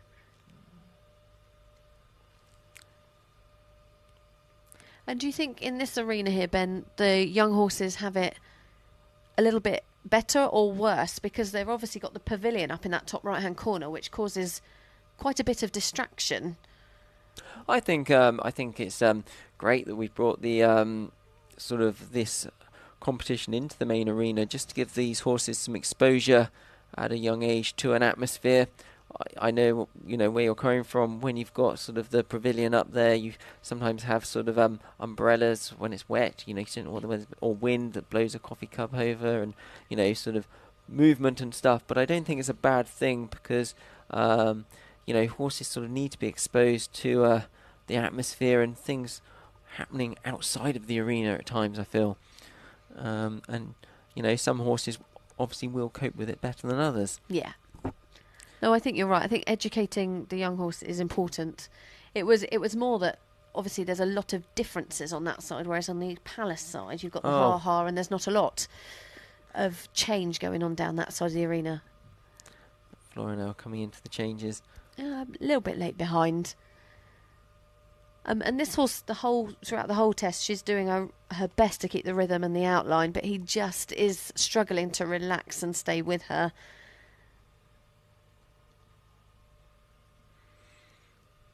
He's getting that half pass done where she's showing some quality crossing, and now she's got to show the straightness on the straight line. They're quite clever, these people that write the test. They're saying, is your horse supple enough to half pass, and then is it straight enough to do the line afterwards? And this is it's a solid test. There've not been huge big errors or anything, so it'll be an interesting score to see what does come up, whether Flora Harris can shake up the leaderboard. Final horse of the day in this 8 and 9-year-old class. That's big pats down the neck, and I'd say overall she'll be pleased with that. I think you can't not be pleased with the young horse being able to go into that type of arena and learning his trade with different things. We look at the flags, they're blowing a bit in the wind. You've got the people in and out of the trade stands, and you've got the people in the pavilion. So yeah, I think we're to think that although we'd love them to go in and nail a 25 each time, the realism is they might be training at that at home, but in the ring it's a very different kettle of fish. And there is our top 10 as it stands. We'll wait for Flora Harris's Mark Monbagaldras to come through, but Sarah Bullimore, Avita AP, 27.8.2 behind. Gillian Bill King from America and Darren, a superstar.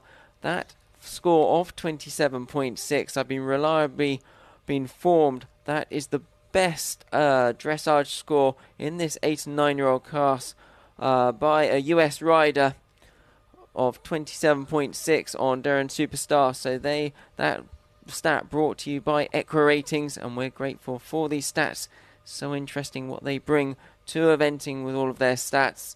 So that is the best score we've seen from a US rider in this 8 and 9-year-old class here at the Blenheim Palace International Horse Trials since its inception in 2009, this class first run. So we just wait to see if we do get that score in for Flora Harris. Just being calculated, but what a great first day of action we have had. Thank you very much, Kylie Roddy, for being sat alongside me for this last session of dressage. It's been great, and I hope you have a great day on Saturday. It's going to be a tough cross country out there. Yeah, I think so, Ben. But that's what the sport's about, right?